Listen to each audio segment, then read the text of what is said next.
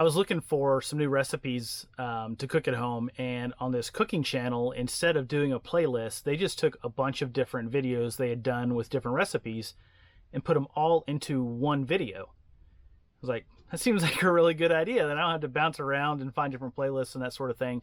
So what I did is I took all of my weekly sales videos, so the worst 5 and best 5 sales from each week, and put those all into one video, but it's for Q1 of 2025. And I think I'll do this quarterly going forward.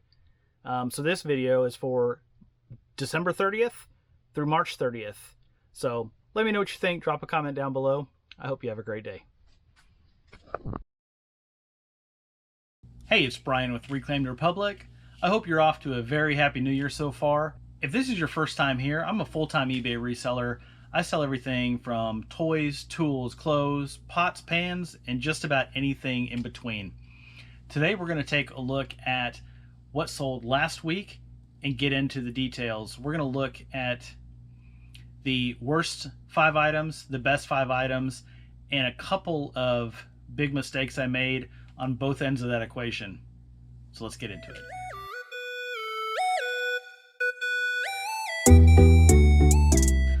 All right, so last week I had total sales of $663.57. And after the shipping, platform fees, ad fees, cost of goods, everything all in, a pre-tax profit of $285.29, or a 43% profit margin. The profit margin is lower than I'm used to for the past several weeks because I had a handful of personal items that I sold in there. 6 of the 28 items sold, and whenever I do that, I make it to where there's no profit on the sale, so I'm not paying tax for something that I'm selling at less than I paid for it originally. So that's just something I do. I'm not a tax expert, so don't take that as advice. A couple more tidbits about this week's sales. So of the 28 sales, 10 of them were from garage sales where I sourced them. That was my highest sourcing place or category. 21 of the 28, or 75% of the items, were on promoted listings, and 11 of the 28, or 39%, were on offers that I sent out to prospective buyers. So it just tells you how critical that is to my business, is promoting items, sending offers, interacting with the customers. Especially this past week, I didn't actually list a single new item. Everything I did last week, I had some home projects going on, and I went on a small vacation.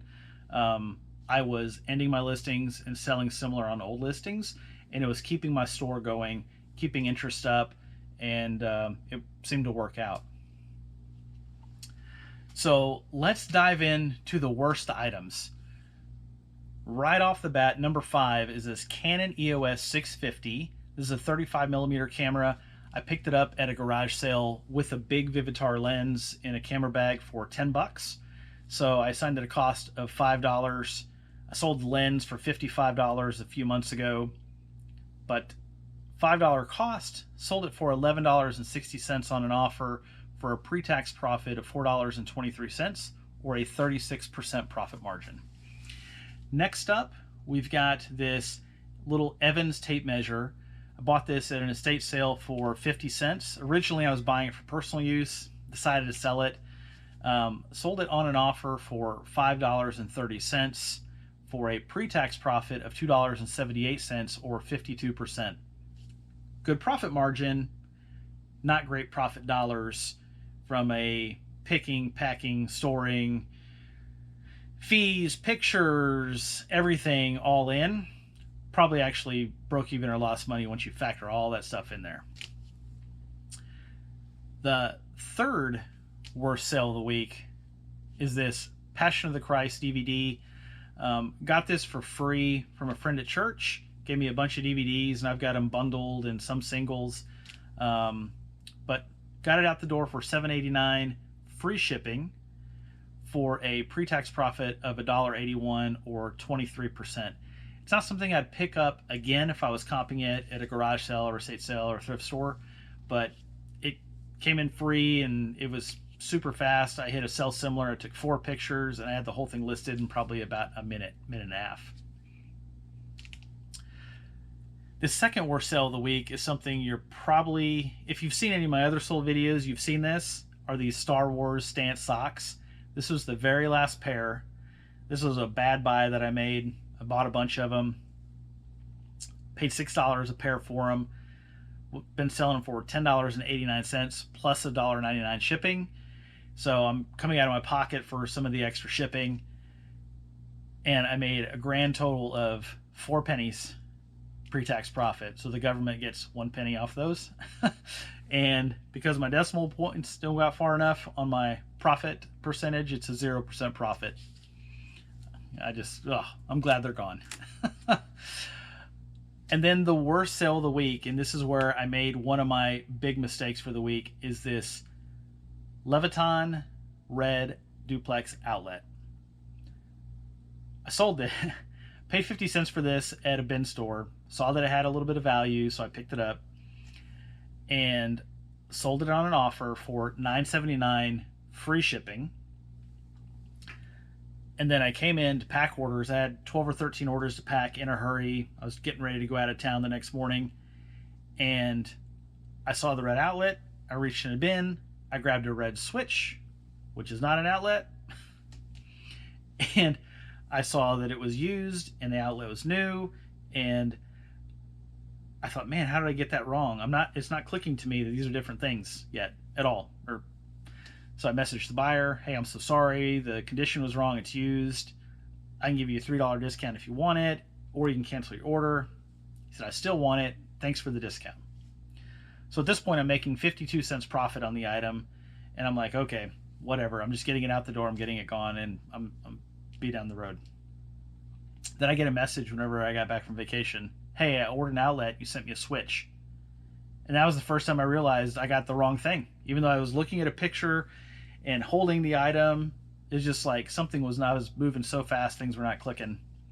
So I got the outlet, shipped it to him this morning, had to pay for another shipping label. I told him to keep the switch. I don't want to spend any more money moving stuff around, and ended up losing $3.95 on the whole thing, which doesn't hurt my business at all.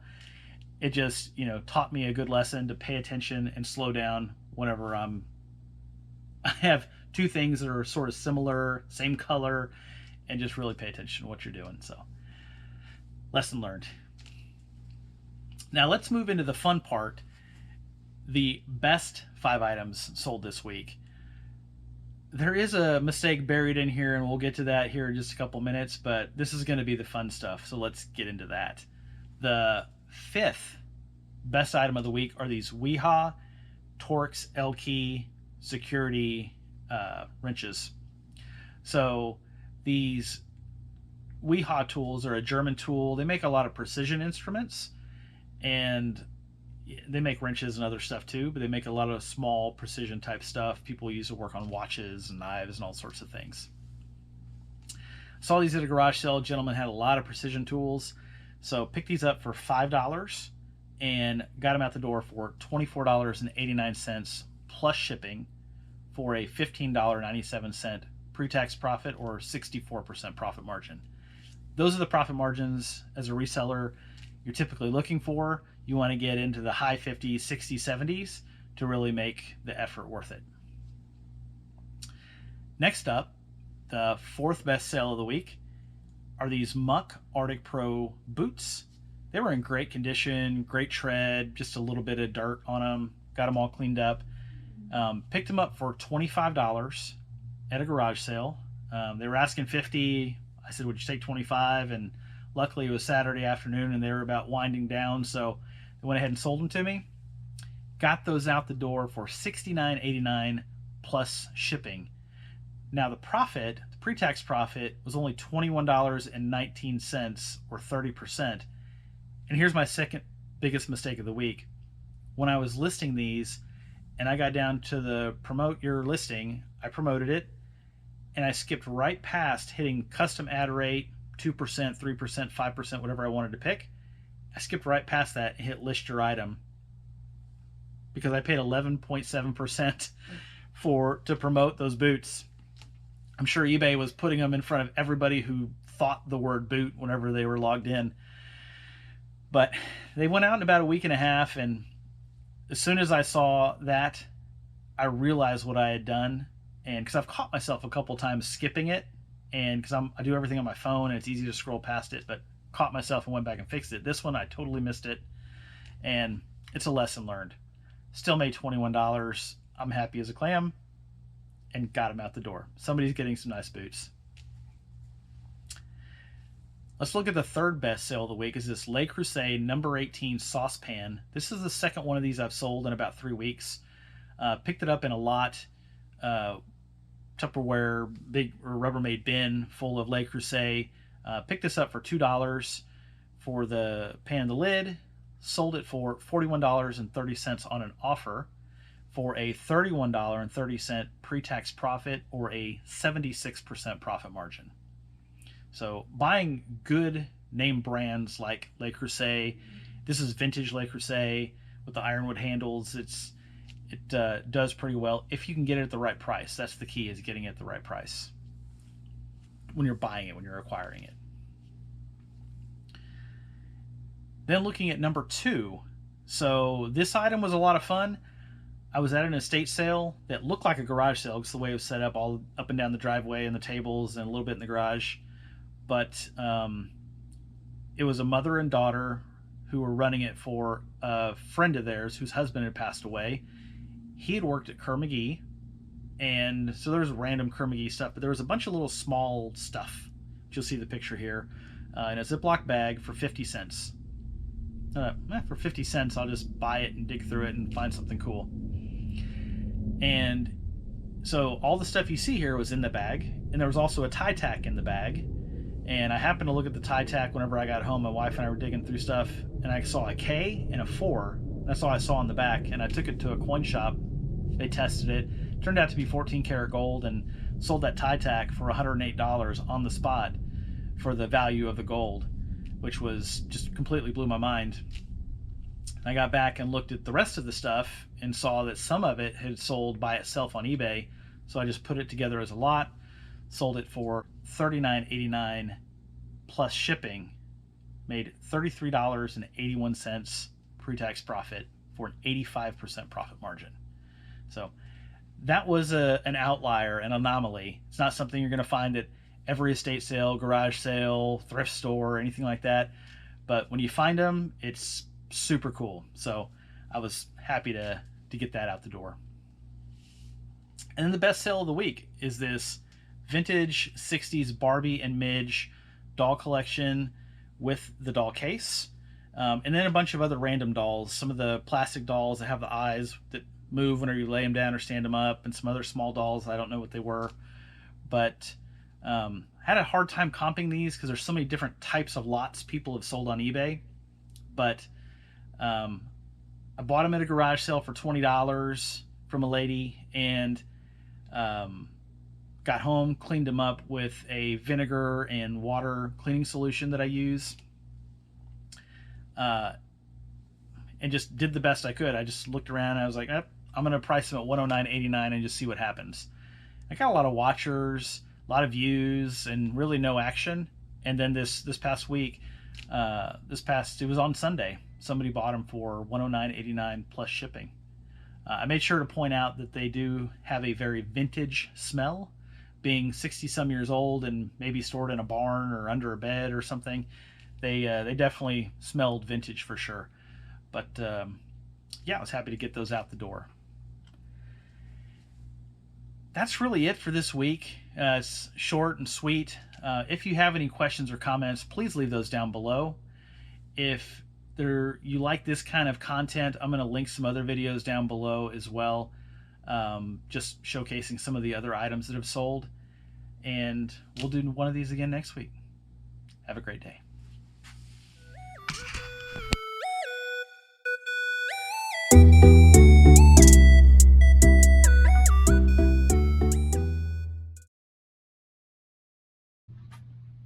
Hey, it's Brian with Reclaimed Republic.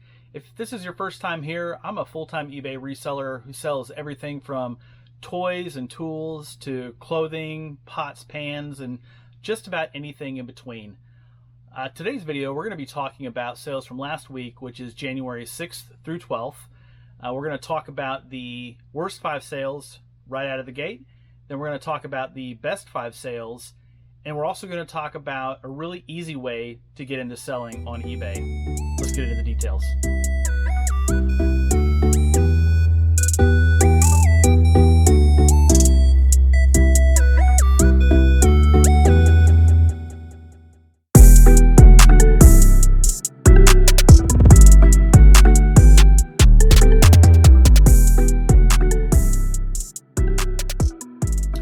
All right, well, in case you're here because you saw the thumbnail and you wanted to know one of the easiest ways to get into selling on eBay, we're going to knock that out first, and then we'll get into the sales portion.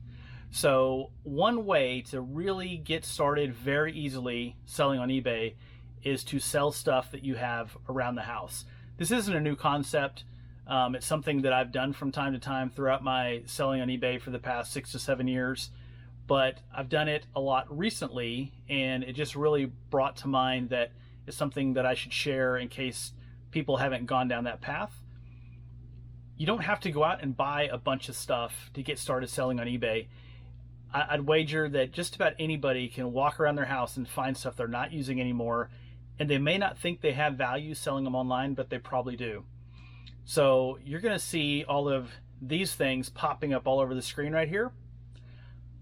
My wife and I have been kind of decluttering around the house, and we found all of these things in cabinets, boxes, different places around the house, and have sold them all in the past about 2.5 weeks for a total, after all the fees, the shipping, and everything, for $220. That's pre-tax profit. We'll pay taxes on that, so we'll end up, giving about an extra $60 of that to the government. But so you're left with about $160 that you can then use to go reinvest in inventory at thrift stores, garage sales, estate sales. Especially if you can get out to garage sales, that $160 will take you a long way. And if you go to the last day of an estate sale where things are half to 75% off for $1 a piece, that can take you a long way to putting good inventory in your store to really accelerate the growth. So if you want to get started selling on eBay, or you're running into an inventory problem, getting some inventory, look around your house, see what you have that you might not be using, that you can let go of, and has value to it. It is important that it has value, so all the items that I had, that I showed there, I did look them up, and there were plenty of items that we're donating that we didn't put on eBay because there was no value to them on eBay. So it's just a real easy way to get started and without laying out a bunch of cash to get going. So if you have any other ideas or have any feedback about that, definitely leave that in the comments below. I'll make sure to respond, and anybody else that sees the comments, feel free to respond. It's really a community of eBay resellers, and we want to make sure that everybody has success.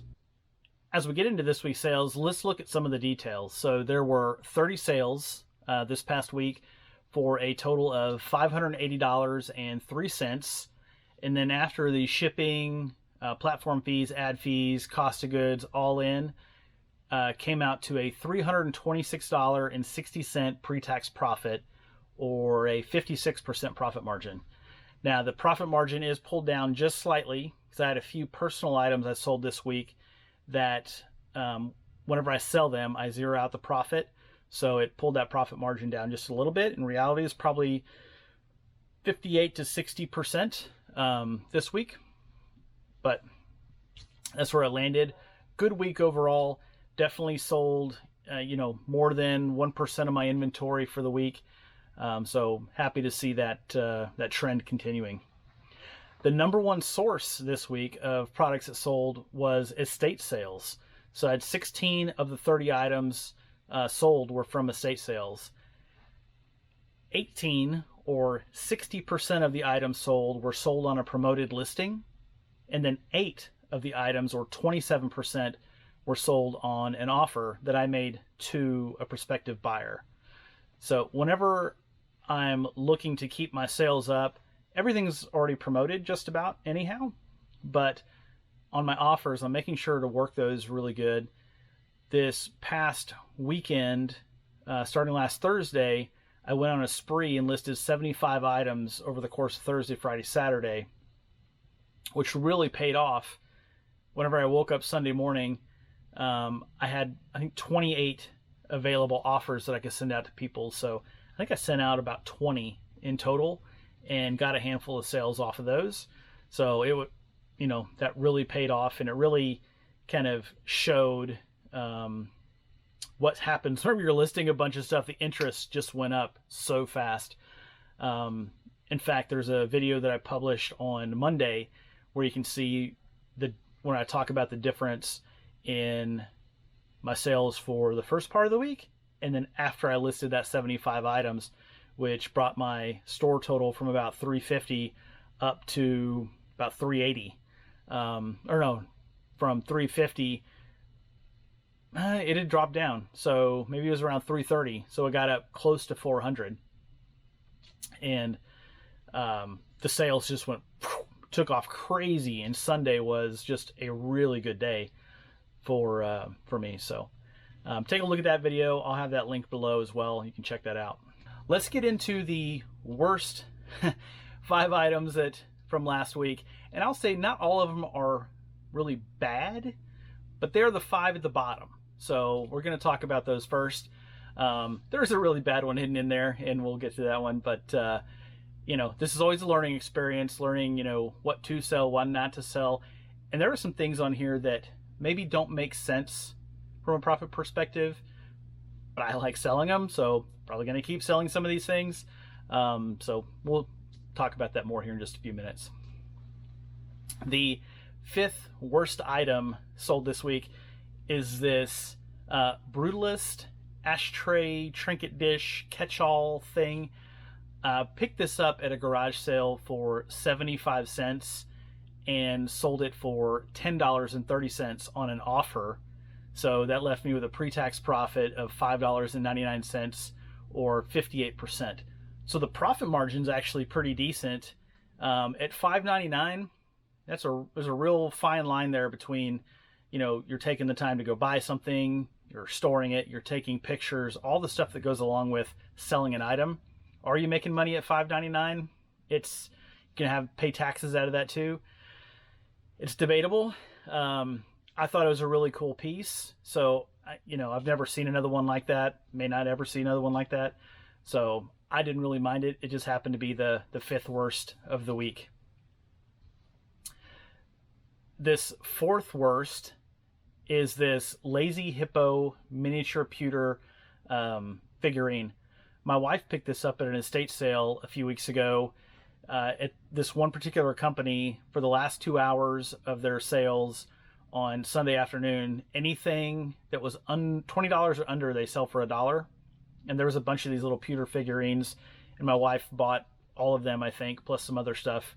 And this one was in there. So listed it just this past weekend for paid $1, listed it for $7.89. I saw people trying to sell some of these for $10.89, $12.89, and the sell-through rate was absolutely horrible on these things. There was like 50 or 60 hippos listed and one sold in the past 90 days. So I put mine at what I thought might be a better price to actually get it moving out the door, and somebody bought it a couple days later. So netted $457 pre-tax profit on that, and that's a 58% profit margin again. So decent profit margin, just not a lot of actual profit there in the end. But it's a cool item. I'd probably buy it again just because it's cool, and I'd probably sell it again for $7.89. Probably not a good practice, and someday I may abandon that, but for now I still like doing it. This next item, these playing cards, I got an estate sale for $1 for the bundle. There was some other stuff in the box too. It was just a big kind of assorted box of stuff, and they had these decks of playing cards, so picked them up. There's a bunch of multi-decks of playing cards that were selling on eBay. Most of them were branded like the Bicycle or the Bee or Hoyle, just actual brands of cards. These were a private brand for advertising with this trucking company. So I just put them up for $5.89 plus shipping. They sold in about 2 days, so still made profit, $2.67 pre-tax profit. for a 45% profit margin. That one I probably wouldn't buy again. It wasn't something, I'm not real passionate about playing cards or buying them or think they're really cool. It was just in a bunch of stuff that I bought, so I just put them up for sale. The second worst item here, this Nike golf hat. I was on a little bit of a kick buying hats. At the particular point in time, I was buying a bunch of hats retail at Ross to try to flip, which I did flip quite a few, but it was really trying to get into hats, and I saw this at a garage sale for $2 and decided, I didn't even comp it. I was like, well, it's a Nike golf hat. It's a cool color. It's in great shape. So I thought for sure, I can sell this for 15 or 20 bucks, and I couldn't. I tried for quite a while and had no bites, no one making an offer or asking about offers. I sent offers, got nothing, and finally I sent kind of a crazy offer after I lowered the price and sent an offer out for $8.90. Somebody bought it, so I made a 99-cent pre-tax profit, so get to keep about 75 cents out of that, for an 11% profit margin. So still made money, but definitely not a good use of my $2. Should have bought some other stuff. But now I know I'm not going to buy those hats anymore unless they're 10 cents a piece or something. All right, and this is this was a fun one. I talked about this in a What Sold video yesterday. Is this vintage striped shirt? I call it I called it the Zach Morris shirt in whenever I wrote my notes down from Saved by the Bell. I saw this shirt at a thrift store, local thrift store. There was tops were 3 for $10, and I was like, oh, this is gonna be awesome. I'm gonna sell this for probably like 30 bucks. I took the shirt home, got it listed up, and had it listed for quite a while for like $17.89. Didn't get any bites. $14.89, didn't get any bites, and this has been a few months now. So I lowered it to, I think, $12.89 or $10.89, and finally I sent out an offer for $7.42, and somebody bought it finally. So came in with a pre-tax profit of $2.46, negative $2.46 for a negative 33% profit margin. So I didn't even get all my cash back. I got a little bit of my cash back to go invest in good inventory. So I know now whenever I think something is cool, I need to just double check myself. Some of it may have had to do with the brand. It was a kind of an odd brand shirt that I'd never seen before. But yeah, you live and learn. And so I learned that time. Now this is going to be the fun part. It always is going to be talking about the best 5 sales of the week. The 5th best sale of the week are these tape drawers. I bought these at an estate sale for $1 a piece. I saw them on a bottom shelf and in a living room, and they said, oh, $1 a piece. And I opened them, and they're full of tapes. And I was like, well, I said, I just want the drawers. And they go, no, you have to take the tapes. We don't want the tapes. It's like, okay. So bought them, sold them for $28.89 plus shipping for a $19.51 pre-tax profit, or a 68% profit margin.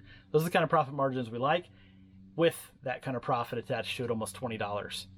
Fun side story on that is almost all the tapes in there had been blank tapes at one time, and they recorded music off the radio, from other tapes, whatever. And I was going to donate them all. And then I thought, I wonder if people, because you don't really buy new cassette tapes, they don't just have them at the store, and blank ones. And so I thought, I wonder if anybody buys used, tapes like that have been recorded on to re-record over them. And they do. Of course, I don't know why I even asked myself that question. You can pretty much sell anything on eBay, and pretty much. So I pulled out of those 2 drawers 33 blank tapes. They weren't blank, they've been recorded on, but 33 recorded on tapes and sold them just yesterday, actually, for $19.89 plus shipping. Which just blew my mind that I was getting ready to donate them, and I just packed them all up in a box and yeah, sold them yesterday. So that was a pretty good deal on those drawers. Got to sell the drawers and then sell a bunch of the tapes inside in a lot, and not have to, you know, sell things off one at a time. Little fun side story. All right, the fourth best sale of the week was this Salad Master. I think this is a 9-inch. They call it a fry pan or skillet. Has that Vapo spout lid on it. These are great sellers. If you see them and you can get them at a decent price, say sub $10, I'd probably pick them up. So I picked this one up for $5 at a thrift store and sold it for $34.89 plus shipping, for a $21.77 pre-tax profit, or 62% profit margin. This is the second one of these that I've sold. I picked both of them up at thrift stores. I think the last one I paid like $3 for, or $4, something like that. It's been about 6 or 7 months ago, but sold the same one. Salad Master, if you're not familiar with cookware, Salad Master is a great brand. Brand new sets of Salad Master, if you go buy them at the store, like a full set, will cost you upwards of like $700 to $800. It's a very high end. It's very heavy. Revereware is very popular, the vintage Revereware with the copper bottom and all that stuff. But if you pick up a Salad Master or like a permanent stainless steel brand, they're really heavy. So they have multi-ply stainless steel. It's good stuff. So definitely watch out for it. And you can tell it kind of by the signature handles and the lid and all that stuff, and it says Salad Master right on it. You really, if you're paying attention for it in the cookware section, you can't miss it. So definitely take a look at that. So if you want to know more about Salad Master and pots and pans in general, I'll put a link down below. I did a whole pots and pans video where it talks about the brands that I've been selling and having good luck with, and my process for cleaning them up after I buy them. If they need cleaning, not everything does, but a handful of items, especially when you get copper bottom type stuff, a lot of times you want to kind of polish that up and make it look its best before you get it listed up. So, all right, moving on to the third best sale of the week is this bulk tape eraser, which is interesting. It's a little mechanism. It's basically really strong magnets that you take cassette tapes and you slide them through. I don't know if it works. I imagine it does if it's something that has music already recorded on it, but especially for blank tapes that you've recorded stuff on, you can slide them through and quickly erase what's on there. Because of the magnets, it's magnetic strips inside of the tape, the actual tape. So it's just a really cool little unit. I'd never seen one before. I didn't know such a thing existed, but I was at an estate sale and I saw it in the box, and it was $2. Since I didn't know what it was, I decided to learn about it. Took it out of the box, looked at it, scanned it on eBay, and turns out they sell pretty well. There was maybe one other one listed there, but so I bought it, got it listed up, and sold it for $29.89 plus shipping, for a $23.36 profit margin, or a 78% profit margin. So that's getting up into the profit margin there. Love seeing those high 70s for sure, especially at a $30 price point selling. High 70s is just awesome. So getting into the second best sale of the week is this Sony radio. I picked this up at a garage sale for $2, sold it for $39.89 plus shipping, or a $29.02 pre-tax profit margin, 73%, or $29.02 profit, 73% profit margin. This one I spent a little more on shipping, I believe, than I had intended to, so kind of hit me a little bit on the profit margin. I didn't make as much profit as I thought I was going to, and it sold, I'm not remembering, but I think it sold on a promoted listing as well, so that cost me a little bit. And then getting into the best sale of the week. So the best sale of the week is this Revere, not Revereware like pots and pans, but Revere It's their buffet catering line, which I don't think is made anymore. I'm certain of it. But they had some like chafing dishes, and they had this like casserole type dish and all sorts of different stuff at one point. And whenever I saw this at the estate sale, I went to this estate sale all 3 days, Friday, Saturday, and Sunday. I walked by this thing, I don't know, maybe a dozen times or more. And on the third day, I walked by probably 5 or 6 times when my wife was there with me. And I wasn't paying attention to it. It was really dull. The finish was dull.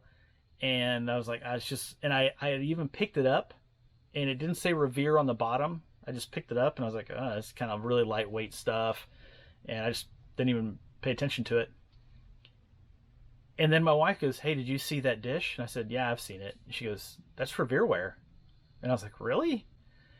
She goes, yeah, there's a pamphlet inside. And I opened it up, and sure enough, there was a full color on the front, but I think it's black and white inside, pamphlet talking about the whole buffet line of products they had the Revere logo with, the Paul Revere head on it. And I was like, oh my gosh, I cannot believe this. So I took a picture, and I saw a comp that had sold for $70 or $60, and one that had sold for $100. So I had mine listed for a while for $100, and ended up dropping the price a couple times, trying to get it to move.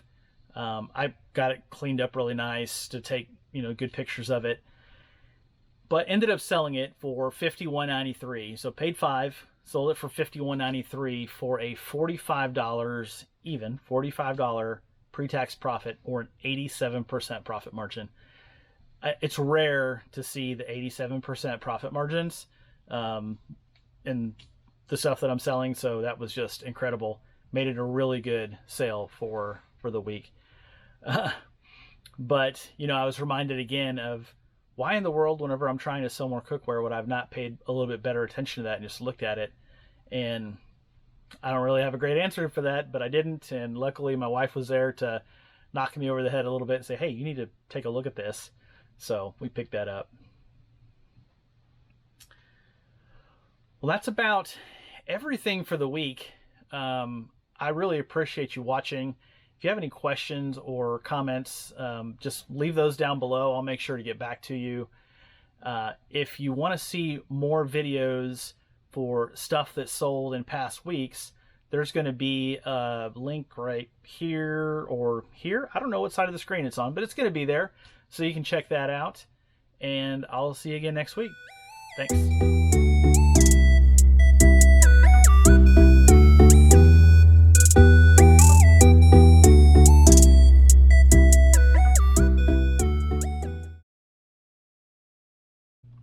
Hi, it's Brian with Reclaimed Republic.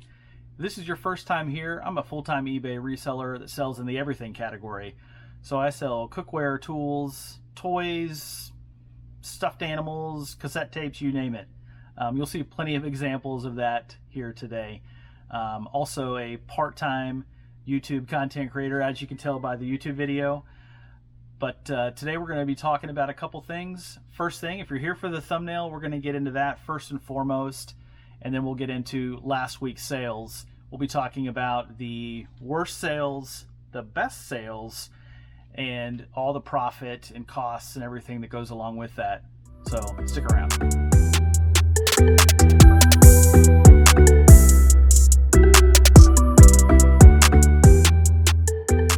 Before I get into anything eBay sales related, we're just over 500 subscribers on the channel now, which has all happened in about the past 30 days. So I want to give a heartfelt thank you to everybody who's watching the videos and is subscribed. And if you're not subscribed, keep watching the videos anyhow. I hope you find something useful in them. And if you want to leave a comment down below, be happy to answer any questions anybody has to the best of my ability. I'm not an expert, but happy to help where I can. Now let's dig right into the thumbnail of today's video with FedEx. Is FedEx ripping off eBay resellers? I don't know if ripping off is the right word. It's a little bit of a mystery right now. I sold I'll put a picture of it up here, a truck toolbox a couple weeks ago. Really great profit margin, really great sale. And 2 days ago, I got a message from eBay saying there were, what did they call it? Additional updated charges to your shipping label, something like that. And I opened it up, and I had originally paid $12.22 for the shipping, and I got an additional charge of $29.75, which just knocked me down. It's like, okay, well, there goes the profit of selling that thing. So pretty close to it. So at first I thought, man, I must have made a mistake, and I went back and reviewed everything, and I've learned a couple of things, and there's some stuff that's still a little bit of a mystery to me, and I'm going to share all that right here, right now. So the big thing I learned is that FedEx does not ship in anything but full pounds. So the last few shipments I've done with FedEx, I've shipped, if it weighed, this one weighed 4 pounds and 4 pounds 8 ounces is what it weighed. So I'm thinking, or 4 pounds 5 ounces, I'm sorry. So it weighed 4 pounds 5 ounces, which is what I put in the shipment information, and I put the dimensions, and I always round up 1 ounce just to account for any extra tape I put or the shipping label. I always round up 1 ounce, and I always round up to the nearest inch. So it was a 27 by 10 by 6, and I actually sent it in a giant trash bag. I wrapped it around it, so it wasn't a box, but those were the dimensions, and I taped it down, and so those were the dimensions, and the shipping label through eBay said $12.22. So bought it, shipped it, all good. And then I get this charge, and I was like, okay. And then the message, it said billable weight 5 pounds. I'm like, okay.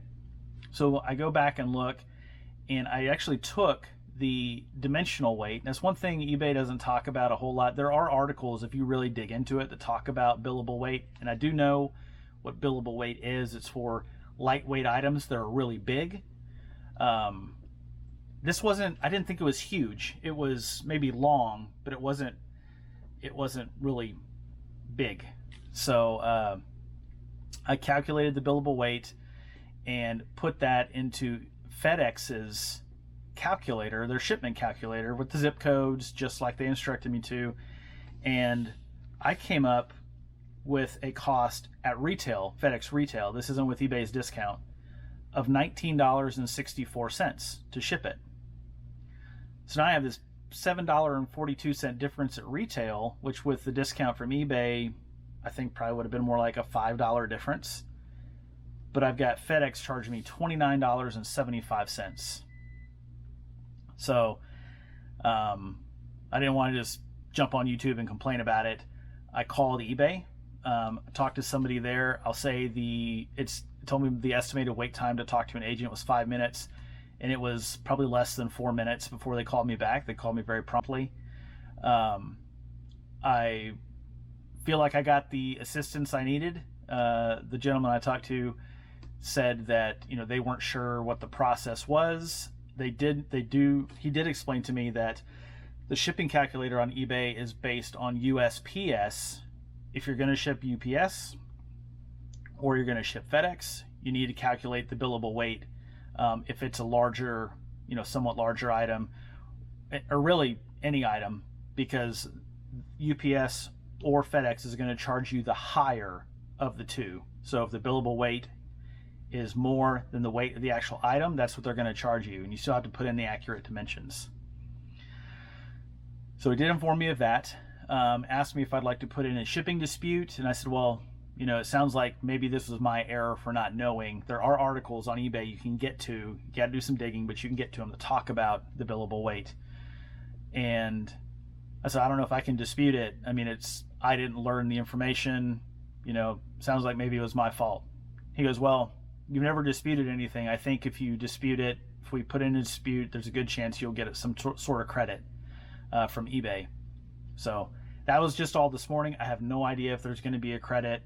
I don't know what the resolution is going to be. I can follow up with that in another video.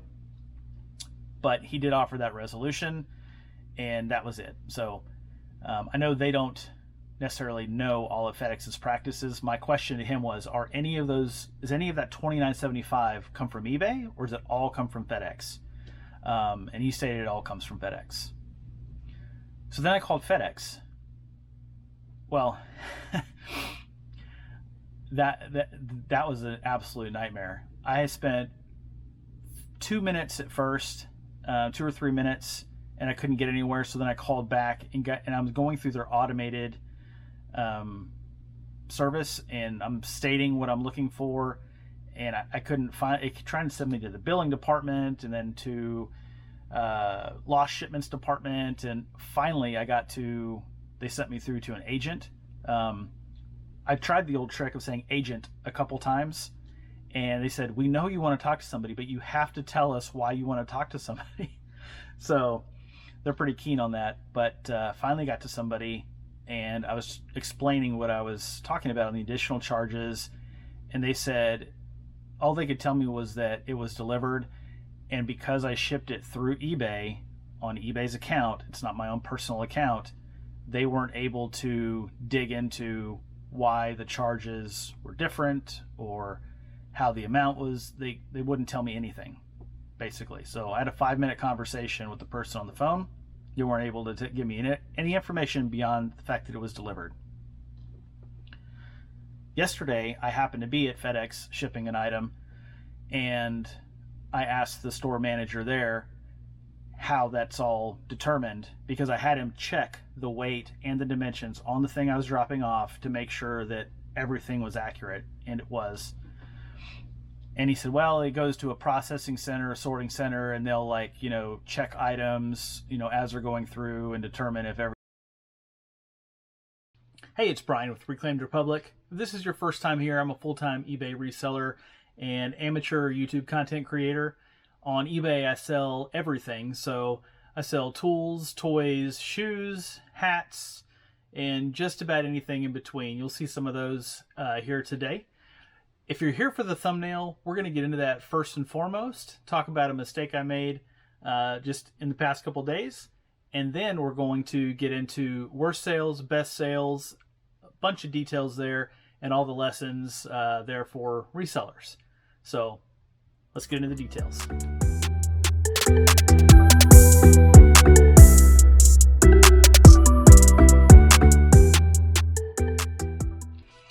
All right, if you're here for the thumbnail, we're going to get into that right away. So if you happen to see the video that I published on Monday, you might see some of this and scratch your head and go, wait a second, he said no more sourcing.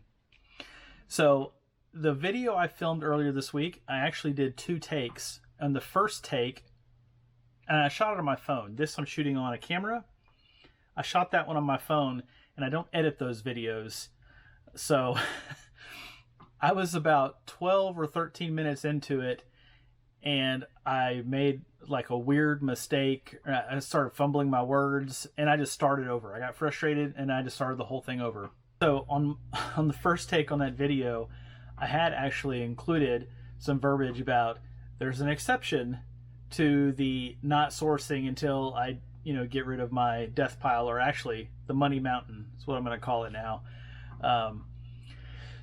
And whenever I went through and did the second take of that video, I didn't say that again. And so now it's going to look like he just said he's not sourcing anymore, and now he's going to talk about sourcing. So it's going to seem a little bit odd, but just a mistake in the filming I did on Monday, and I was just getting frustrated with myself, and stuff happens. So I did do some sourcing last week. Last week. So we'll talk about that, and Saturday. So we'll talk about that a little bit here just right now. So my oldest son is on his way to college, and one of the colleges he's looking at is in Colorado, and my wife and I decided that for the trip, instead of taking one of our cars, we'd just rent a car. It was nice and comfortable, gets great gas mileage, and just rent a car. And then of course we had to pay for gas, and we went out to eat while we were there. Still significantly cheaper than if we were to fly, the three of us, even renting a car and paying for all the gas and food. But it was, still there's an expense to it. So, we were talking about it, and she goes, we should just like go buy some stuff, go thrifting, and see if there's any estate sales, and see, if there's any, what there is in Colorado. And I said, that's a great idea. We can use that to help offset the cost of the trip with the stuff that we buy. So we agreed on that, and found a couple places to go. And so we did that, and that was a lot of fun. I'm going to put a picture up right here to show all the items that we bought while we were out. So we went to three different places in total. Yeah, 3 places. So you're going to see, I'm going to circle the different items and where they came from. So the first place we went was an estate sale, and everybody was in the house looking at all this stuff, and I like to go for the garage first generally, because it's just completely random, the stuff that's out there. Usually there's some tools out there. And I walked out in this garage, and they had it must have been like a 25-watt light bulb in the garage, and it was so dark. Luckily, I always carry my flashlight all the time. Side story, this is an Olight flashlight. This has a flashlight, obviously, but also has, if you flip it, it has a little laser pointer also, but if you change the settings, it has a UV light, which I use to look for uranium glass whenever I'm out thrifting or estate sailing or wherever I'm at. So it comes in a lot of handy. And it's rechargeable. You don't have to change batteries. You just charge it and go back. I charge this thing about once a month maybe. Anyhow, went out in the garage, had my flashlight, so I was able to get a good look at everything, and I just started making a pile of tools on the floor. And I went out and grabbed somebody from the estate sale inside and asked them to come out and look at it. And I said, what kind of deal can you make me? And she goes, well, all the tools, if they're not marked, are either $2 to $4. And I'm like, okay, well, which ones are which? And because only 3 of the things that I had picked up had a price tag on them. Everything else was not marked. So she went through it all. It was a little higher than I wanted it to be, really, but ended up paying $40 for this whole lot of stuff. And I was a little iffy. I was like, well, I think I can probably double my money on that, and that'll be okay. And so I added it all up. It's all listed already, so don't have to worry about waiting for it to get it listed. And I've got it listed for around $334 for a $40 buy cost. There was some really good stuff in there. I didn't look anything up while I was there. I was just looking at Made in USA, old, in the package, whatever it was, and picked up some really good stuff. And then I actually bought a few other things that I kept for myself that I'll use for measuring and stuff, some really cool big yardsticks and stuff. Yeah, bought a few things to keep for myself as well. So that was a pretty good sale. Really enjoyed that one. After that, we went to, there's a chain of thrift stores up around there, around the Denver-ish area, called ARC Thrift Stores, ARC, and they were pretty high priced. So they were really, really big. It was big like a Goodwill. Well, not all Goodwills are big, but it was a big thrift store. But the prices were pretty high, and walked through, and the only thing I found was this one pot lid that it's listed as I think I put like Wagnerware ?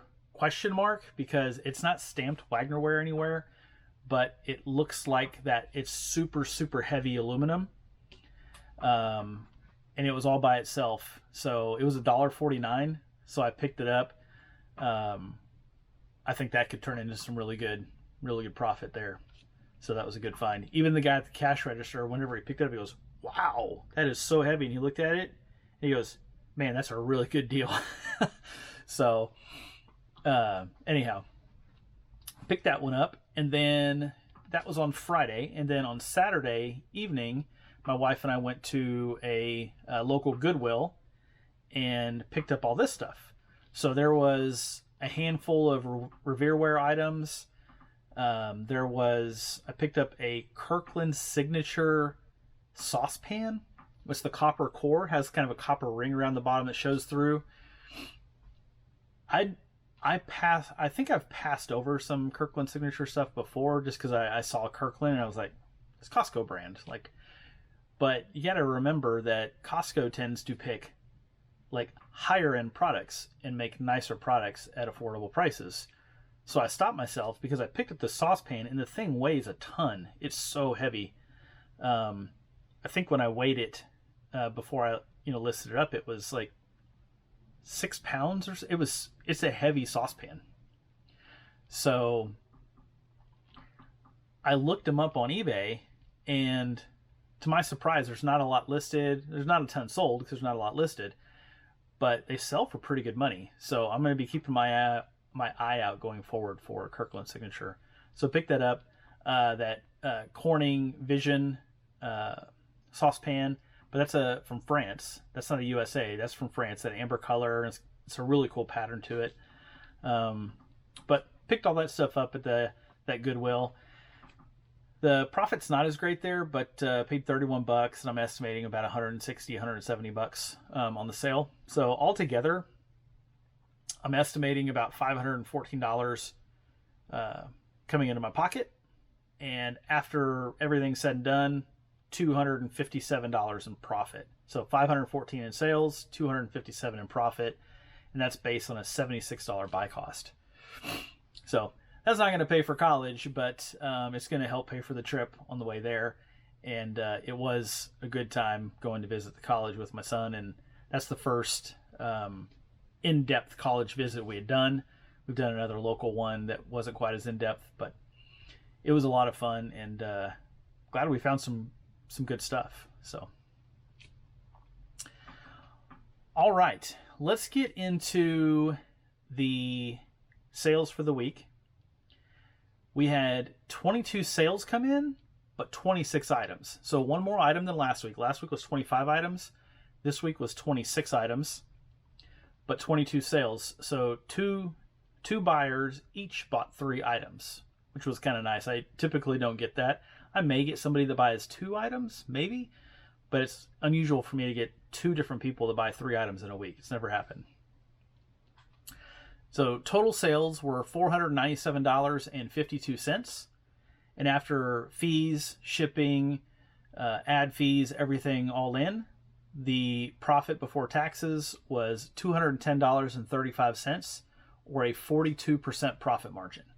So the profit margin's suffering a little bit this week. I did have some personal items mixed in there, which whenever I sell personal items, I zero out the profit because I'm selling them for less than I paid for them. So there's no profit associated with those. And then there was higher ticket items that had a low profit margin, good profit dollars, low profit margin. So that means I spent a lot to get those items. So on the sales for last week, the number one source for the inventory was from estate sales. That was 12 of the 26 items, or 46%. I had 16 items, or 62%, sold on promoted listings, which means I paid an additional fee on top of the regular percentage that eBay takes. And then I had 10 items, or 38% of the items sold, go out on offers that I sent out to the buyers, prospective buyers. In all the promoted and offer-based sales, I had 4 items sold that were double dipped. So they were sold on a promoted listings, and they were sold also on an offer that I sent out to the prospective buyer. So I've talked about that before, but I've got that built into my pricing, so that doesn't hurt me whenever I do that. It's something that I expect, and have it built in. So if you have any questions or about promoted listings or offers, anything like that, leave those down in the description or in the comments, and I'll make sure and answer those for you. So let's talk about the worst 5 sales last week. They're not all horrible, but there's definitely some lessons to be learned in here. And we're going to go from the fifth worst down to the very worst.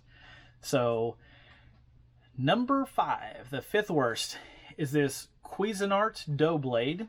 Picked this up at an estate sale liquidation facility. So I bought a whole Cuisinart food processor, a DLC8, for 50 cents. That's crazy. and I was so glad when I found it. It was on a shelf. It was tucked way back. You couldn't hardly see it. So I had my flashlight out because it was real dark in there. And I'm like looking through all the shelves. And as soon as I saw it, man, I just snatched that thing up. Because I just parted that whole thing out and sold it. I'm probably in about $125 to $140 somewhere in there for all the sales. This was the very last piece to sell. So I put a cost on that item of 5 cents. That's probably even too much. But at 5 cents, sold it for $6.89 plus shipping. So I made $4.93. I made a 72% profit margin on that item. It's just really low profit for stocking an item. I would absolutely do that again. Anytime I buy one of those food processors, I part the whole thing out and I sell it piece by piece. And if I get another one, I'll have another one of these $6.89 plus shipping sales because I'll sell that dough blade all over again. I think I took 4 pictures. Listing that thing took about 1 minute total. It's super fast. So next item is this Maxell. It is a mini cassette for a camcorder. Picked that up at an estate sale for 50 cents. Sold it for $4.89 plus shipping for a $2.85 pre-tax profit, or a 58% profit margin. These I probably wouldn't pick up again, not even for 50 cents, unless I can do them in bundles. I've sold a 2-pack of these before. Different style, but the same type item. So if I buy any more in the future, I'll probably hold them and I'll sell them as a bundle. So I can sell something for 10 or 12 bucks versus $4.89. All right. Third worst sell of the week is this Neff Mickey Mouse Boonie hat. This is a continuation of the if you happen to have seen any of my videos, the stuff that I bought from Ross, and I went a little bit crazy buying stuff, thinking, man, I'm going to sell the heck out of it, and I'm not doing that anymore. Paid $14 for this hat, ended up selling it for $19.89 plus shipping, and made a $2.69 pre-tax profit, or 14% profit margin. That is the last one of those. So glad to be gone from that. I still have a handful of things, hats and a couple pair of socks of different types left, but that's gone. So glad to have some money back. The second worst item is this DVD, new and sealed. It's a Left Behind series. It's the Tribulation Force DVD. This was free to me from a friend from church. Gave me a whole bunch of DVDs, and I'm selling them off, a few individuals and then a couple bundles. So paid nothing for it, sold it for $6.89 free shipping, which was the going rate for those on eBay. I made an 80-cent pre-tax profit, or a 12% profit margin. So glad to have that 80 cents. Keep the inventory going. And then the worst sale of the week is this Nerf rough cut 2x4 Nerf dart gun. I picked it up at a thrift store at Goodwill here locally for $2, and I've had it sitting in my unlisted inventory, my money mountain, for several months. I listed it last week, got it sold. Whenever I looked, the price I don't know if I misjudged the price originally, if I wasn't paying close enough attention, or if the pricing has come down. But I ended up selling it for $7.89 plus shipping. And shipping, I think, was like $9 for it. It was more than the actual gun. But whenever I listed it, I messed up on the size of the box that I was figuring that it would go in. And the box that I thought it would go in, it wouldn't go in there, not even diagonally. So I had to use a bigger box, which from the measurements of the box through the shipping rate up, and it just killed me. So I ended up paying a couple bucks extra on freight and lost 36 cents on the whole deal for a negative 5% profit margin. Losing 36 cents is a lot better than some of the other losses I've had recently, so I'm not too stressed out about that. Actually, I'm not stressed out about it at all. But the next time, I probably won't pick up the Nerf dart guns. I know there's some out there that are really valuable. That one just wasn't one of them. So, all right, now let's get into the best 5 for the week. This is the fun part. We get to talk about some better profit margins and better profit dollars, and see some really cool stuff here. So, the 5th best sale of the week is this Action Leathercraft tool belt. This is a vintage piece. I picked it up at an estate sale. I was actually at the estate sale with my dad, and I saw the tool belt, and I held it up, and I was like, "Dad, it's like your tool belt." He's like, "Oh yeah, look at that." It's the same kind of tool belt he had. Maybe not the same brand, but the same style he had whenever I was growing up. Anytime we did any construction work or building anything, he'd have his tool belt on. But so I was going to buy, if it wasn't worth reselling, I was just going to keep it, but it was worth it. So I paid $3 for it at the estate sale and sold it for $24.89 plus shipping. That one was in my unlisted inventory. I was just avoiding it because it was kind of a little bit bigger item. It wasn't a small, tiny item. And but took some pictures, got it listed up, got it out the door for a $15.91 pre-tax profit, or a 64% profit margin. All right, the next item is this set of steak knives, or they're not all steak knives, but they're all knives. Is this Chicago Cutlery 6-piece set with the block. Picked this up at a garage sale. Actually got it a couple years ago. I had it up for sale way too high, wasn't selling. I moved, I took it off eBay, put it in a bin right over here, and it's moved around from storage units to my house and in here, and finally just, took it out and got it listed up. Sold it within just a few days. I originally paid $6 for it and sold it for $29.89 plus shipping, which is an $18.62 pre-tax profit, or 62% profit margin. So it's a cool little set for a nice, well-built cutlery set, kind of a butcher type set. It's good value.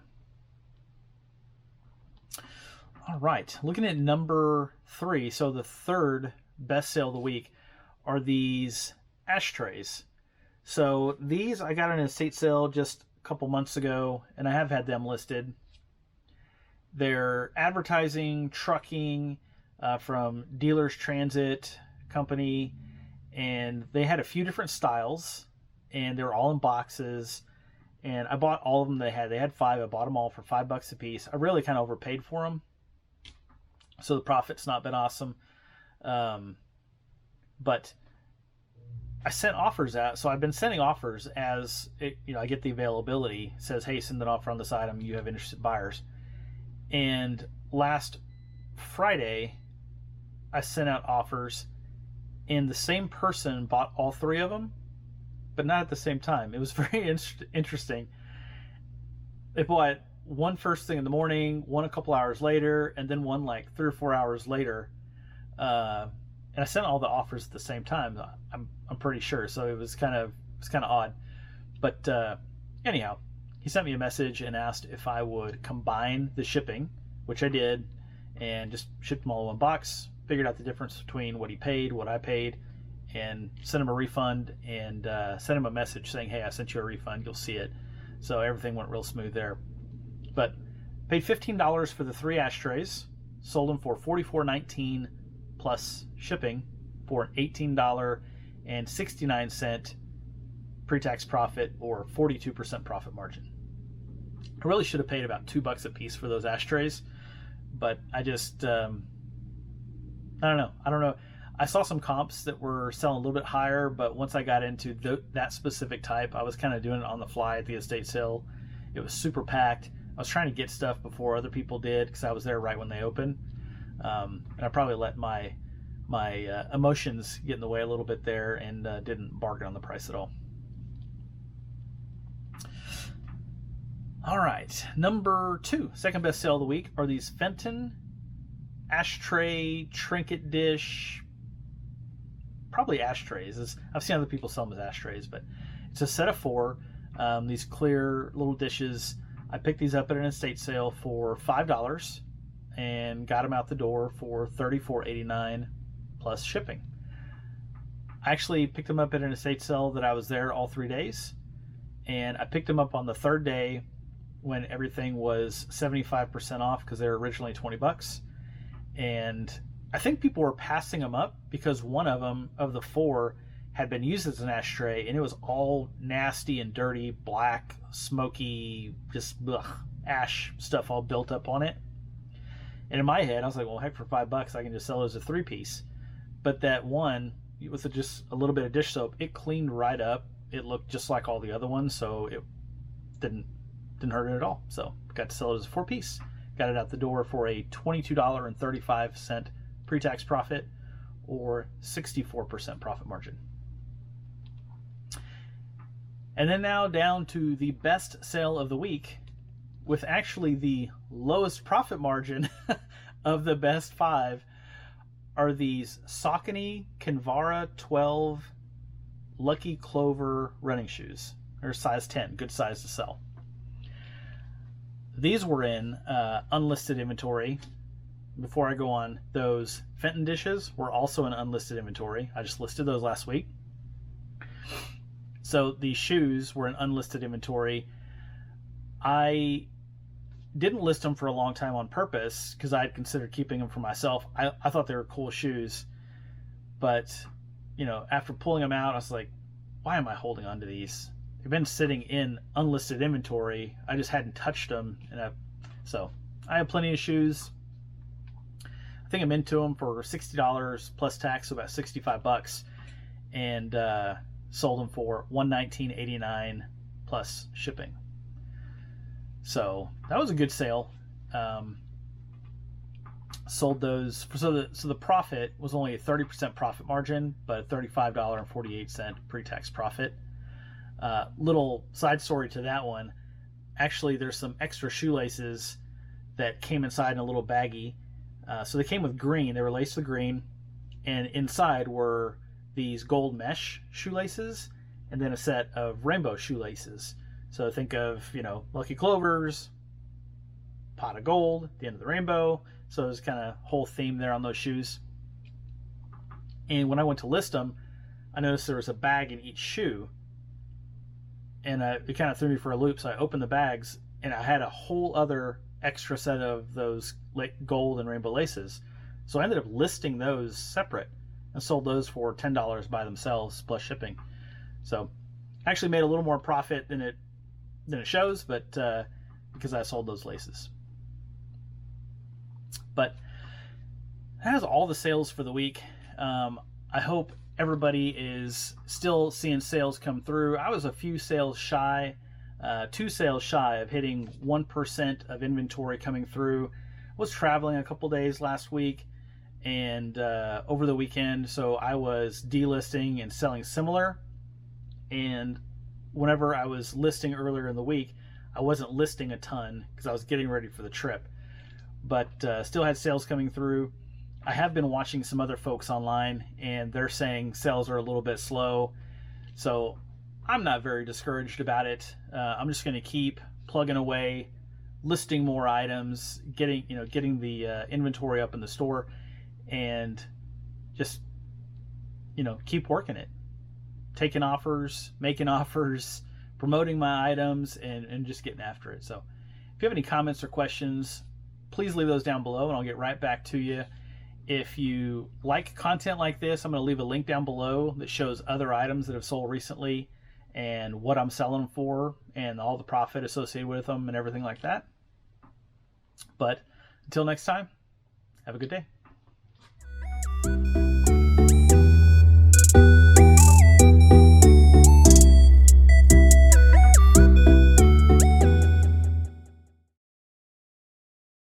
Hey, I'm Brian with Reclaimed Republic. If this is your first time stopping by, I'm a full-time eBay reseller and part-time YouTube content creator.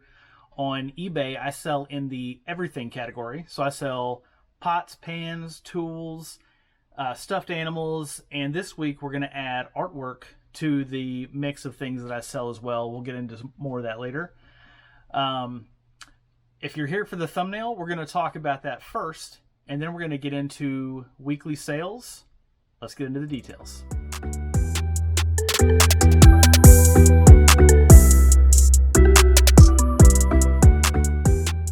So going into 2025, there were a few things I was wanting to do with my store.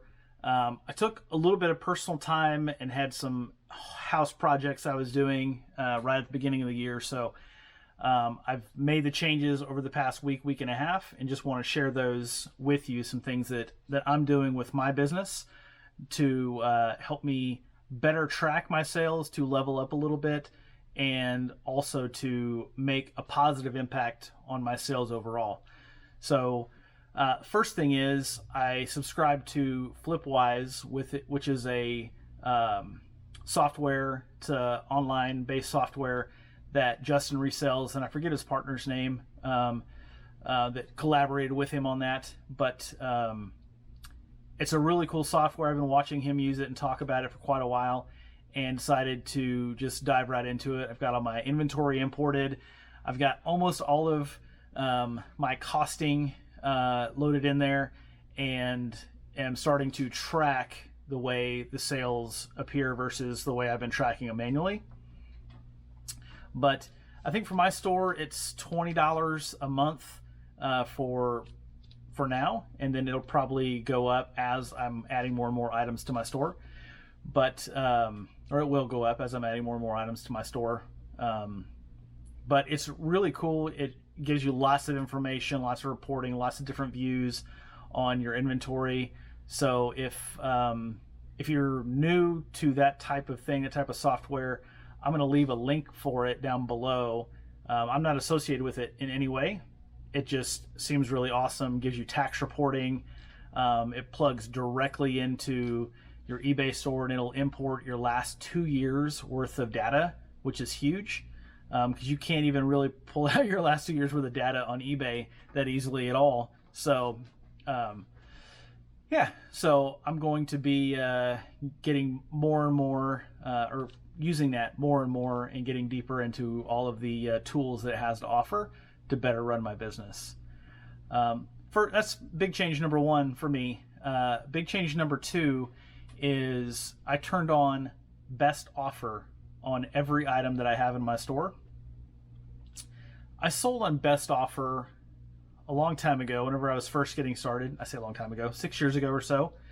And I ended up turning it off after, not because anybody said to, but I was paying attention to other resellers, watching their content, and I was getting so many people. I was going back and forth over dollars and cents, and sometimes it was frustrating. A lot of times, to me, I kind of view it as like it's like a game of poker. You're going to see who has the best cards, and so I was watching other resellers, and I saw resellers that were selling stuff, and they never talked about offers, or they were always selling it for their full price.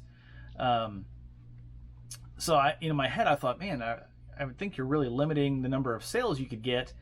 But I ended up trying that, and I moved to that model, and started selling everything at just listing it at full price, not having offers turned on. I could send out offers to prospective buyers, but I didn't have best offer turned on. Occasionally, I mean, over the past year and a half or so, maybe 2 years, whenever I switched to just, static price, I've probably gotten, I don't know, 15 or 20 in total messages from people asking if I would take a lower price. And, in eBay, typically, unless you've sent an offer to that person already, it'll allow you to send an offer through the messaging system. So they would ask, and if I was agreeable to it, I'd send them the offer in the message, in my reply. But I decided to go back to best offer just to see what happens. I'm not diving all in on it. I did turn on all items, but I want to see how it plays out. I've already gotten a couple sales this week. Actually, I say this week, I've gotten 2 today. And I don't know, there might have been 1 or 2 more in the past week or so that I've gotten on best offer. So when I looked at it, it was an offer that I probably would have sent. If I saw an interested buyer, I would have sent them that offer anyhow. It fit right into my pricing model. I have that margin built in, so it just makes sense for me to take another look at it. So I am, and we'll see how that goes. Big change number 3, and I don't know if it's that big, but it's something new for me, is store coupons. I did a video on this earlier this week, and I want to talk about it just a little bit more. I was watching Thrift Boss on YouTube. If you're not familiar with him, I'm going to link his channel down below. He's got lots of great information. He's got a really high sell-through rate on his store, and sells some cool products. But he was talking about, he posted a video where he was talking about, it was something like 2, 3, or 4x your business, and he was talking about store coupons, where he does it in tiers, like I think 3 different tiers depending on the age of the inventory in a store. And then he'll do it over a weekend, say a Friday, Saturday, Sunday, or a Saturday, Sunday. And then starting Monday, for like a Monday, Tuesday, Wednesday, he'll start sending out offers to all the watchers because the coupon expired. They didn't buy the item, it's still available. Now it's to go back and hit them with the offer to say, hey, you missed the coupon. Do you want to take the offer and get the item you were looking at? So I was like, it's not going to hurt me. Let's see what happens. So I kicked it off this past weekend. I ran a 20% off on almost my entire store. I did not include items I had just listed over the past, few days, brand new items. Put a 20% off coupon on 350 some items, and got a handful of sales based on it. It looked like it was based on the coupon because there were some older items that were getting no action at all that sold. Then the sale went off. Monday morning, I had 35 watchers on items, so I started sending out offers. I took a little bit different approach. I sent all my offers Monday morning because I wanted to just flood people. I think when he was talking about it, he said something like 100 or 150 or something watchers, and I only had 35, so I just sent all mine at one time, and I've been getting sales from that. In fact, just about 45 minutes ago, I got a sale on a coffee mug that was directly related to the offer that I sent Monday morning for that mug because it had watchers. So I've gotten 2 or 3 now based on the offers that I sent out from the watchers over the weekend. So I don't know if I would have sold those one way or the other, but I'm going to keep with this for probably going to say 60 to 90 days. I'm going to stick with that program. I may switch up the way I do the coupons and see how it's affecting my sales, my sell-through rate as a percentage of inventory. Not just necessarily more sales, but it's my inventory sales going from 0.9 or 1% to 1.5 to 2%. So we're just going to have to see how that plays out. And I'll talk about that on the weekly updates as that's playing out, and just let everybody know if I'm finding any value in doing that. There is not a lot of time involved in it, but there is some time involved. And obviously, if you're selling things at a discount, you are, eating into your profit. But yeah, we're just going to have to see how that goes, and I'll keep everybody updated. So, all right. Let's talk about store sales for last week. Last week, we had a total of $506.18 in sales. And after fees, shipping, promo fees, cost of goods, everything, pre-tax profit of $289.69. Glad to see that. It's a 57% profit margin. I had a little bit of a ding with a personal item I sold that zeroed out the profit. And then whenever we get into the worst sales here, especially when we get into the worst sale, you'll see something else that dinged that profit margin a little bit. But just keep on learning. There was 29 items sold last week. You'll see all that right up here. So 29 items sold. Estate sales were my number one source for inventory again. That was 11 items, or 38% of the items sold. Promoted items, so items that I sold, as a promoted listing, there was 19 of those of the 29, or 66% of the sales. So it's pretty substantial there, which I've seen 60s to 70s, and that makes sense to me as people are trying to save money, and they're if they're looking for a good price item and mine's right at the top, then there you go. So, and then offers. So this one is a little bit wonky. So it's 17 items, or 59% of the items sold. That's probably skewed because I can't tell if I look at offers based on did I sell it for full price or not. I don't know how many of those were actually offers that I had sent before the coupon, or just because of the coupon would they have bought it. I don't know that. I didn't pull that data. I didn't get that deep into the data. But so 17 items were sold on an offer, and 10 of those were double dips. So 10 items were sold on an offer and on a promoted listing. So got double dipped on the fees there, which I've talked about. I have that built in, so it doesn't bother me. And I just know, like, all the stuff I'm doing is working the right way, especially if you see that the offer enticed them. They were looking at it because it was high up in the in the rankings of their item search. The price was right, so they bought it. All right, now let's look at, we're going to start off with the worst 5 sales from last week. Now these are worst in profit dollars. Some of them I would probably buy and sell again. At some point I may not, but today I probably would. And then some of these I definitely would probably buy the item, but I would just do some of the stuff a little bit differently with it whenever I sold it. So we'll talk about the 5 worst.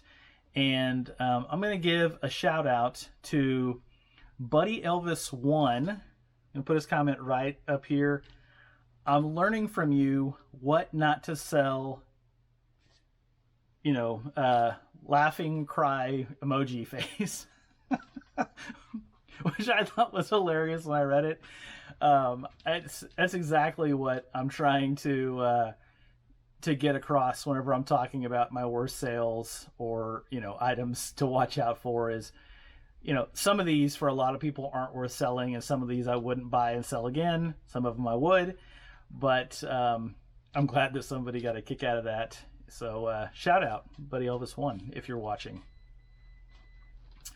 All right, coming in at the 5th worst sale of the week is this little Halloween pin. I actually featured this in its very own short video. But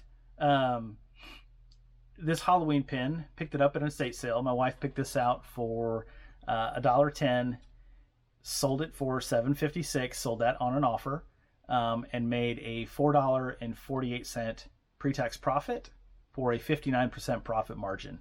Profit margin's okay. Profit itself, not great. I would be more concerned if this was some big complex item that had to take 15 pictures of, and it was really hard to pack. Pictures and packing on that item, I don't know, took 2 minutes total. It was so easy to deal with because it was so small. Just tiny bit of bubble and a poly bag and out the door. So got that one out to a new home. 4th worst sale of the week is this Minolta camera. I've known this one was coming at some point. It's been floating around in my inventory. I've not been able to sell it. I've sent offers. It's just, yeah, I'm glad it's gone. Paid $2 for it at a garage sale. Sold it for $15.89 free shipping. And yeah, it's gone. So $4.26 pre-tax profit for a 27% profit margin. Good news is I got more than my money back, and I've had it in inventory for quite a while, probably 6 months or more. But yeah, I can go spend that money on new inventory. Let's see here. The third worst sale of the week is this vintage Amity wallet. It was a cool piece. I had another one, another style, same brand, that wasn't worth listing at all. This one was. I ended up selling it at an offer, but bought it for $2.20 at an estate sale. Sold it for $8.70 on an offer for a $3.20 pre-tax profit, or 37% profit margin. It's a cool piece because it's so old and it was still brand new in the package. But I bought it on the first day of an estate sale. Probably shouldn't have. Should have, waited till it was $1 or 50 cents. I don't know how many people are buying old wallet. I mean, I don't know, but I overpaid for it, really. And even if I had bought it for $1, still may not have been worth it overall. But it's got a new home. I've got my money back. All right, let's look at the second worst sale of the week. Are these verbatim CDRs? I picked these up at a garage sale, I believe, for $3. I know I paid $3, but I don't remember if it was a garage sale or thrift store. I think it was a garage sale. And sold those for $9.51 plus shipping. Those were on an offer. That was on the coupon, 20% off coupon. Made a $2.80 pre-tax profit, or a 29% profit margin. So not phenomenal, but again, got a little bit of profit there. So I'm happy as a clam. And then let's look at the worst sale of the week. This one was kind of a bummer. It's this Risk board game. I bought a whole bunch of board games from a lady at a garage sale one Saturday morning. She had a whole stack of them on a table, and I don't remember now. I think I offered her 20 or 25 bucks. Maybe it was 30 bucks. Maybe it was $30. I don't know. There was 13 or 14 of them, and I said, would you take this amount if I bought all of them? And she goes, oh, no, I couldn't do that. And before I could even say a word, she goes, okay, that'll work. She like negotiated herself down. So, and I said, oh, okay, are you sure? And she goes, I just thought about, do I want to try to sell these board games one at a time all day long? Because I think she wanted like $5 a piece for them. And I think I got them down. They were like $2.50 a board game is what they came out to. So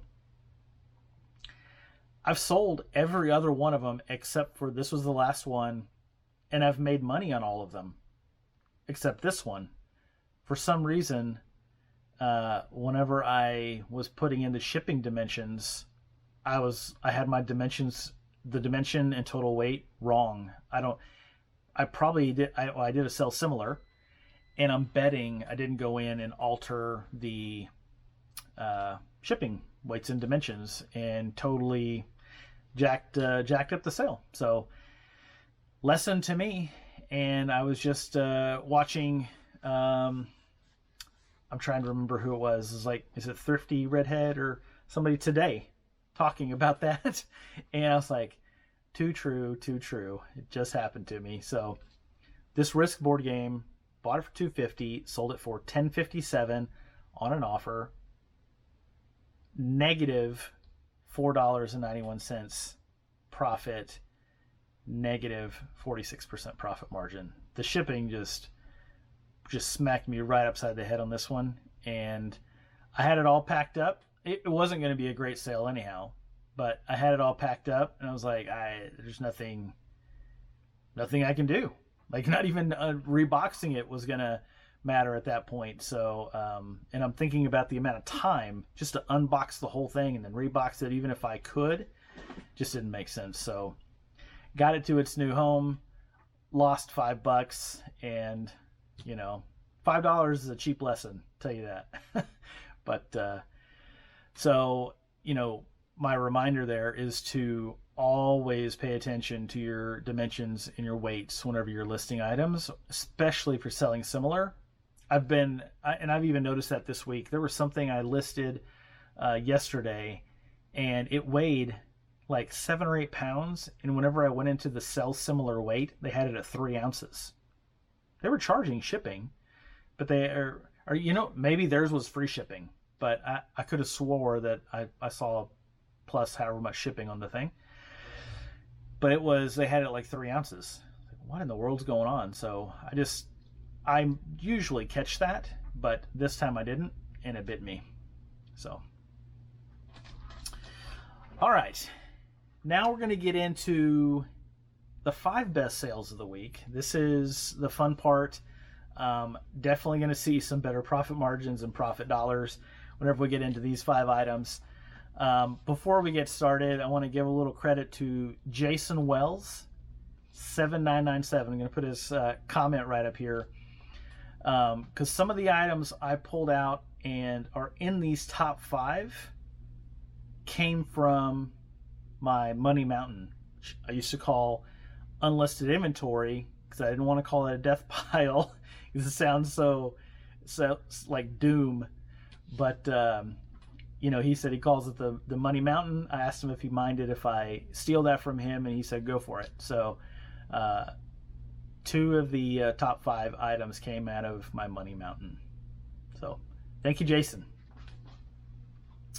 All right, looking at number 5 is this vintage plum claw hammer. Only picked this up about a week and a half ago at an estate sale whenever I was in Colorado. Picked it up for $2 and a big bundle of tools that I bought. Sold it for $24.89 plus shipping. Sold that one at full price for an $18.48 pre-tax profit, or 74% profit margin. I ended up having 2 plum hammers that sold over this past weekend, and it made me stop and think about other ones that I've sold and that I have listed, and all that same brand, because it was a more common brand before there was 80 brands of hammers, you know, at the home improvement store. So I made a video talking about hammers and something to watch out for. But that brand Plumb, Plumb, is something to look out for if you're a reseller and you like selling tools or see some tools. Check out hammers, and you can find those really old hammers. If they say Plumb on the head, they're $1 or $2, probably worth picking up. So just keep an eye out for those. All right, moving on to the 4th best sale of the week. Came from that same estate sale in Colorado. Are these Armstrong? They're really small wrenches and open open face wrenches, and they're like for ignition systems in cars, because they have these really small, very down to the 32nd inch size. So cool little wrench set. Set of 9. Picked that up for $4.40. Sold it for $26.30 plus shipping for a $19.74 pre-tax profit, or a 75% profit margin. So love seeing those 70s and the profit margins, especially anything above $10-15 when you're in the 70s. That's pretty good. All right, number 3 and number 2 both came out of the Money Mountain. So number 3 is this set of 2 oil paintings right up here. So it's a vintage set of oil paintings.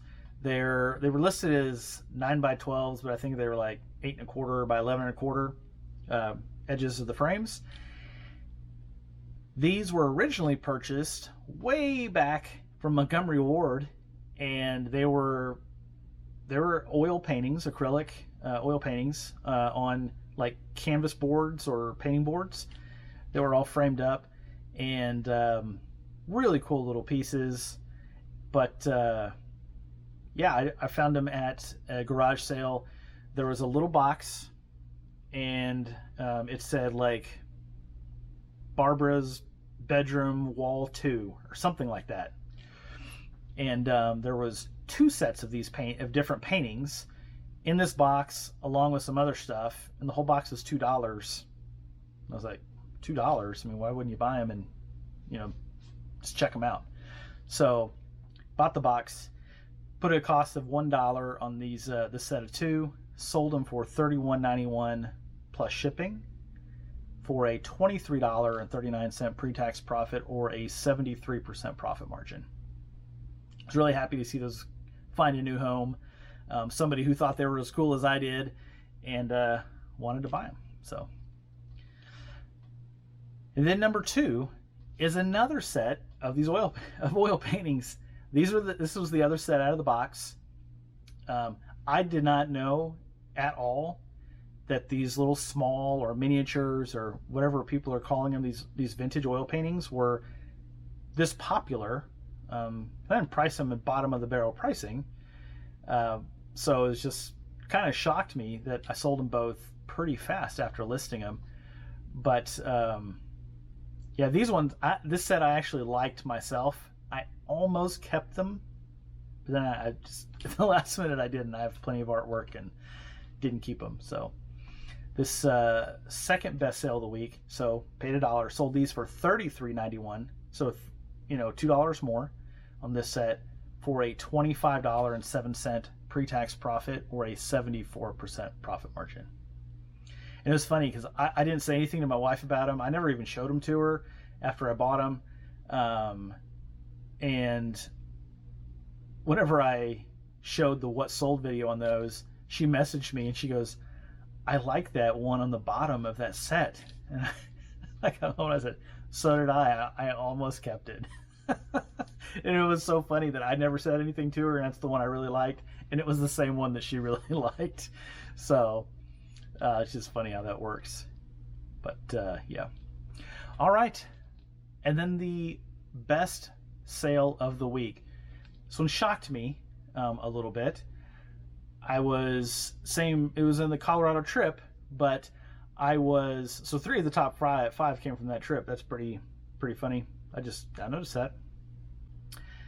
It's at a thrift store, at a Goodwill, just local there, and I saw this Kirkland. I saw a saucepan, interesting shape. I flipped it over, it said Kirkland Signature Professional, made in Thailand, and I was like, put it down. I was like, it's a Costco pan.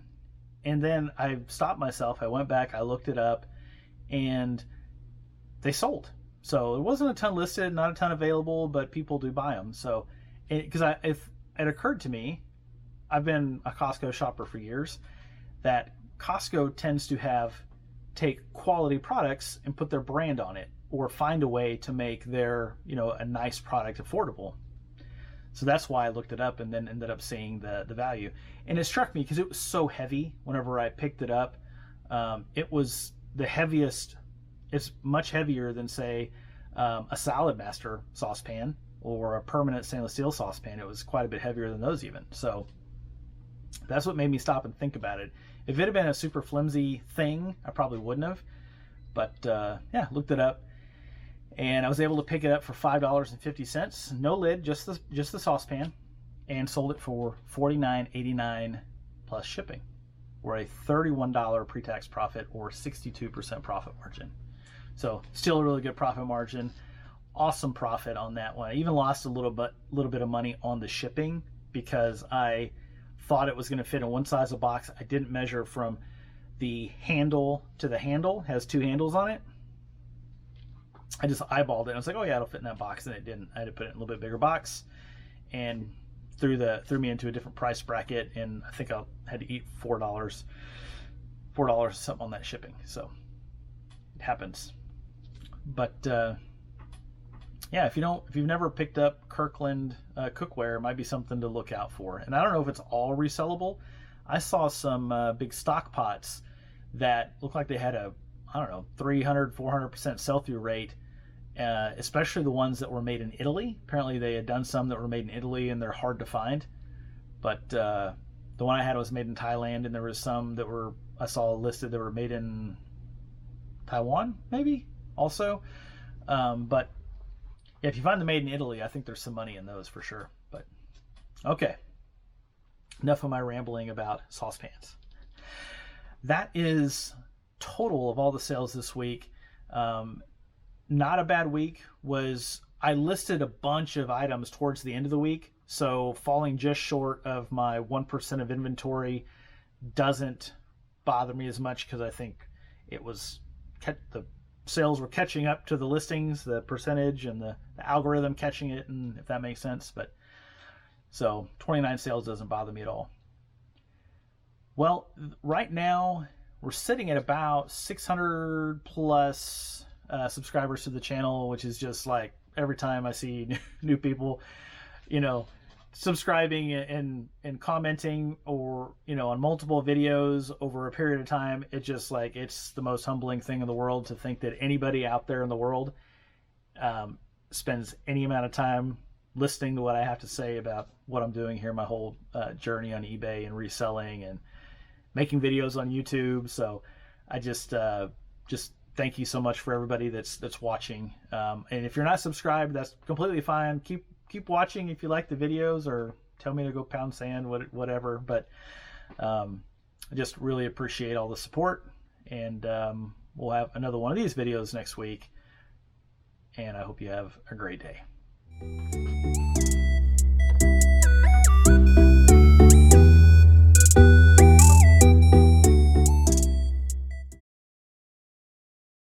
Hey, it's Brian with Reclaimed Republic. This is your first time here.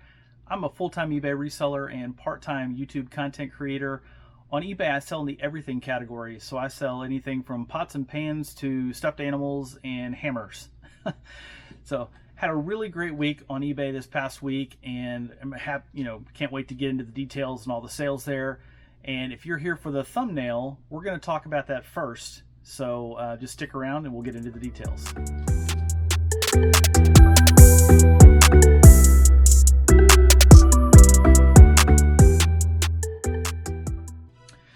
All right, well, let's get into the thumbnail.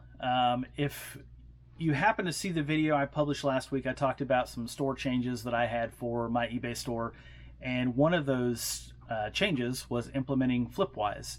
So that's a software that Justin resells, and a partner of his that collaborated together on that built. It's a really cool tool.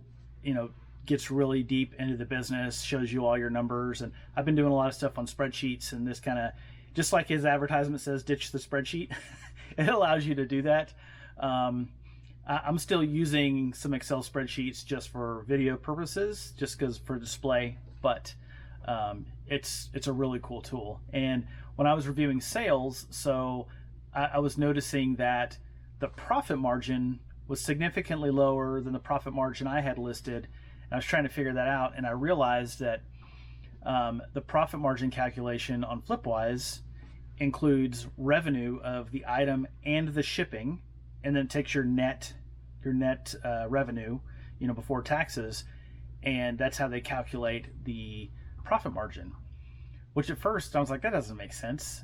And the more I thought about it, I thought, well, if you're selling stuff with free shipping, you'd be doing that anyhow, because your shipping is tied into the total cost, sales price of the item. And then it made sense to me, and I was like, oh my gosh, I've been calculating my profit margin incorrectly. Now, it doesn't affect the income at all. Your net profit before taxes is still the same. The pre-tax profit is still the same. It's just how the profit margin gets calculated that I've been, misstating.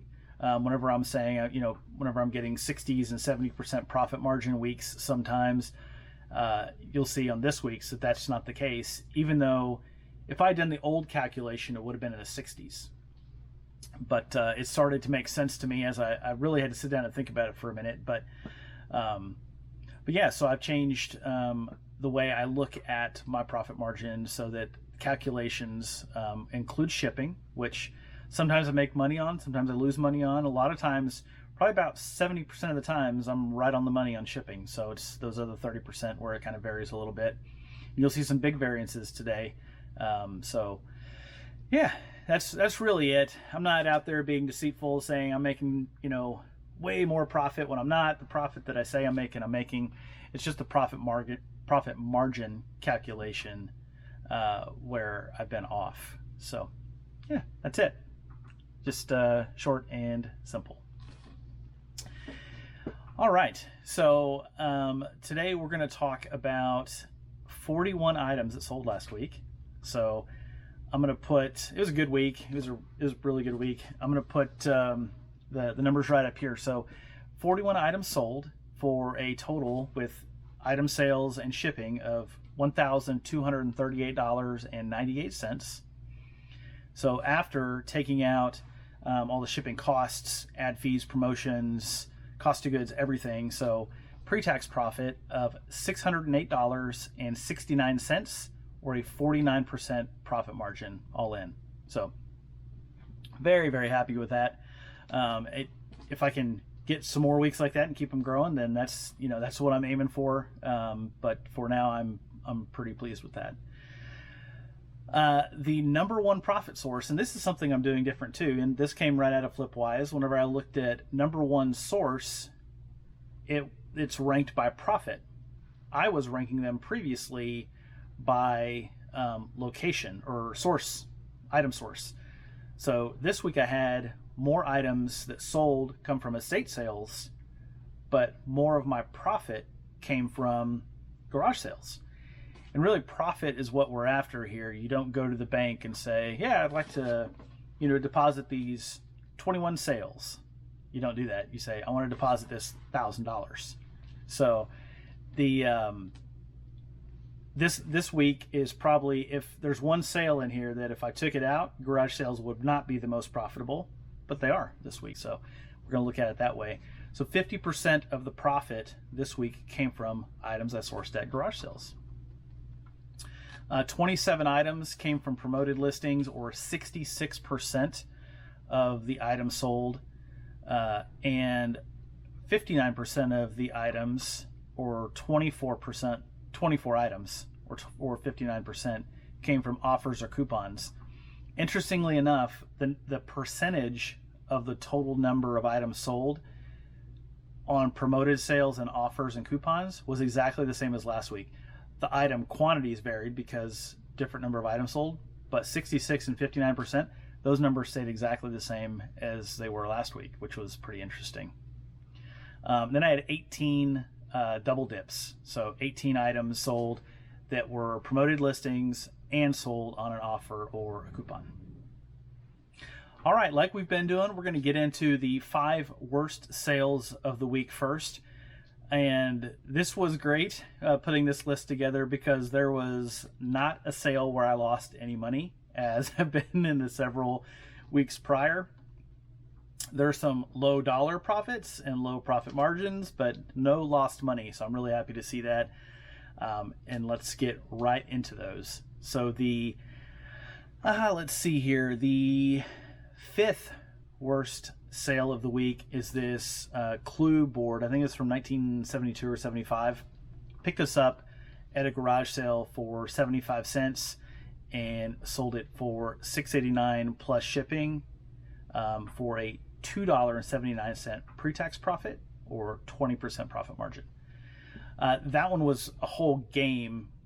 Whenever I was looking at Clue boards, it didn't make sense to set, like, the game was going to sell for, like, I don't know, $10, but I could sell all the things individually for like $20. So I've already sold off the cards, the case cards and all that kind of stuff, and then I have the board, and then I've got the pieces with the dice in a bag back there as well.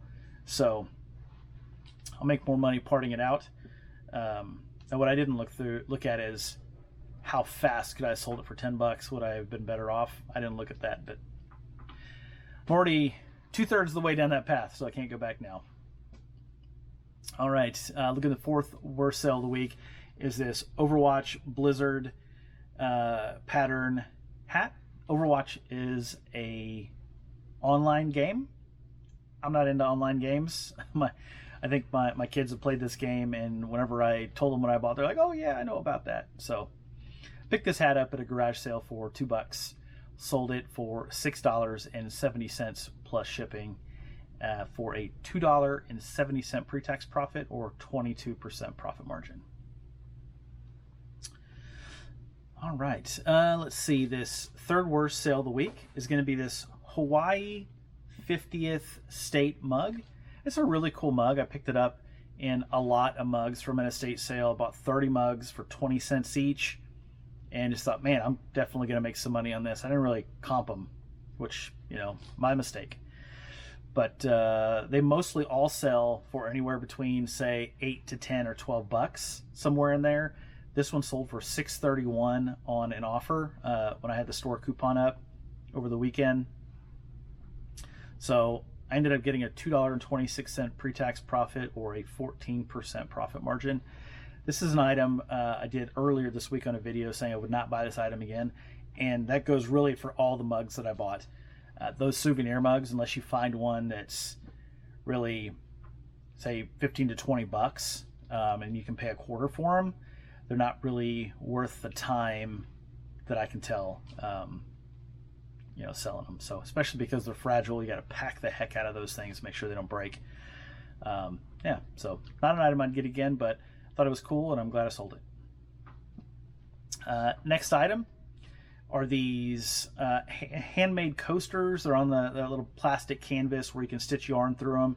And somebody made the little coaster holder, and there's 3 coasters. I picked this up at an estate sale for 25 cents and sold it for $3.91 plus shipping. That wasn't a great one. I already had the pictures taken whenever I listed it and comped it to sell it. And at that point, I was so far down the path, I was like, I might as well list them. They're sitting in a bin. I've taken the pictures. So I did list them, made a $2.26 pre-tax profit on those as well for a 26% profit margin. Again, not an item that I would buy again, but you know, that's okay. They're out the door. Got some money back. And then the worst sale of the week is this Jack Daniel's keychain. I picked this up at a garage sale for 25 cents. Ended up selling it for $3.50 plus shipping on a best offer for a $1.34 pre-tax profit or an 18% profit margin. I was at a garage sale. I'd been to the guy's house before and was at the garage sale, and we were just chit-chatting while I was around shopping and picking stuff up. And he had a bunch of keychains, and he said they were 2 for 50 cents. And I picked up a couple. And I didn't even pay. I didn't comp them, didn't pay attention. Most of the stuff there did not comp, just because a lot of it I knew the value as I was walking around. Not everything, but a lot of things I did. And these I didn't, and shouldn't have bought the keychains, but I did, and sold them and got one out the door. So not horrible for a worst 5, and my intention is to keep improving on that so the worst 5 get better and better, and then there's not hopefully a lot of difference between, in the profit margin at least, the best 5 and the worst 5. So, but there'll always be a bottom 5 for the week. That'll always happen. All right, I should say, as long as you're selling 10 items, you can always have a top 5 and a bottom 5. Yeah. All right, let's take a look at the 5 best sales of the week. This is going to be a fun one. Well, I'll just save this, save it for whenever we get to number 1. Let's look at the 5th best sale of the week. Are this Armstrong socket set with a ratchet in it. It's a brand that I picked this up at a estate sale in Colorado when I was there a couple weeks ago. It's a brand I didn't know about before. I'd never heard of Armstrong tools. I picked up 2 things, the socket set and a set of wrenches. I already sold the wrenches, but it's a made in USA brand. It's an older brand, really good quality products. So it's something I'll be watching out for in the future whenever I'm looking through tools. But just didn't know about it before, and now I've got it in my tool brand Rolodex up here in my noggin. So I paid $3.30 for that. Sold it for $28.96 with the store coupon plus shipping for a $19.60 pre-tax profit or a 53% profit margin. So it surprised me a little bit that it was worth that much. I thought maybe it'd be worth, $15, maybe $20 whenever I just saw it, because it was a smaller set. But being worth as much as it is, I was pretty shocked. And if it was more complete, it could have been worth closer to $50. I saw some higher comps on more complete sets that went pretty high. All right, the fourth best sell of the week are these Oakley Flak. They're Arctic white sunglasses. This was a weird sale. I picked these up at a garage sale for $2. I picked up two different pair. One pair, it was super obvious that they were fake. Some of the decaling the logoing was crooked, and the rubber was all sticky and nasty and coming apart. This pair actually looked pretty good, and when I Googled them, everything seemed to be exactly the same as authentic pairs that I was seeing sell for a lot of money. I should say a lot more money, maybe around $50 to $60, except on the inside, I think it was the left side, on the arm, I don't know what you call this on your glasses, but the serial numbers or the style number was in the wrong spot. So every other pair of sunglasses I saw had the style number kind of in the center, and this one was up higher. It's the only one my pair was the only pair I saw that had the style number in that spot, which caused me to question its authenticity. But everything else, the logos, the fonts, everything else looked identical. So they could have been just super fakes and just had the style number in the wrong spot. I couldn't tell. So I did mention that in the description, and I listed them at a lower price just because I didn't feel comfortable charging an authentic pair of sunglasses price for something I wasn't sure about. Cost me $2. I sold them for $24.89 plus shipping, for a $19.97 pre-tax profit, or a 63% profit margin, and they sold in about 2 hours. I didn't send a message saying, "Hey, did you read the description?" I can't guarantee they're authentic, but so see if anything happens there. I'd be interested to see what you would have done if you're a reseller and you came across that situation, what you would have done. It was a little bit perplexing. I almost didn't list them, and I thought, well, I'm going to list them. I'm going to put notes on there and see if, and I think I put see description also in the title. I think we'll see. If it's up there, I did, but I just wanted to be honest about it and not rip anybody off. So, all right. The third best sell of the week is this lot of dog puzzles and treat dispensing toys. I put them in the friends and family category just because I don't have a category for these are sample products from the place I used to work at. But I was a outside salesperson, manager for an outside sales team before I lost my job in September, and the brands whose products we sold would send out samples of all the products they wanted us to sell, and new product launches and all that kind of stuff. And occasionally I just go through my garage and pick out some samples that I have left over, and I found these in a box, and rather than sell them one at a time, I decided to put it all as one big lot. And so they didn't cost me anything. Sold them for $29.89 plus shipping, for a $22.51 pre-tax profit, or a 49% profit margin. All right, and then the second best sale of the week. Finally getting some pots and pans on here, but I have this Calphalon set. So this is there's a 2.5 quart and a 4 quart saucepan. There's a steamer insert, and then a lid that fits so that it's all interchangeable. I hadn't done this. I had the steamer insert on the 4 quart with a lid, and then I had this 2.5 quart off by itself, and then I was like, I wonder if it all goes together. And I don't know if it's supposed to, but I bundled it all up together to sell it because I had this 2.5 quart saucepan that the steamer insert and the lid both fit in or on, but I didn't have a lid for the 2.5 quart, so I put it all together. Bundled that all up, paid $5 for that at a garage sale as part of a big lot of stuff that I bought, cookware. Sold it for $39.90 plus shipping with a 20% off coupon for a $26.81 pre-tax profit or a 42% profit margin.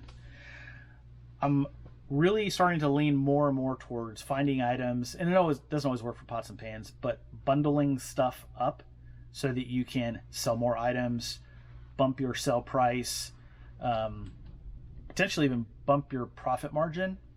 So potentially, and just, move more stuff that way. So just kind of have to see how that progresses in my store. And then the number one sale of the week. So this was the first. I've had a couple comments. They were like, "Oh my gosh, you can do better," or "That's lame." I've had a couple of those, and I just laugh it off. This is the first time I got a comment that was like, really, "Hey, you did a bad thing," and I was like, "Wow." And I think I remember, I don't know how to check, but I think it's somebody who commented before that they really liked something else that I did. So, but I bought this trombone. No, I'm going to put the trombone up first. I'm going to tell the story. I'm going to put the numbers up. So, bought this trombone at a garage sale for $10. And before I put all the numbers up, I want to tell the garage sale story.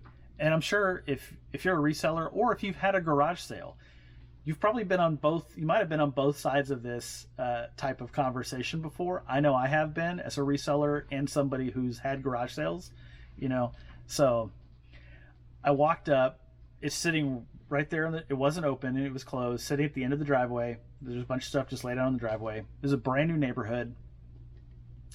And I see them. They're still pulling stuff out. And I said, "Are you guys moving?" And they go, "No, we just moved in." And I said, "Oh, okay, cool." And I see the trombone sitting there and opened the case and I looked at it and I said, "How much is your trombone?" And they said, "Well," and the guy goes, "How about $50?" And I looked at it and I was like, "Nah, yeah, I appreciate that. I'll probably pass." And at this point, this was not a tactic. I was in band whenever I was in middle school, but my dad bought my trumpet for me. I've never bought or sold musical instruments. I don't know what any of that stuff sells for. I really don't. And I have a little bit better idea now, at least on trombones, having sold this one. But I wasn't sure where to go with this thing at all. So I'm just thinking in my head, $50, that's more of a gamble than I'd want to take on it. And so I said, "Nah, I appreciate it. I'll pass." And he goes, "Well, what do you want to pay for it?" And his wife is standing there right next to him while this conversation is going on. And I looked at it and I said, "I'll be honest." I said, "It's a little bit cheap." I said, "But I'd probably offer you $10 for it." And as soon as I said that, his wife goes, hits him in the arm, and she goes, "See, I told you you're not going to get more than $10 for that at a garage sale." And I'm like, I'm seeing these flashbacks of like conversations and interactions I've had with my wife and conversations with other people. And he goes, "All right, yeah, $10, that'll work. So I wasn't sitting there badgering the guy to sell it to me for $10 or telling him that it's a piece of crap, sell it to me for $10 or anything like that. I told him I was willing to pay, and he sold it to me for $10. In the video I posted earlier, was it earlier or last week? I don't remember when I posted this one about the trombone, but a guy commented and he said, "Why are you ripping people off at garage sales? You know damn well $10 is too little or too low to pay for that trombone." And I just responded to him and I said, "I actually don't know. I'm still not an expert at all, or not even, I don't even know if I'm an amateur at selling musical instruments. I just said this is the way the interaction went, and it just happened to tip in my favor this time. There's been plenty of times where somebody has set a price, I've set a different, I'd be willing to pay a different price, and it didn't work out. There was no sale. So that's just the way it happens whenever you're out there, at estate sales and garage sales, and just negotiating on prices. So personally, I think ripping people off is if I was telling them, making up all these things that could be flaws and saying you should sell it to me cheaper because of that, when I know it was not a problem. But it's just, I think if you're being deceitful, then, you're ripping people off. But really is kind of a learning moment for me on the whole deal. Knowing what I know now about the price, I still probably wouldn't have paid $50 for it. So I might have paid 25 or 30 because I wasn't sure, even now, I'm not sure how long I'd have to hold on to it exactly. I'm still maybe an amateur, but probably not at selling musical instruments. So, all right, let's get into the pricing. So bought it for $10, sold it for $199.89 plus shipping. The shipping's a whole other story. So whenever I measured it, I said, I know how long it needs to be, and I knew I was going to need 2 boxes from Home Depot. They're large, 27 by 15 by 16 boxes. And so I just bumped the inches up and said it's going to be 40. So I'm going to put 2 boxes together, and it's going to be 16 wide, 17 tall. So you add a little bit for the exterior measurement of the box. I knew it was going to ship FedEx on home delivery. So I took the dimensional weight of that, the 40 by 16 by 17, and came up with whatever the pounds were. I don't remember. And that's what the weight was. And somebody bought it. So they paid $96, I think, in shipping. And once I got the boxes put together lengthwise, I wrapped that, because I knew I was going to have to wrap the heck out of this thing.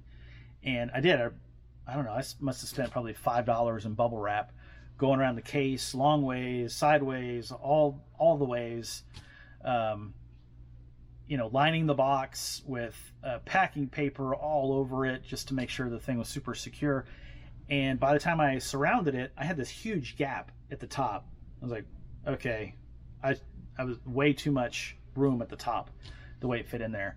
So I cut the box down, folded it down, and I ended up about an inch shorter lengthwise than I had intended, which worked out fine. But that height I saved on the top took the dimensional weight down tremendously. So I only ended up spending about, I'm putting it up here, I don't remember what it was off the top of my head, but it was about $38, $39 in shipping versus the $96 the buyer paid. And it, for a second I was like, holy moly. And then I started thinking about it. And another side story about this number one sale, just before we wrap it all up here. I had just repaired my van, got a 2005 Honda Odyssey, and did some repairs to it. My dad and I did. And I was up at Walmart to get some wipes to wipe down the inside and get it all cleaned up. And I noticed that my tag had expired whenever I parked it last year. And I was like, oh my gosh, this is not good, because now there's going to be penalties on top of if you don't renew it fast enough, there's penalties. So I logged on to renew my tag. I didn't want to drive anymore until I had it purchased. So I could show, if in case I got pulled over, I could show a police officer, look, I just updated my tag, so now it's legit. And so I did that, and I get to the payment screen, and it's like, you owe $226 to update the registration, the inspection tag on the back of your car. It's like, good God. It's only like $40 or something to do it for that van. But because of the penalties, I had to do it make it current through last year, and then this year. It all added up to $226. And I was just like, that stinks. I didn't want to spend $226 on something like that at all. Really trying to watch my money. And so I'm on the payment screen. While I'm on the payment screen, typing in my card information, I get an eBay notification in the top of your phone. I see the little eBay insignia, and in my head I was like, well, that could be a sale, that could be an offer from somebody that I was comping their item, or that could be something where eBay is, save 20% on winter boots. You get those ads from time to time.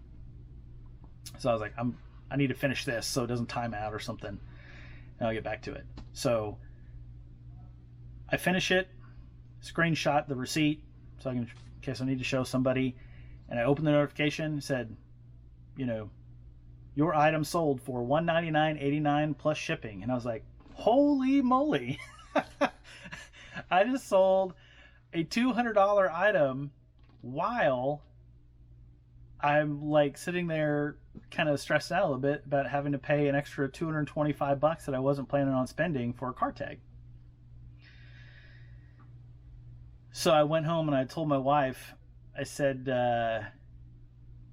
she got home that evening, and I said, we had a little like divine interaction. And she goes, what do you mean? And I told her the story, and I said, now, $200 isn't going in our pocket, so you got to pay fees. And I don't remember if it was promoted, but I said, you got to pay fees and all this stuff. I said, so, probably make $150, but that's a huge offset to that cost. She's like, yeah, no, I get it. She said, it would have been cool if you would have, made enough to offset the whole thing. That would have been super cool. And I said, yeah, but still, it's pretty good. And she was like, yeah, it's great. And so we're super happy about that. And it wasn't until I went to ship it and ended up cutting down the box and everything, and I got to the very end, and I went back and I looked at it, like in eBay total earnings for this sale. It ended up being $219 and change. And I mean, just blew my mind. So yeah, I actually I stopped and I called her right away. I was like, you're not going to believe this. So remember that conversation we had? I made the sale, and then you were like, oh, wouldn't it be so cool? I was like, I just made like $60 almost on shipping, and it takes the total earnings on that item up to $219. And she was like, we were provided for. That's awesome. She's like, that's really awesome. So, I told her, I said, now the interesting part is going to be to see how many people, whenever I talk about this on YouTube, are going to say, you just ripped somebody off on the shipping. I can't believe you would do that. And I'll be just I've said this before, and I'll be just restate it. But if somebody buys multiple items, which somebody did last week, bought 4 items and asked for combined shipping, I did it, and I gave them refunded the difference because that was their intention, is to do that, and they bought them on separate transactions. So, but when somebody looks at a price, they say, oh, look, that's $10 plus $5 shipping, and they're happy to pay $15 plus whatever the taxes are, then great, awesome for them. Then if I ship it for $3 instead of $5, I get to keep the extra $2. So I know some people may just get all sorts of bent out of shape for making $60 on shipping, but I don't feel bad about it. I think the person got a really good deal. I got a really good deal. Everybody's happy in the transaction. So yeah, I'm just gonna roll with it. That's for sure. But yeah, that's really it for the week. We are doing awesome with the views on the channel. So for everybody that's watching, I truly appreciate it, especially with all my rambling that happens. If you have any comments or questions, please leave those below. I'd be happy to answer them as best as I can. Once this week gets wrapped up, we'll have another video like this coming out next week. Until then, have a great day.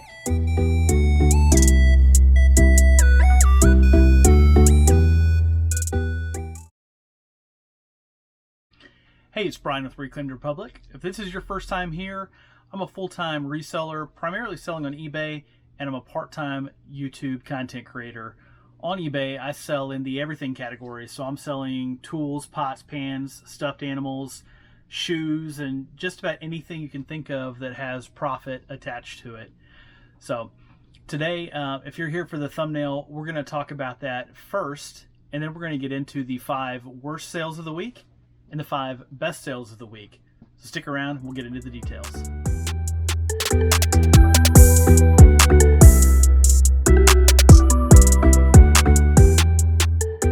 So as I was getting some orders ready this morning, I was thinking about what I wanted to talk about on this video, on today's video, in addition to just talking about the weekly sales from last week. And I wasn't thinking of anything very witty, but I was sitting there cutting a box down, and it caused me to think about spending dollars to make sense. And that probably sounds backwards, which it is, and on purpose. So I guess the question I try to ask myself all the time, and if you're a reseller out there, I challenge you to ask yourself the same question, is, are you spending dollars to make sense? Or I think of it, spending dollars to make pennies is how I like to think of it myself. And what I mean by that, and it can mean a couple of different things. So if you're think of your time as dollars whenever you are working in your storage unit, in your basement, in your extra family room, your garage, wherever you have your eBay stuff. And honestly, this could carry over into your life if you're not a reseller too. People say time is money. That is completely true. So, but I think of my time as, chunks of money, and what am I doing with my money? How am I investing the capital that is my time in my business? And whenever I'm looking at a shipment, do I notice that maybe I got my box size wrong, or I put it in and my shipping went over by $1.50, and man, if I cut that box down, I can get it back down to my shipping rate. I do calculated shipping. Get it back down to my shipping rate, and then I'm not going to lose any money.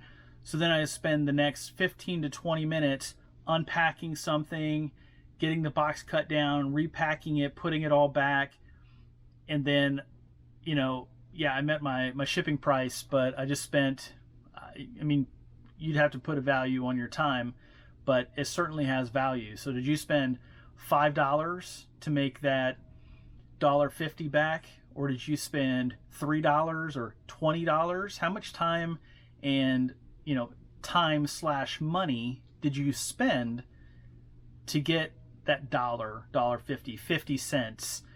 It's just like whenever, there's a return, or somebody's maybe bickering on the price of an item. There's a number of things within a reselling business you're going to come across, really any business, but we're talking about reselling here, where people can get bent all out of shape over a couple of bucks. And it's, whenever you think about it, even in terms of mental capital, how much time are you going to spend thinking about or working on, an item to save some money? There's also a different way to look at it. So I know Commonwealth Picker, he talks a lot about good enough. So his pictures he talks about are good enough. They're not professional, they're not the best, but they're good enough to sell his items. And he also doesn't really clean up shoes. That's one thing. He hates selling shoes, even though he sells them, but he only wants to buy them if they're pretty clean. And I think that's a good thing to pay attention to. I've been, the past few months, been selling a lot of pots and pans, and as I'm comping them, I'm paying attention to what other comps look like on eBay. You're going to sell them faster and for more money if they're cleaned up, but how much? There's been a couple I sold recently where I cleaned up the bottoms, and I didn't take the extra, say, 5 minutes to get every black spot off the copper bottom on a piece of revereware. And you know what? Didn't matter. Sold it for me, sold just as fast, and I think I may have priced it maybe $1 lower, maybe. So I would encourage you to think about your business as, your time being the most valuable resource that you have. It's the one thing that is limited. There's an unlimited amount of inventory out there. So don't have FOMO, the fear of missing out on inventory. There's so much inventory out there.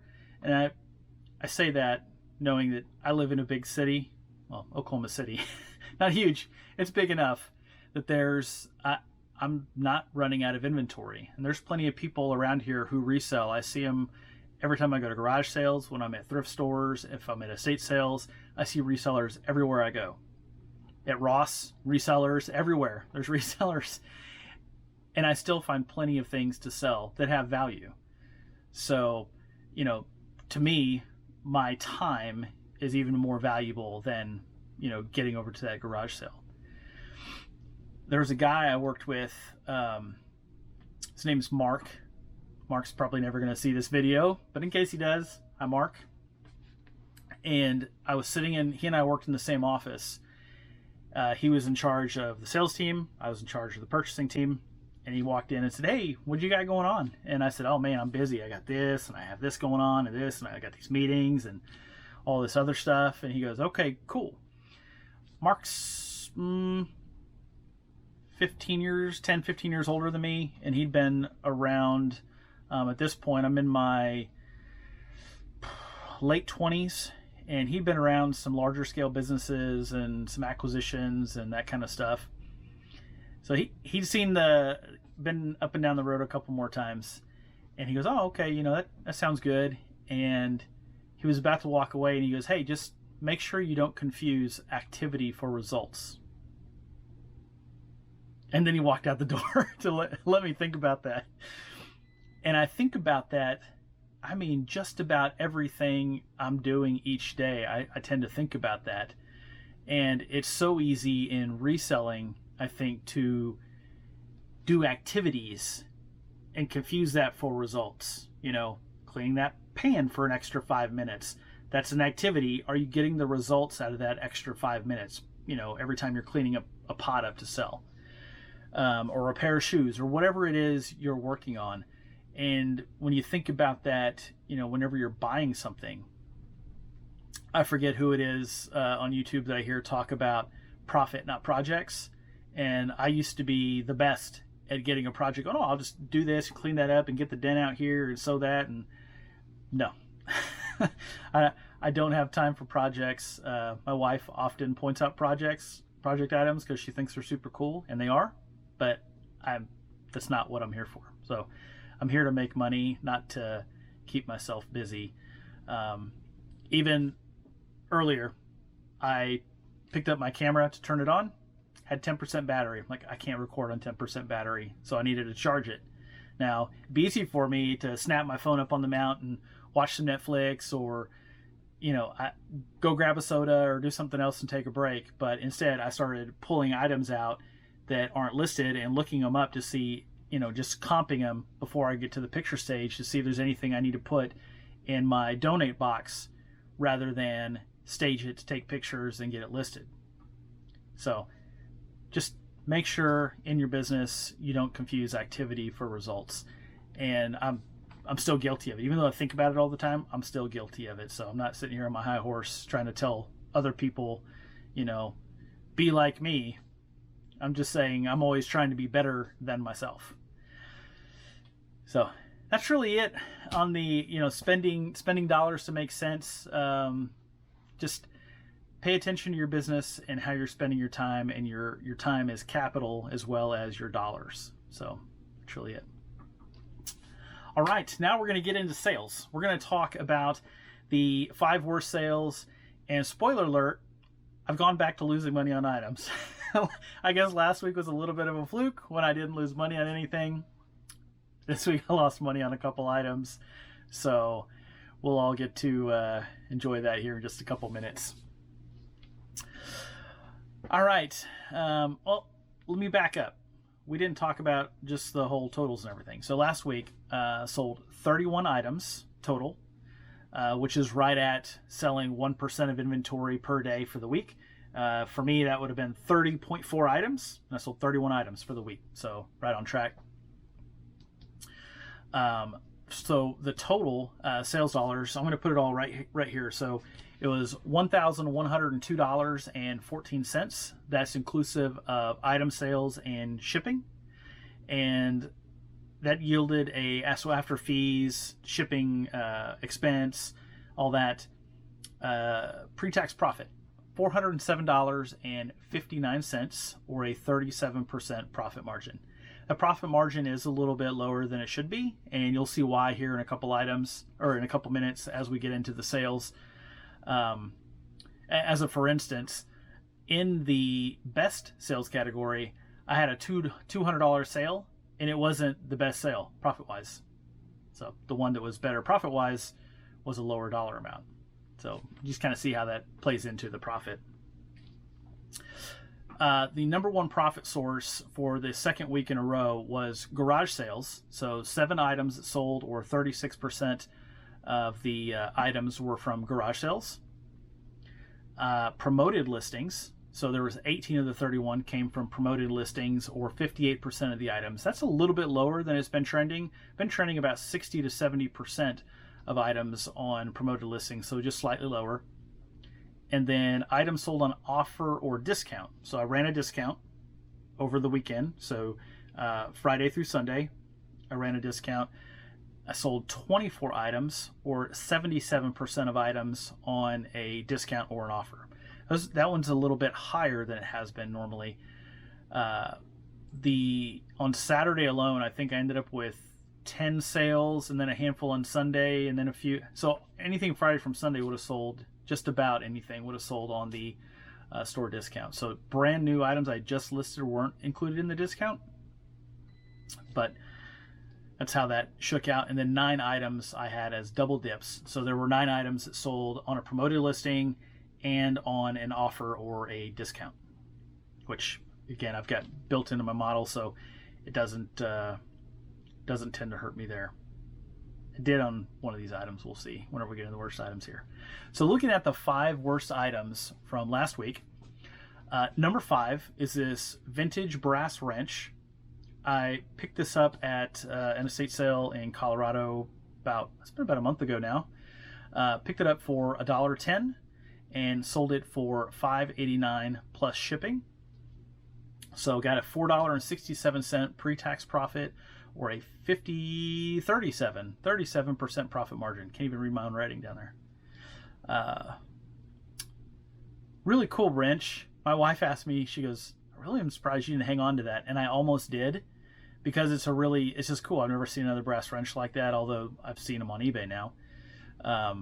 I just don't really have any use for it. It'd just go in a box, and then I'd look at it once every couple of years and go, oh, that's cool, and I'd throw it back in the box. So just got it out the door. Number 4 is this pair of Vionic sandals. I picked these up at a garage sale. I didn't comp them at all. I had heard Vionic was a good brand, and I was like, I need to look out for them. And I saw them for $2, and they're in really good shape. They'd been worn maybe a handful of times. So unfortunately, this style didn't comp very well. I don't know if it's because of the white, or I don't know why, but didn't comp very well. Ended up selling them for $10.05 plus shipping, for a $4.54 pre-tax profit, or 27% profit margin. Glad to see those go out the door. Number 3, so third worst sale of the week, is this Knott's Berry Farm Ghost Town souvenir mug. It's a really cool mug. I almost kept that one because I was born in California. I lived there till I was 6, and I'd been in Knott's Berry Farm, had pictures from it whenever I was a kid, and I don't really remember it at all, but just thought it was a cool mug. But I decided against it. Picked it up for 20 cents at an estate sale in a big lot of mugs I bought, and sold it for $6 on an offer plus shipping, for a $3.89 pre-tax profit, or 27% profit margin. Every time I sell one of the souvenir mugs, I think they're going to be popping up in the 5 worst sales, because the profit's pretty low on them. Just the way that's going to be. All right. Number 2 is this Meowsters of the Universe. This is a spoof off of Joe Tiger. which all went down in Oklahoma, by the way. I say that living here, but I picked up a couple of these shirts at a local t-shirt shop on a clearance. They had a bunch of shirts they made, and they made these. Picked it up for $3, so $3.30 into $9.02. I had that one at free shipping. I don't think I realized that, but I did. So I ended up losing 26 cents on that once I got it shipped out the door for a negative 3% profit margin. Let's see. There we go. The worst sale of the week. And this is a Ross item. No surprise. If you've been following any of the other what sold for the week videos and seen the worst sales, you've probably seen it littered with items from Ross over the past couple of months, but no difference here. So picked up this Vans Whammy unstructured skateboarding hat. I bought 4 of them, so mistake number 1. Paid too much for them, mistake number 2. Paid $12.99 plus tax. Those were $14.30, and sold this one. This is the first one that sold. I've had them listed for 4 months. Not a great item. And I did comp that one in the store, and I must have mistakenly only been looking at listed comps, not any sold comps, because I probably wouldn't have bought the hats then. I'm pretty good about looking at sold comps to look at kind of gauge sell-through rate. I must have completely missed it, but negative $5.17 for a negative 30% profit margin. The silver lining is I've got some money back in my pocket that I can invest back in the business instead of, I still have 3 more pieces of money, hats sitting in a bin right up here that haven't been sold yet. If somebody sends me offers for $12.36, I'm going to take them because I want to get some money back. I can't hold on to those things. They're just collecting dust. Not literally, they're in a plastic bin, but yeah. All right, now enough of the pain and on to the fun part, where the margins get better on most items and the sales dollars definitely get better. So let's look at these items, the 5 best. All right, coming in at number 5, 5th best sale of the week is this Wherever, WEAR, dash or squiggle ever. This is a 10-inch skillet fry pan. It had double spouts, had the lid that has the drain holes, bigger drain holes on one side, smaller on the other. Really cool piece. Picked it up for $8.50 and sold it for $27.89 plus shipping, and picked that up at a Goodwill for a pre-tax profit of $21.23 or a 49% profit margin. When I picked this up, it had a real heavy stainless steel, kind of thick disc type bottom on it. It felt premium, and when I looked up Wherever, I couldn't find any of these listed. I found one that had sold back in, I think, November, and it sold for, I think I may have sold for less than that, and I just decided to price mine up because I thought it would sell, and it did. So I was pretty happy about that. Sold it in about 4 days. I was happy about that too. So glad to see it go out the door. All right, 4th best sale of the week is this GE alarm clock. I got this one for free. I was at a garage sale in my neighborhood. I wasn't intending to go there. We were going home, and I saw a sign. So it was my wife and I and my 2 sons, and we turned left, went to the garage sale, and walked down, and people have handfuls of stuff. I'm like, man, this must be a great sale. And the lady goes, everything's free. It's like, well, why? And she goes, because we're closing the garage sale down, and we don't want to put this stuff back in the house at all. So I picked up a whole box of alarm clocks that, I don't know if the guy had collected them or was working on them. I don't know, but picked up a whole box of alarm clocks. Got a really cool old vintage TV with the wood grain surround. Just a lot of really cool stuff there, and a bunch of it I've already sold as well. Have listed still, and some that I've sold. It was a score. We filled up, I don't know, 5 or 6 boxes full of stuff. But yeah, that's where I got that alarm clock. So paid $0 for it, sold it for $29.89 plus shipping for a pre-tax profit of $25.73 or 65%. If you have items that have a plug on them, I'd highly recommend your first picture being with the item plugged in and working. I've not always done that, and I've seen other people that don't do that. But then as I paid more attention to comps, I started noticing that people do that. And I was asking myself, why have I never done that? So I've been doing that now. If an item has a plug, the first picture I have typically has it plugged in and working. All right. Third best sale of the week are these Mazda 3 just OEM floor mats. So the carpet floor mats that came out of a Mazda 3. They had been used, but very, very slightly. The owners had put in new floor mats after they bought the car. Picked these up at a garage sale for $5 and sold them for $49.89 plus shipping.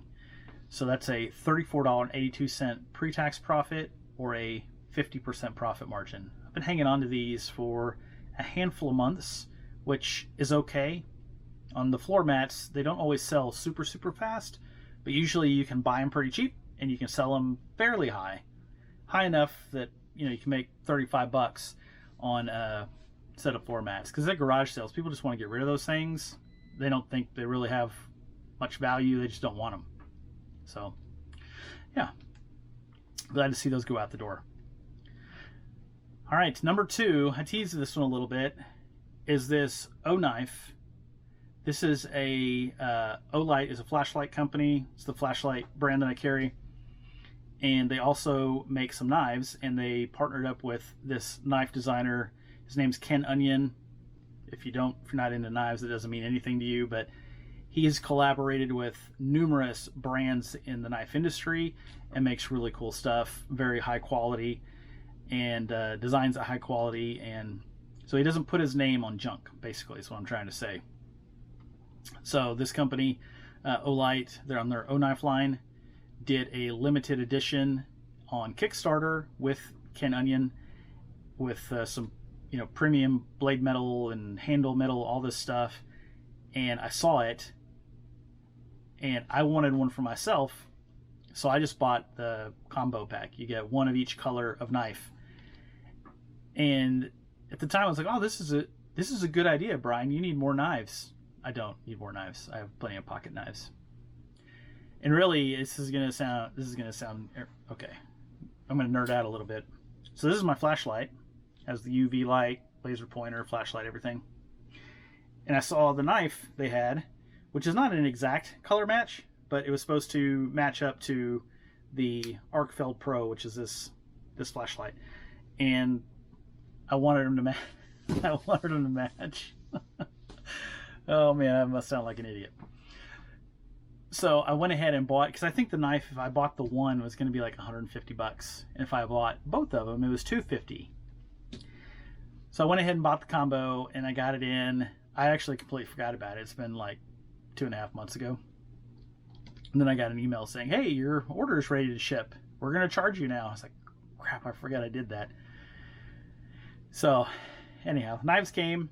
I really only wanted the one. And I thought, man, I bet everybody's getting these limited edition knives now, and they're selling them on eBay. And I went to eBay, and there was none listed, none sold, none at all. And I know there's people watch that brand for limited things.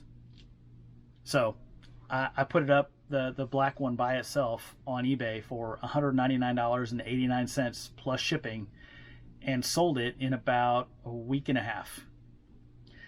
So pretty awesome. That's a pre-tax profit of $49.55 or a 24% profit margin. So rationalizing it in my mind, I think of my knife costing $125 and taking 50 bucks off. So now I've got a really cool knife for maybe 75 bucks. I know that's not how it works, but I'm going to tell myself that. All right, and the best sale of the week is this Gatorback Contractor Pro tool belt. I picked this up at a garage sale. It's been a handful of months ago. I dug it out of my my Money Mountain and got it listed up probably about a month and a half ago or so. I just been kind of dreading it because I thought it was super dusty and it was had a bunch of drywall screws in there. And I was like, man, I'm gonna have to clean this thing up so I can sell it. And then it started going through my head. I was like, do I really need to clean it up? It's a tool belt. It's gonna be used outside or indoors maybe, but for construction. And it's gonna get just as dirty as it is right now in a week whenever somebody starts using it, if they use it as intended. So I have a bristle brush I use to clean some things up with. I just knocked off the dust real quick. Spent about 2 minutes just kind of knocking off the obvious stuff. Took all the extra screws out of the pockets, and yeah, got it listed up. So paid $5, sold it for $74.62 on an offer. So that was a pre-tax profit of $52.30, or a 62% profit margin.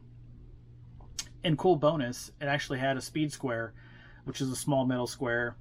They call them speed squares because contractors or people that are working in construction, I used to use one whenever I framed houses. You can get it out and you can make angle cuts or lines or with them really fast. It had a speed square in the pocket, and one of the pockets pouches, which if you go buy that, it's $10 by itself. So I have an extra speed square, and I only paid $5 for the belt. And honestly, I probably have about $5 worth of screws. There was a lot of drywall screws in those pockets, so pretty cool pickup. All right, that is really it for this week. That is everything that was sold. We're right in the middle of the next week, and sales are ticking along, so I'm super happy about that. The channel is going phenomenally well. I'm getting a lot of people watching videos and leaving comments, and it's just like completely blows my mind every time somebody does that, because I'm like, man, somebody really is paying attention to this stuff and spending time watching it, and it's a very humbling experience. So I say that sincerely. Yeah. So thank you for watching very much. If you have any comments or questions, please leave those down below, and I'll make sure and get back to you. And until next week, have a great day.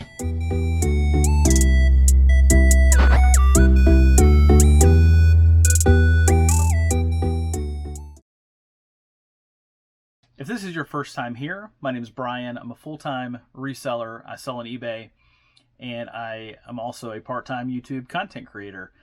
On eBay, I sell in the everything category, so I sell pots, pans, tools, clothes, stuffed animals, you name it. Just anything that has profit attached to it, I probably sell it on eBay. Today we're going to pack and ship an order and talk about the process that I use start to finish, and then we're going to talk about the worst and best sales from last week. We're going to get into all that. Stick around.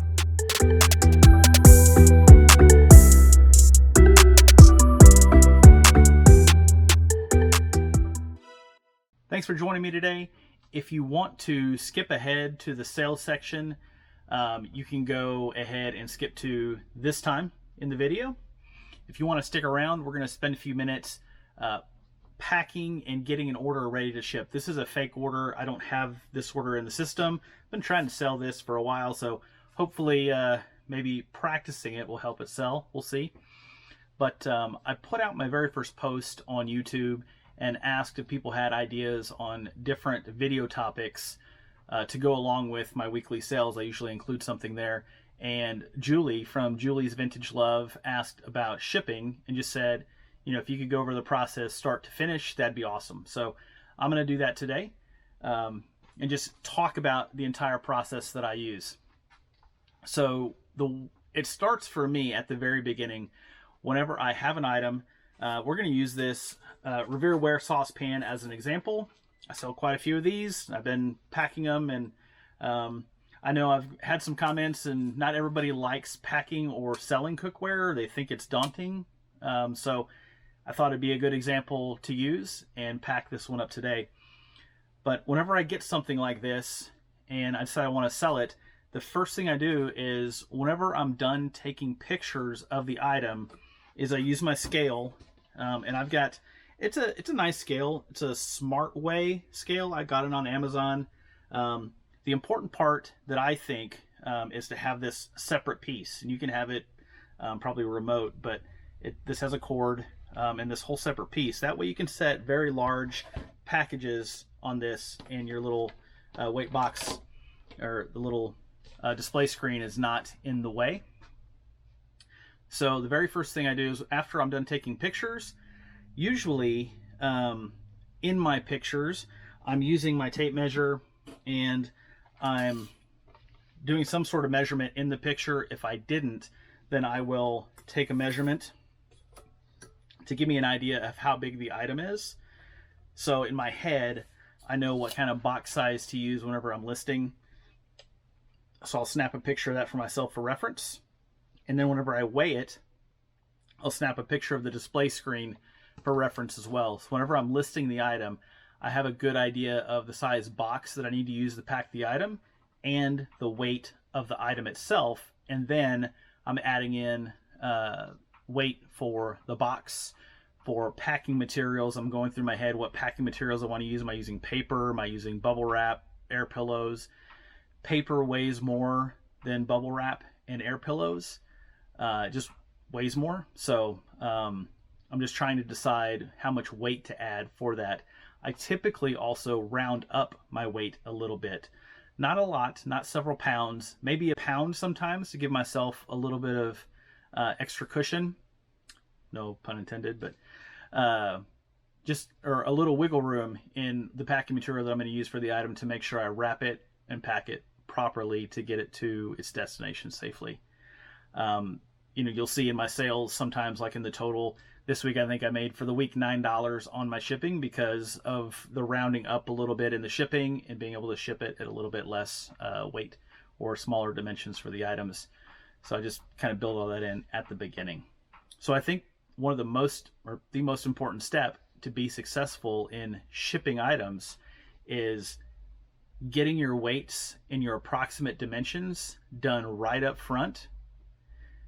That way you have an idea of what the shipping's, what to put in for the shipping. Now this is all based, I should say, on calculated shipping. I use calculated shipping for 99.7% of the items that I sell. If you're doing free shipping, that's going to be a little bit of trial and error. I used to do free shipping whenever I was primarily selling clothes. It's a lot easier to know that one pair of pants, it's 2 pounds and it goes in this envelope. It's going to cost, the most it's going to cost you is X amount going anywhere in the country. A little bit more difficult when you've got saucepans that weigh, anywhere from 2 pounds to 4 pounds to whatever pounds, they weigh. Different boxes, different packing materials, all that sort of thing. So I would really encourage you to maybe, especially if you're new to reselling, to take a look at calculated shipping so that you're covering your bases and you're not losing your rear end on shipping costs. So that can really bite you. The other alternative is if you only have just a handful, and I mean a handful of items that you're listing, is you could pack it right from the beginning, weigh it, measure it, the whole deal, and know what it's going to cost to ship and put that as your shipping or build it into your price. That gets really tough and it takes up tons of space if you're doing that with a lot of items. But if you just have 10 or 12 items, it's not a big deal. So that being said, we're going to get into packing and getting this item ready to ship. So I've got a few things here. I've got my scale, so we're going to go ahead and weigh this saucepan. Turn on my scale. I've got mine set to pounds and ounces. All right. 1.4 pounds, or 1 pound, 4 ounces. 1 pound, 4 ounces. So for now, we'll go ahead and set this just right down here. This is actually where I weigh all my stuff to ship it. I keep my scale right here, and I push it under a rack whenever I'm done, but I set it right here so it's kind of out of the way whenever I'm shipping items. Got my handy dandy eBay tape gun. I leave my 25-cent sticker on there to remind me you don't need fancy stuff. I picked that up at a garage sale for 25 cents. I have my little hand roll of stretch wrap. I use this instead of, whenever I'm wrapping stuff inside of a box to go in a box, instead of putting tape all over it, because taking tape off stuff, especially if it's anything that's fragile, it's tough sometimes to get tape off things. So I use stretch wrap so that you can just cut right through with a pair of scissors or unwrap it if you can find the end of it. And it's much more, I think, customer friendly. So I use that a lot. Scissors, I cut my stretch wrap instead of just tearing it. I have a tape measure. I have a pen. I have my marker. I have my fake shipping label. I've got my saucepan and the box that I'm going to use. This is the one that I would have selected to use for a saucepan whenever I was thinking about which box to use. This is a box I get commonly from a guy I buy boxes from. It's something that books or comic books come in for a shop. So it is a used box. I use a lot of used boxes. I do use some new boxes, but I'd say that probably 85–90% of the boxes I use are used, upcycled boxes. So so it's a good box. If you were to go buy this box just off the shelf somewhere, it'd probably cost you $1.50. But you know, luckily used boxes, I've probably got, I don't know, 10–15 cents into it, so I like that. So first thing I'm going to do is I'm going to put a little bit of packing paper in the bottom of this box just for a little bit of cushion.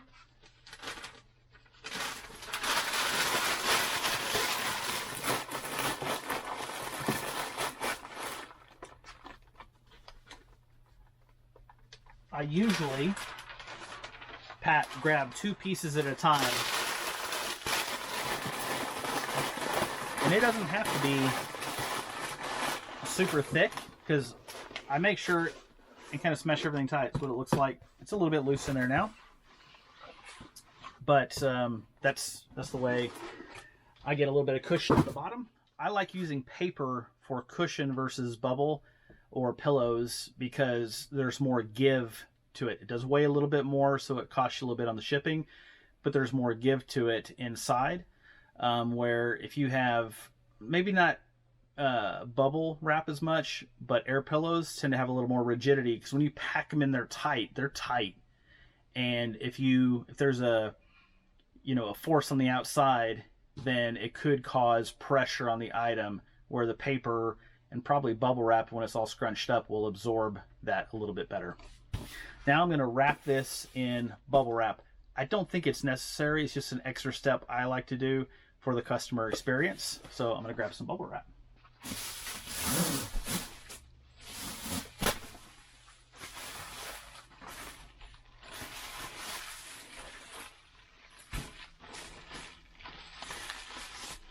I think the saucepan would get there just fine without it, but again, it's just one of my quirks.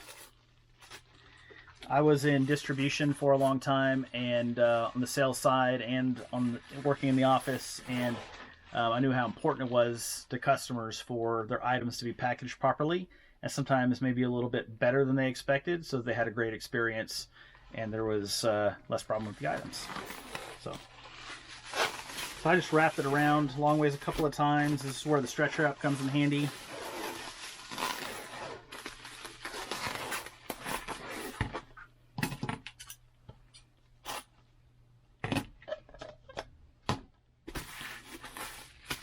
That's what it looks like. Nothing very fancy, but just gives it a little extra layer of protection. Again, I don't think you need it, but I just like to do that. So now we've got our saucepan in there, and I'm going to put some pressure on it, but that's what it's going to look like right there.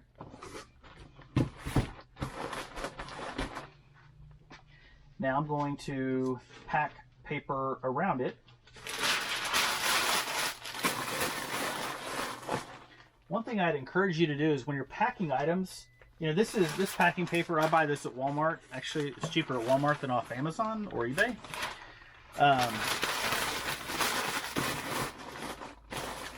It might be tempting to look at the cost of a sheet of packing paper and start, you know, nickeling and diming, you know, kind of taking the cheap way and putting less packing material in the box to try to save some money. But I'll tell you, the first time you get something that's damaged, you'll wish you put in an extra piece of paper. So I always tend to pack very well.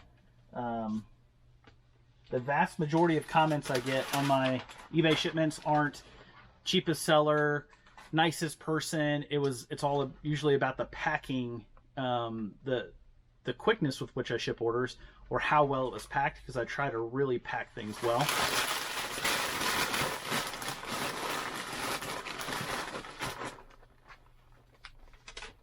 And I'm not saying that everybody has to do it this way. It's just the way that I do it. Again, I want to make sure my customers have the very best experience whenever they're opening a package that I ship to them. This last one, grab one.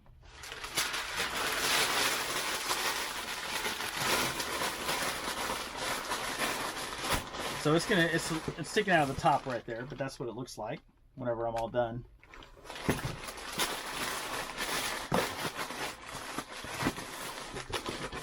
Whenever you're packing an item, you want to make sure that when you're having to put pressure right there to get your packing material in, not just like sitting on the thing kind of pressure, but just, you know, putting some pressure on it to get it to close.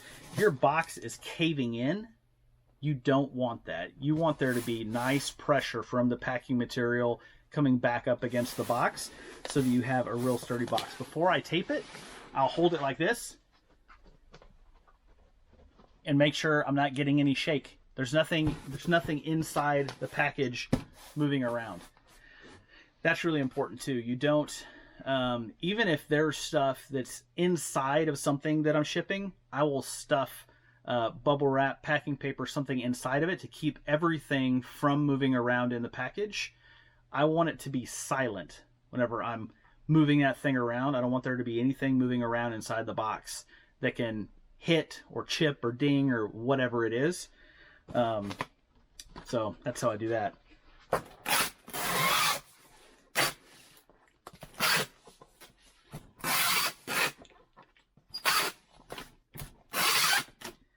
Whenever I'm taping, I don't just do a piece across the top both ways. I go all the way around the box. That was a recommendation from one of the gals that works at the desk at my local post office. She looked at one of my packages one day and she goes, you know, if I were you, I would go all the way around the box. She said that way, in case a box gets crushed or it splits open for some reason, if you have the tape going all the way around, it's more likely to hold your box intact and you're less likely to lose something out of your package. I've never had that happen to me, but made a little bit of sense, and tape in the grand scheme of things is pretty cheap, so that's what I do.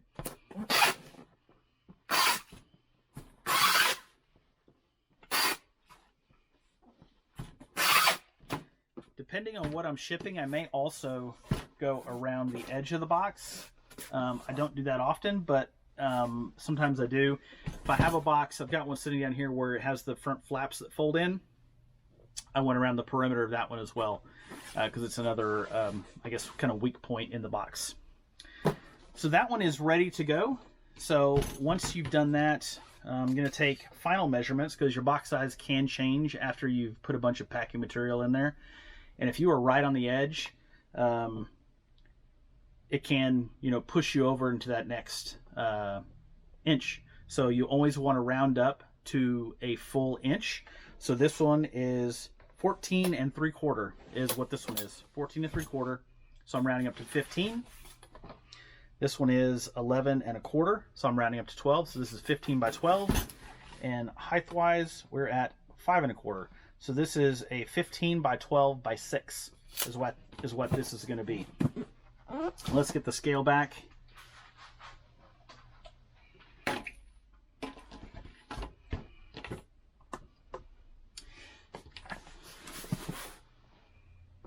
Put that on the scale. We are at 2 pounds 9 ounces. You can throw the label on there. Doesn't change. I've had it change before. I had one change today from 12 to 13 ounces whenever I put the label on it on the scale, and it pushed the shipping up $1. But it was okay. I had it built in already, but I was like, dang it. But yeah. So we're at 2 pounds and 9 ounces with the label. We were at 1 pound and 4 ounces without it. So we had 1 pound 5 ounces of shipping materials. So that's box, paper, bubble wrap, everything. Once you start shipping items like this is the, I don't know, 20th, 25th saucepan I've packed up in the past few months.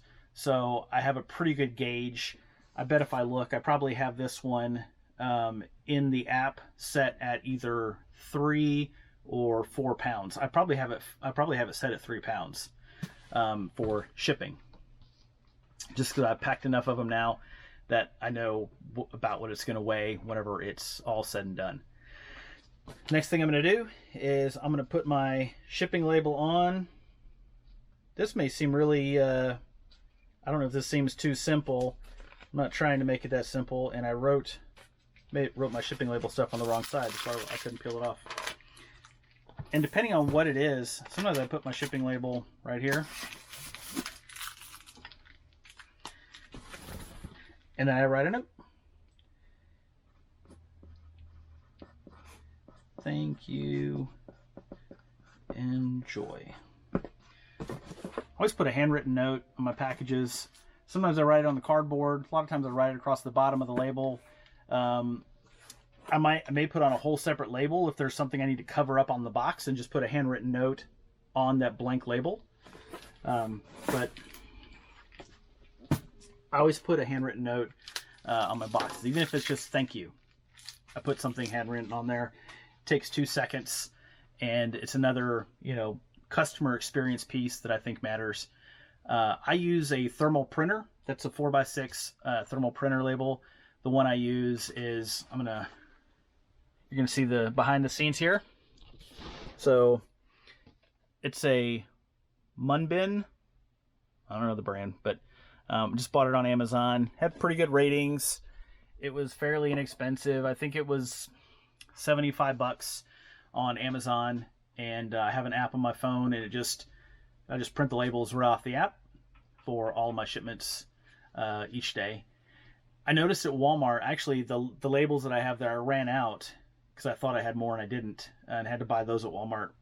Walmart is selling a thermal printer now that looks identical to that, but it's their own brand, I think, and I think they're $80 or $90, so it's fairly inexpensive. And now if you want a thermal printer, you can just go pick one up at Walmart right off the shelf.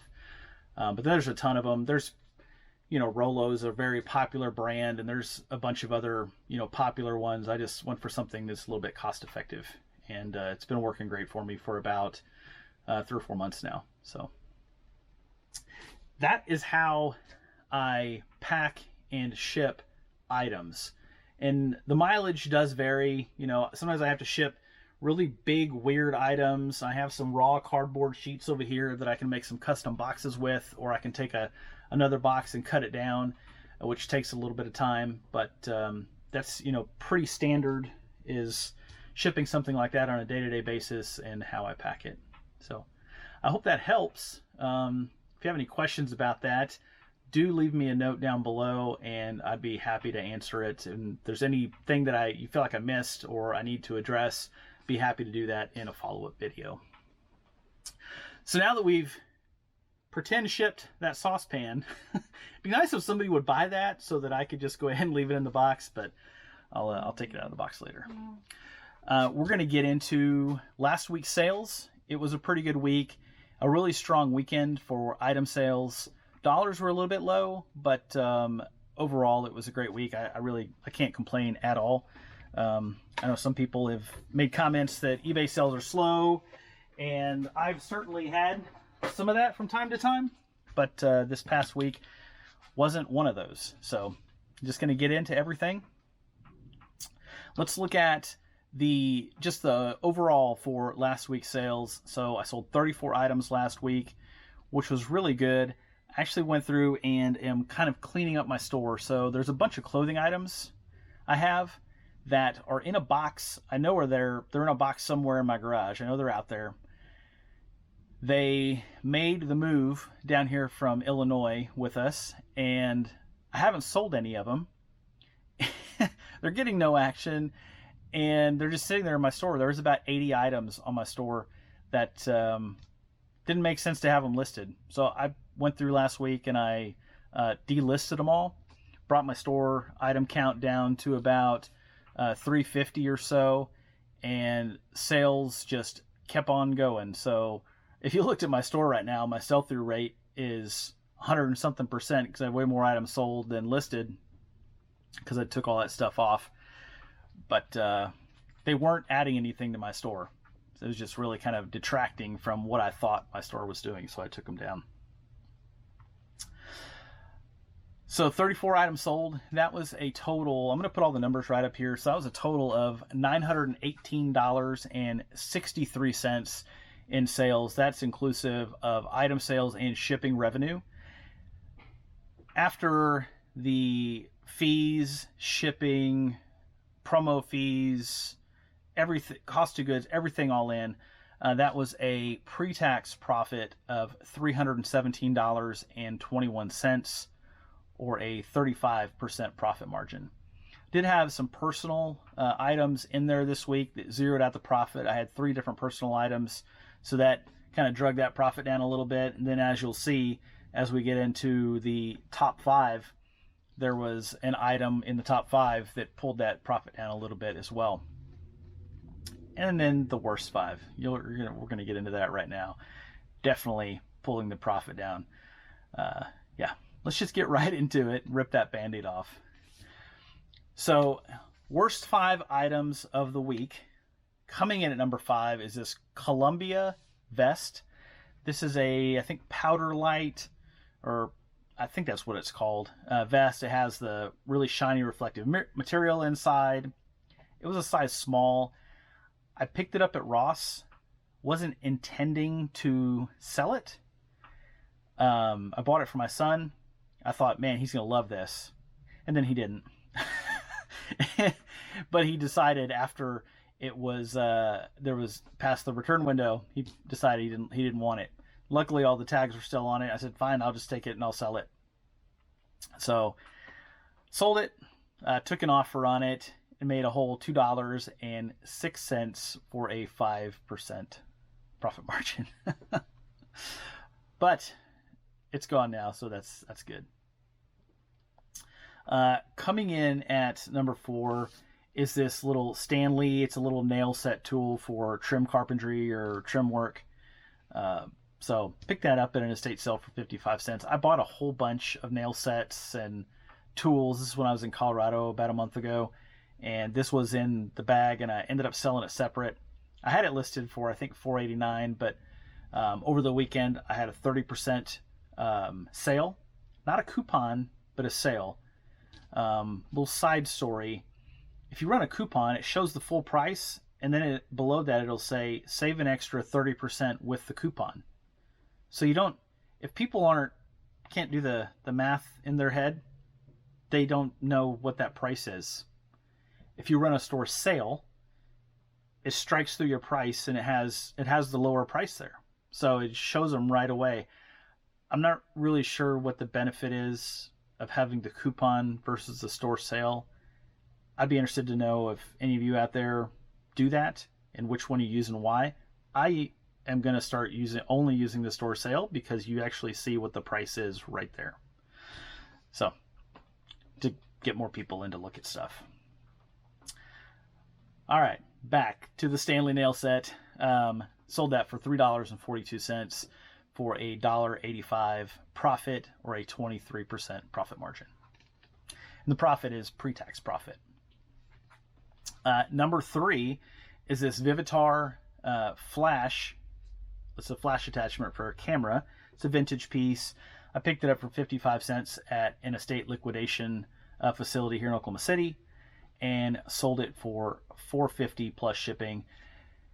This one I'm not too bent out of shape about. I'm not bent out of shape about any of them, but this one, even less so than others, because this was part of 4 items that somebody bought. So he bought this one, he bought another flash from me, and 2 mugs. So I had about $1.50 or 60 into about a $25 plus shipping sale that that went out. So it ended up being pretty good overall. It's just for the whole thing, but this one item, $1.71 profit, 24% profit margin. It's just really low profit by itself. All right, number 2. So second worst sale of the week is this cassette holder. When I was listing this, I was really contemplating, should I even list it? And I just threw it up. I don't know why. I guess bad judgment. Paid $1 for it at a garage sale and sold it for $6.22 plus shipping. The reason I bought it in the first place, it's super boring looking. It's not a cool case or anything, but because it's for cassettes and you have to go buy used or vintage or old things to hold cassettes now. So that's why I picked it up. But $6.22 plus shipping, so I made $1.49 or an 11% profit margin. Glad to see it go out the door. Been wondering about that one for a while. I've sent out a lot of offers on it. I think I've sent out offers better than 30% before. Had no action, and put it on the 30% sale, and it went right out the door. And then the worst item of the week. This is the second one of these I've sold. I sold one a few weeks ago. It sold for full price, luckily. This one sold on the 30% sale, and it sold, I paid $15.23 for it at TJ Maxx. Brand new with tags. It sold for $17.42 plus shipping. I lost 3 cents. I was just right on the edge. So whenever my profit margin calculation came out to 0, instead of, it would have been like negative 0.03 or something, but came out to 0% profit margin. So I barely lost money, but I lost 3 cents. So glad to see that one go out the door. It's the last one of those. No more inventory from TJ Maxx. I still have inventory from Ross sitting up there, unfortunately. Got a couple pair of socks and a few hats and things, but we'll get those, and a few pair of shoes. So we'll get those out the door. But now we get to talk about the best 5 sales of the week. This is going to be the fun part. Some cool items in here. Cool to me. Coming in at number 5, 5th best sale of the week, are these Starrett machinist punches. I've heard people call them Starrett or Starrett. You can probably say Starrett, but Starrett is how you. It's a e Starrett, or like a I sound. Starrett. It. There you go. Not that anybody needs a grammar lesson, but picked these up at the estate sale in Colorado with that whole bunch of stuff. There were 6 of the little punches in there. Picked them up for $2.20, sold them for $20.41 plus shipping, for a $16 pre-tax profit, or a 60% profit margin, which is really where I want to be. Number 4 are these hearing aid batteries. I did a short video on those last week, because talking about free inventory, because I got them for free. I don't remember if it was a garage sale or a estate sale. I think it was a garage sale. And there was a free box sitting up on the porch. You'll see them at both garage and estate sales. Usually they're either by the curb or sitting up somewhere, and there'll be a flap on the box that says free on it in black marker. And just walked up and looked down there, and I saw a couple boxes of hearing aid batteries that were made in Germany and still had plenty of life left in them. And I picked them up, took them home, listed them up. I've had them listed for a few months, but got them sold for $19.89 plus shipping, for a $17.70 pre-tax profit, or 66% profit margin. I got a comment on those after that video, and somebody said, it's crazy what people will pay for. They're free here in, I think they said, the UK. And I said, really? And apparently, if you have hearing aids, I don't know if it's clinics or hospitals or the hearing aid centers, I think might have been the comment, provides free batteries for your hearing aids anytime you need them, which I thought was awesome. Let's see. Number 3, let's look at number 3. So the third best sale of the week are these purple Doc Martens, purple suede Doc Martens. These I did buy at Ross, paid $55 for these. This is the second time I've sold them, so I lost about $7 on them. It still would be the third best sale of the week. I didn't take the $7 out of my profit, but I had to have them shipped back to me because of that. So they cost $55. Sold them for $99.89 plus shipping for a $29.59 pre-tax profit, or a 27% profit margin. Not a great profit margin. It's not something that I would buy again, even though I made $30. This is not the model that I'm pursuing. I'm looking for higher profit margins and something that's going to sell faster. I've had these. I sold them about a month and a half ago. Got them back. But before that, I had them for about 4 months. So it took quite a while to get them sold. Let's see. Number 2, second best sale of the week, is this Frederick Post Versalog slide rule. It's made in Japan, has a really cool leather case. I don't understand what's going on with it. I'm sure it has very complicated mathematical measurements, and I looked at it. I thought it was really cool. And it was kind of a surprise extra. I bought a drafting kit at this church sale, and it wouldn't close because this slide rule was sitting in with the drafting kit stuff, and there was some A.W. Faber lead holder pencils that I've already sold that were sitting in there as well. So I sold the pencils, the lead holders, for I think $23 or $24 by themselves. Sold this guy. I assigned a cost of $1. Sold it for $38.42 plus shipping on the 30% off sale for a $33.12 pre-tax profit, or 73% profit margin.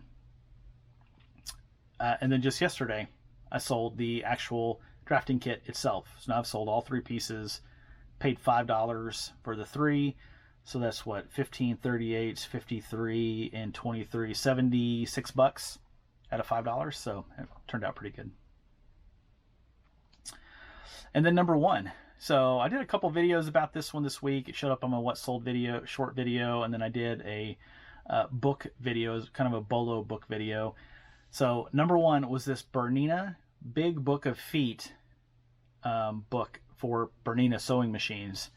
I was at an estate sale this past Saturday morning, walking around, and saw a bunch of stuff, in a room. There's a bunch of board games, and this one book was sitting there, and I picked it up. I knew the name Bernina. I know they have very high-end sewing machines, and just on a whim, I was like, I'm going to see if this book's worth anything. I don't know. Maybe it is. And I hadn't even looked at the back yet to see that there was a $99 price tag on the book. But I looked it up, and I was like, okay, these are worth something. I'll pick it up. And I didn't calculate the sell-through rate. I just saw that some had sold. So I thought, I'll pick it up. And I asked the guy, and he goes, oh, they're $1. So I'll gamble for $1, take it home. I narrow down my search results, make sure I'm looking at the exact book, just perfect match, and find out it has like a 300% sell-through rate on that book. It just blew me away. The cheapest price that was listed was $85 free shipping. I listed mine. I don't love free shipping, so I just put mine at $79.89 plus shipping, knowing that it may go to somebody close to me and they get a little bit better deal than $85, or it may go, all the way to Washington or Maine and cost, more than $85. So it could go either way. Interestingly enough, it went to, I think, New Jersey, and with shipping, it costs more than $85. So I'm interested. I did promote mine, so mine showed up at the top. So I put 2% on it, so it showed up at the top of the listings, and maybe that's what did it. But I'm a little interested to see why mine sold versus they paid more for mine versus the $85 book. I don't know. I looked through their listing, it looked just fine, but mine sold, and it sold in about 10 hours. Just, again, completely blew my socks off. So I told my wife about it, how cool it was. Woke up the next morning and saw a sold notification on my phone for it. That's something to look out for. If you see the name Bernina on any sewing stuff, I definitely comp it to see what it's worth. I know the feet themselves can be worth really good money. I've seen other resellers on YouTube talk about those and getting some and selling them. I've never gotten that much into sewing machine parts, but I don't mind selling that book right there. That's for sure. Well, that's really it for this week. I hope I didn't ramble too much. If you have any comments or questions about any of the sales or just about anything that I talked about, or just any comments or questions in general, feel free to leave them down below and I'll make sure and get back to you. But until next time, have a great day.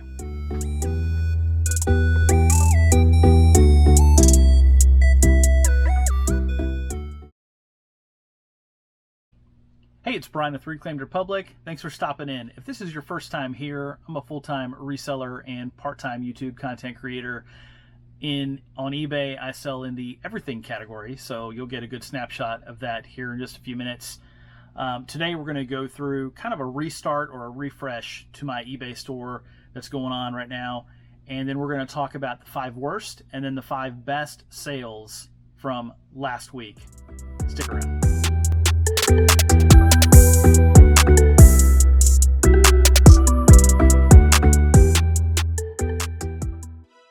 So I noticed over the past couple of weeks, I've seen, about the past 3 weeks, kind of seen a downward trend in sales on eBay and my eBay store, as well as the profit margins. And there's a few different factors that play into that. I think my merchandise is too low priced. And I say low price, not that I'm lowballing, but that it's inexpensive merchandise. I don't have as many high ticket items going out. Typically my higher ticket items have much better profit margins attached to them. So I have fewer and fewer of those going out. The pricing, the item cost of my inventory is not where it needs to be. So I don't have enough higher value items. Tie that into my acquisition cost being higher than normal. I'm not in garage sale season, so I'm primarily shopping estate sales and thrift stores, and I'm paying more for merchandise right now than I typically would if I was shopping at garage sales. So it's really caused me to stop and think about my eBay store and really so I did kind of a full review of everything I had listed. I went through and I delisted about 30 items in the last couple days that, looking at no action, low value items, and just weren't adding anything to my store. So I delisted those. Those are going to go in a donation bucket and they're going to go to the thrift store. Those aren't items that I feel like having take up space in my store any longer. In addition to that, I picked on another about 35, 40 items that had a little bit, some views, maybe a watcher, but just lower value and very old in the store. And I put those on a 50% sale through the end of the week. And then I'm going to see what happens at the end of the week. And I may take that same group of items and increase it to 75% off just as a clearance to move things out. And if they don't sell at 75% off, they're getting donated. So again, there are a lot of low value items that I just need them to be gone. They're not adding, there's not a big benefit to my store right now other than the item count, which item count doesn't matter to me as much as sales quantity and sales dollars coming in. I don't really care if I have 1,000 or 100 items if I'm making sales and dollars are coming in with it, and profit, obviously. But so I'm making a change there. I've also really kind of taken stock at how I'm sourcing. So when I don't have garage sales available to me, I had some last weekend. There were some garage sales going on. Not great ones, but there was a few out. The weather was a little nicer last weekend. But while we're not heavy in that season, I need to diversify where I'm sourcing. I need to lower my acquisition cost, and I need to have different outlets to pick up, higher value items. One thing I don't take advantage of today, and I couldn't tell you why, I just haven't, are flea markets. So there's about 4 or 5 flea markets in the Oklahoma City metro area. I know they exist, and I've shopped at them personally, a long time ago, I've not gone there to source items to sell on eBay, and I don't know why. I watch people online on YouTube that shop at flea markets. I'm like, man, those are some great deals, and I haven't been doing that. So, that's a miss on my part.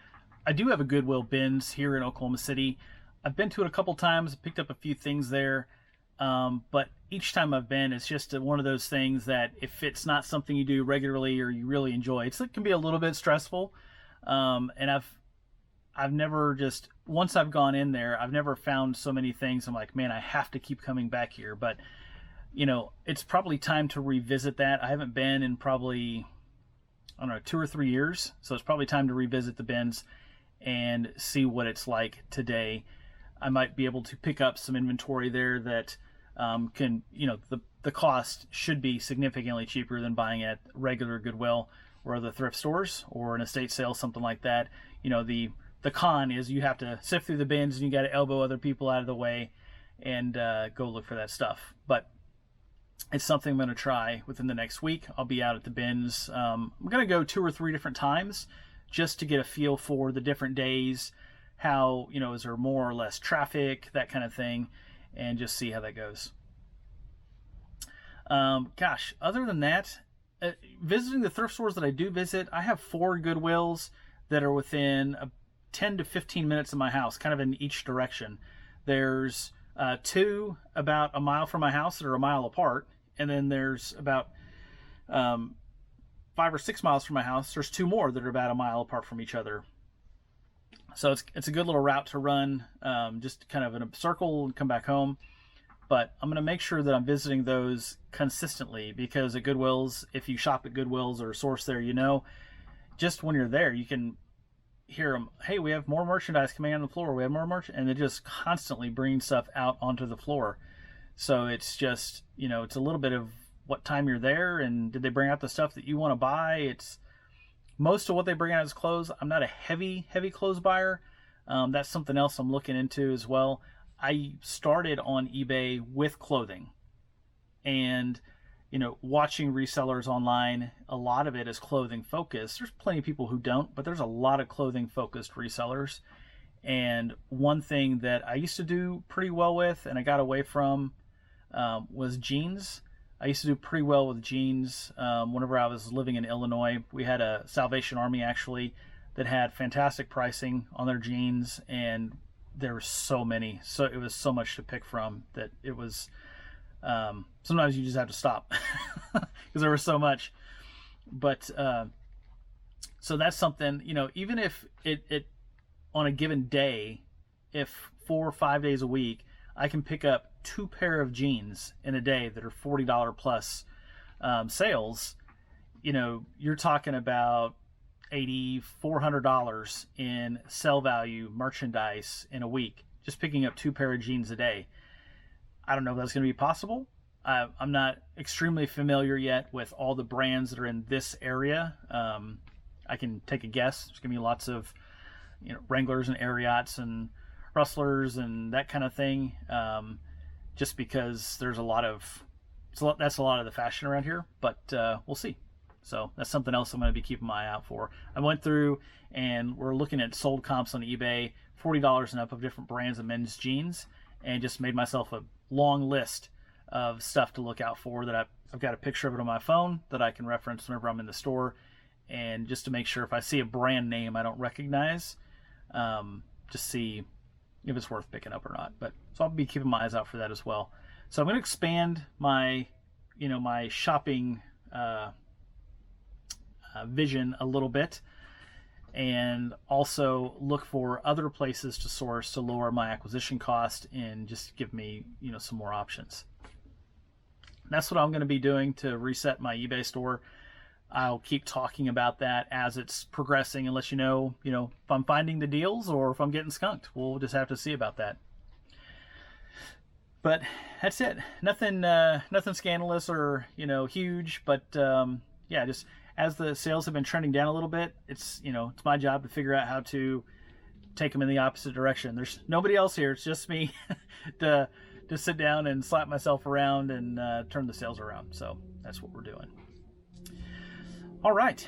Well, let's get into this. Was was a very short list. There was only 20 sales last week, so I'm glad there was enough that I could have a top, worst 5 and a best 5. There have been weeks, just a handful of months ago, where I couldn't have made a top 10 list, or there would have been overlap in the middle. So glad to have the sales. So I did send 20 items out the door last week. Total sales between item sales and shipping revenue was $436.57. After taking out shipping expense, promo fees, platform fees, cost of goods, everything, ended up with a pre-tax profit of $135.27, or a 31% profit margin. Not a great profit week at all. I was a little embarrassed by that by the time I got all the calculation done, to be honest with you. The number one source for products last week was estate sales. It's been a lot more of my focus because garage sale season hasn't been here, so makes sense. I had 8 promoted sales, or 40% of the items listed, and items sold on an offer or a store sale were 55% of the items. 11 items were 55% of the items, and 4 double dips. So 4 items are sold on either an offer or a store sale and were promoted.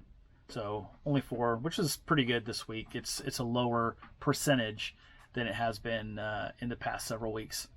I did run another store sale this past weekend. I ran it at 30% off again, similar to what I did last week, and didn't have near the results. So only sold about 7 or 8 items over the weekend, and I was kind of surprised by that. But again, I need different, more, whatever you want to call it, merchandise in my store to really prompt those sales. If you don't have stuff people want to buy, the 30% off is not going to make them buy it. So just the way that goes. All right, now let's look at the worst 5 sales of the week. So coming in at number 5 this is a cool hat. This Turner Brothers palm hat. I bought this in an estate sale for $2.20.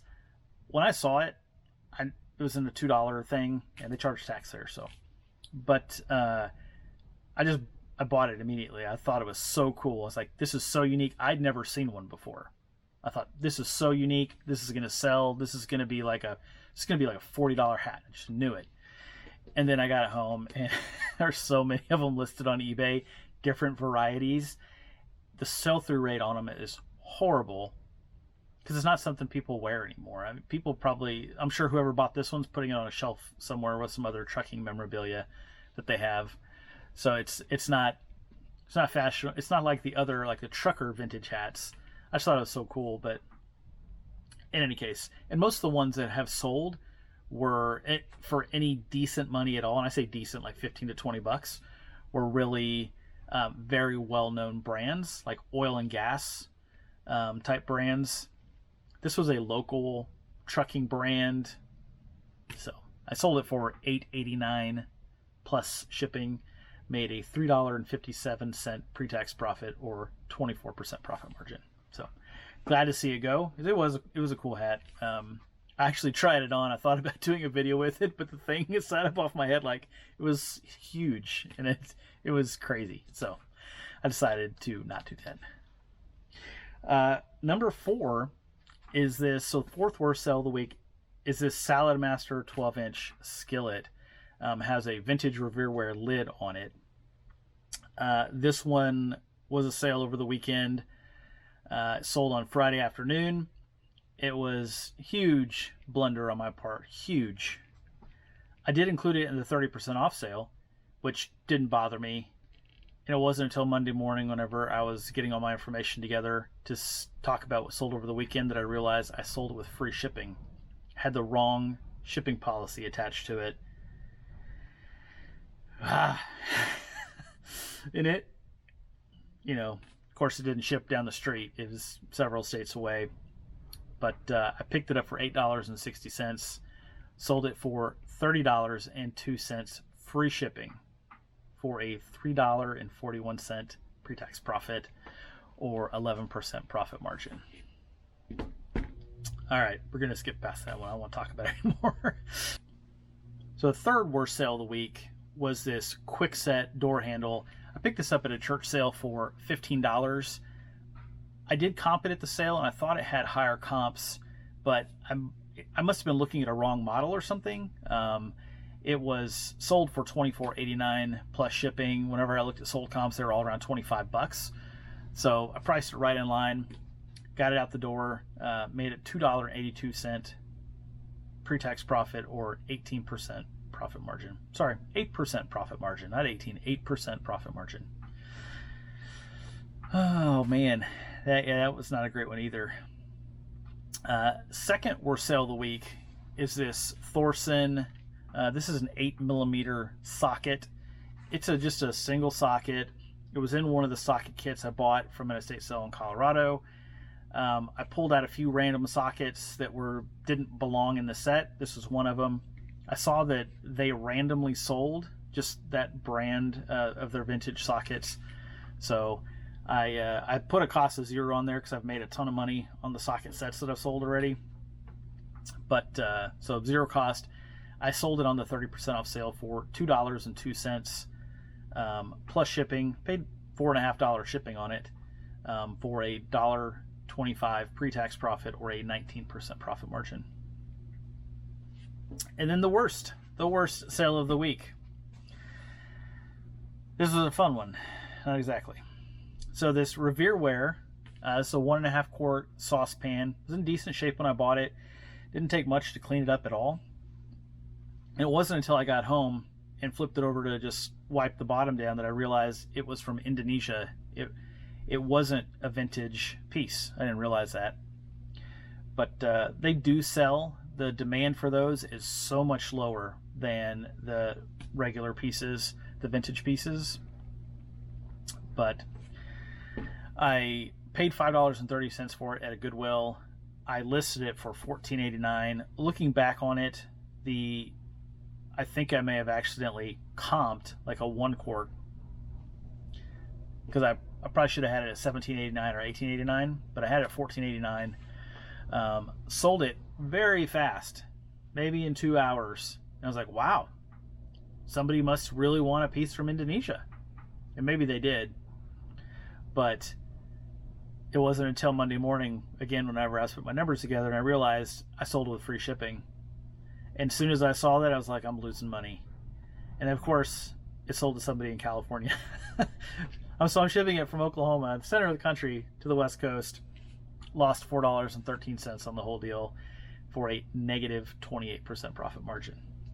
Could have been so much worse. You know, there could be much worse things that happened than losing $4.13.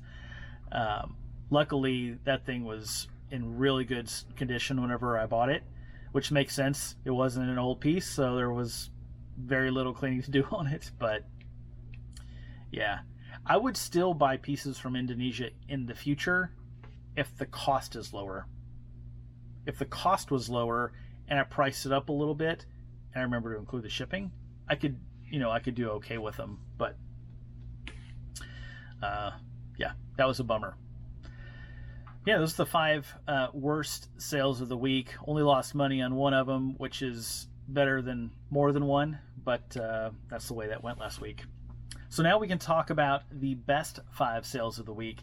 And because of the conversation I was having earlier about the lower value of product selling, there's not any massive winners here, but there's definitely some money here. So we'll talk about those.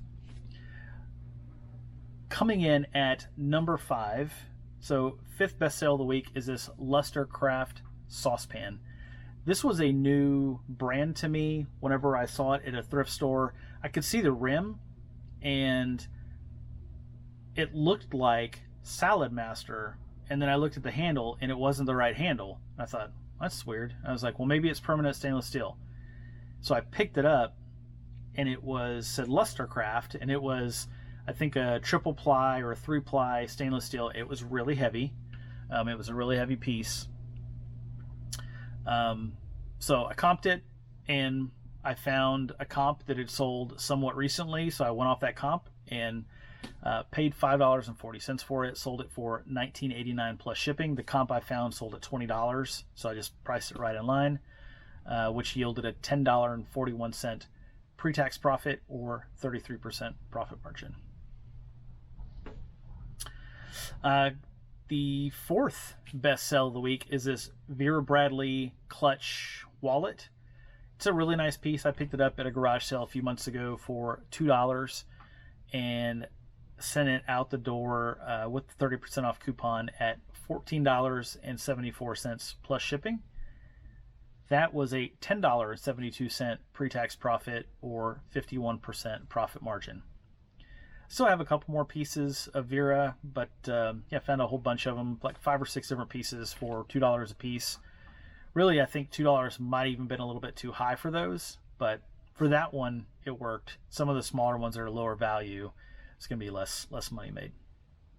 Good thing is they were all really clean, and they're so easy to take pictures of. So I got pictures of all of them in like 10 minutes. All right, coming in at number 3 is this Stanley 24-inch ruler that has brass caps on the end of it. I picked that up at the same estate sale with all the tools in Colorado. Picked it up for $2.20 and considered keeping it. I thought about using it for pictures of products and whenever I'm taking pictures for eBay, except for the numbers go from the top down, not the bottom up. So just didn't quite work out. So I looked it up on eBay, what they sold for, and was like, oh, I should sell this thing. So paid $2.20, sold it for $16.72 plus shipping for a $10.97 pre-tax profit or a 40% profit margin. That was a really cool item. I'd never seen one like that before. I never see another one, but thought it was pretty cool. Number 2 is another Thorson item. That's funny. Second worst was a Thorson. Second best is a Thorson. I just noticed that. Thorson screwdriver lot. So I picked up these Thorson screwdrivers at that same estate sale where I bought the sockets and the ruler. They're really nice screwdrivers, and I didn't comp them or anything. I was like, these will sell. Great brand, great quality, good condition, and I'll just put them in a lot. So I paid $4 for the lot of screwdrivers and sold them. I had to make up my own price. I ended up taking an offer. So I think I put them at maybe 27 or 29. I wasn't sure, 25, somewhere in there. I don't remember. But there was no sold comps or listed comps or anything, not in product research going back 3 years. Just was really nothing there. So took an offer for $20 plus shipping. So sent those out the door for a $12.63 pre-tax profit or 44% profit margin. And then number 1.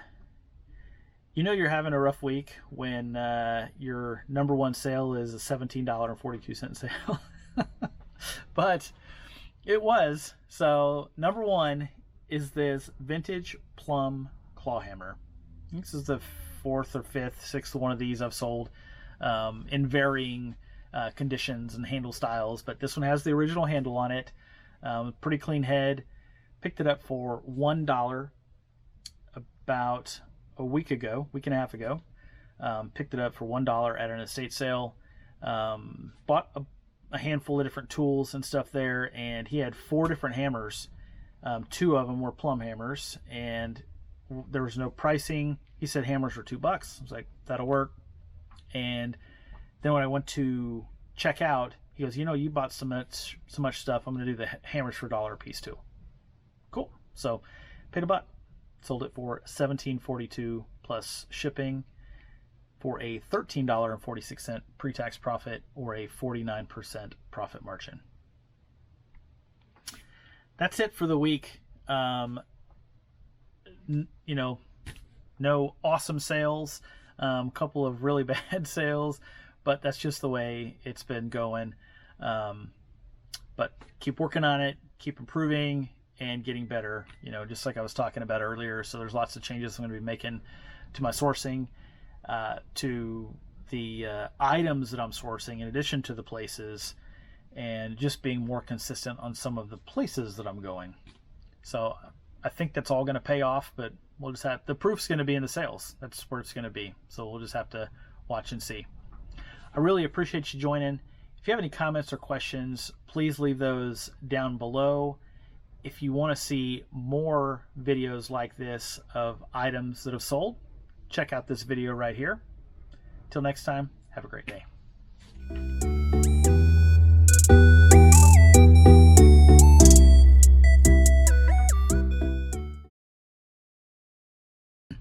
Today we're going to talk a little bit more about the store reset that I'm doing to really try to enhance my eBay store and pump some life back into it amidst the slow sales that have been happening the past couple weeks for myself.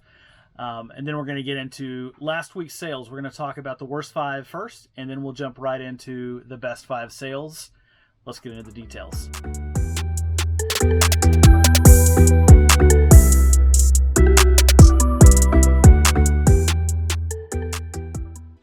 All right, well, if you're here for the thumbnail, we're going to talk about what I'm doing with my eBay store. Right now, I'm going through a little bit of a transition where I had a lot of carryover inventory from past purchases, and then even recently going to some estate sales and buying lots, stuff like that. I've made some, I don't know if I would say bad buys, because I pulled a lot of good stuff out of some of those lots and then ended up with some lower value merchandise that I sold off. The issue I run into is I'm selling stuff for $4, $5, $8 and just not making very much money on it. And sometimes those are the items that are taking up my time and my energy, and at the end of the day they're just really not worth selling. So for lower value items, I'm really taking the approach of maybe lotting those items up, and instead of a $5 item by itself, if I can find 5 $5 items and put them together in a $20 to $25 lot, I'll do that versus selling them one at a time for $5 a piece. Another thing I'm doing is looking for higher value merchandise. So I'm not looking for something where I can say double or triple my money that I'm going to sell for $10, but I'm looking for, got some examples here of items that I picked up yesterday, actually. So this is a good item. This is a Revere, not Revere ware, interestingly enough. It's a Revere buffet service piece. I picked up for $5.40. This should sell for about $50. And this should sell in about 30 to 45 days. I've sold one of these somewhat recently.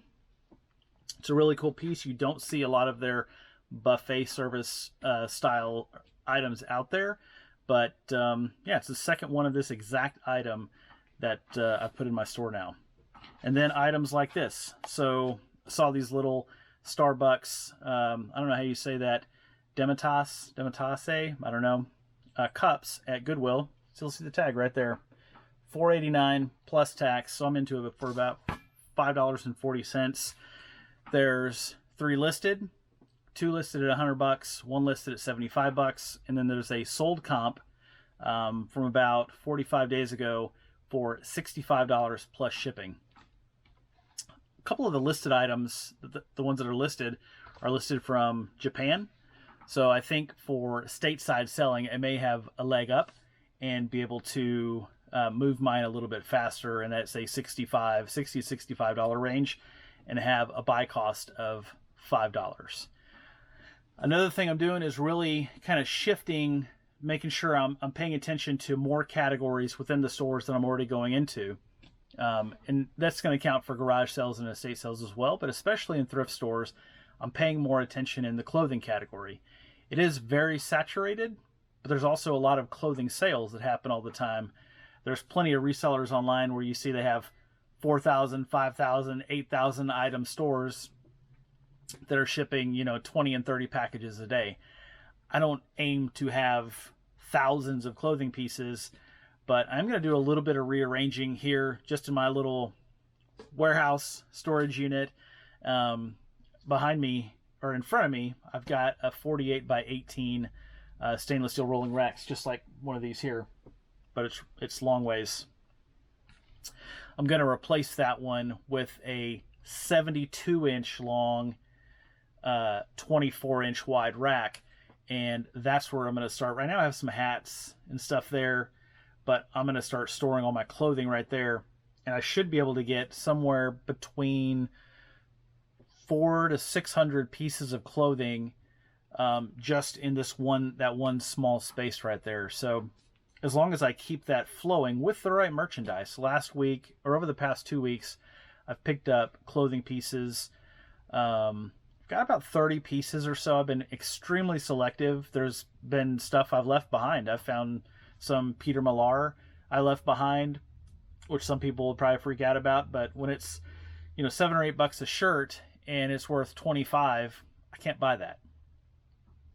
And I haven't found enough of them in a lot. A lot of them, they have the insignias embroidered, golf clubs, country clubs and embroidered on the sleeves. Or they just have maybe a company name. Those really aren't worth much, so I'm leaving that kind of stuff behind. But I'm trying to touch more categories in the places I'm already going to make the trips more valuable. I talked last week about if I can just pick up 2 pair of jeans, or, in this case, it's going to be probably a little bit more shirts. Not having a lot of luck in the jeans department. I'm finding too many very, very low-end jeans that they're asking $9.29 or $9.49 for. It's just not going to happen. So even today, I found a pair of 511 tactical. I forget the pant. There was a name for the pant. I forget the name of it. But I looked it up on their website and they're selling for $85. I'm like, oh, this is going to be great. They're like $7.49 at this store, and unfortunately on eBay they only sell for about $20 to $25, and some of them under $20. So as much as I like the brand, I had to leave them behind.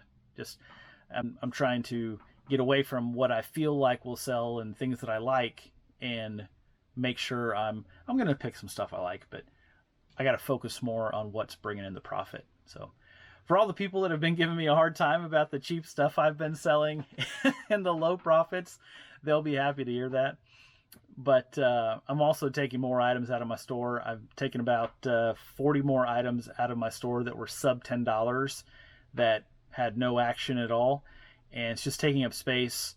And when I look at a lot of that stuff, the amount of money I have into 40 items is probably $10, maybe $10, probably not even $10. So it's just worth it to get it out and free up space, and really just focus on the quality of the listings I have up on eBay. It's kind of an eBay store update. That's, not a lot of probably great information there, but hopefully it helps somebody. If you have any questions about it, just let me know. I don't mind answering any questions. You want to give me a hard time about it? Give me a hard time about it. That's okay too. All right. Well, last week was bad. For me, it was really bad. I was watching Justin Resell's video, and he had a killer week for a couple of different reasons, and had some really good sales. I was watching Commonwealth Picker this morning, and he was talking about having a really good week, and then I've heard from other people they had a really bad week. So last week, it's all over the board. But personally, I had a really bad week. One thing I did a little bit differently is I messed up my store's, the store sale that I've been doing for about the past 4 or 5 weeks over the weekend. I had an event I was at with my boys, my wife, all weekend, and I forgot it started on Friday, and I forgot to start this sale for my whole store. I still had some items on 50% off clearance, which I sold a couple items. At that point, it's time to let them go if people don't want them at 50% off. And so Sunday morning, I realized, oh my gosh, I never started the sale. So I threw a bunch of stuff in the sale and not really any results. But it was slow for me last week. I sold a total of 13 items last week, which I've sold more than 13 items in one day before, so that was like, whoa. Took me back a little bit, but sold 13 items for a total of $313.55, which yielded a pre-tax profit of $109.56 for a 35% profit margin. I did list 33 new items last week as I was out and about hitting stores. So I really thought it was going to be a little better than that, but it is what it is. I can't go back and fix it. The number one profit source for the sales last week was estate sales again, second week in a row. 5 of the items were from an estate sale, or 38% of the items sold, which was actually different quantity, but same percentage of items sold as last week. So last week, 38% of the profit came from items at estate sales too. Interesting. But promoted sales, so 8 of the 13 items were promoted. So at 62% of the items, which is that percentage is pretty typical for me. And then items sold on a sale, like a discount or an offer, there's 4 items or 31%. That's a little bit lower than I normally see, but that's okay. And then 2 double dips, so 2 items that were promoted and sold on a sale or an offer. It's kind of the high level of store sales, but now we can get into the worst 5 sales of the week first. Let's talk about those. Gosh, it wasn't hard to find bad items last week, that's for sure. Coming in at the 5th worst sale of the week was this Salad Master steamer insert. Actually, I received the offer Sunday night. I didn't see it and accept it, and actually the sale didn't happen until Monday, so it fell into last week. But paid $4 for it. I didn't comp that. I saw Salad Master, and I just bought it. $4, yep, I'll take it. And sold it for $10 on an offer. The person did buy a Salad Master saucepan from me and didn't ask for combined shipping or anything else. So I took the offer. I did make about $6 or $7 on the shipping in total for the 2 pieces, which was nice. But I actually saw, so on Saturday while we were at the event, I had a break. I ran over to a Goodwill that was a mile away from where we were. That exact same Salad Master steamer insert. I walked, it's a brand new Goodwill. I'd never been there.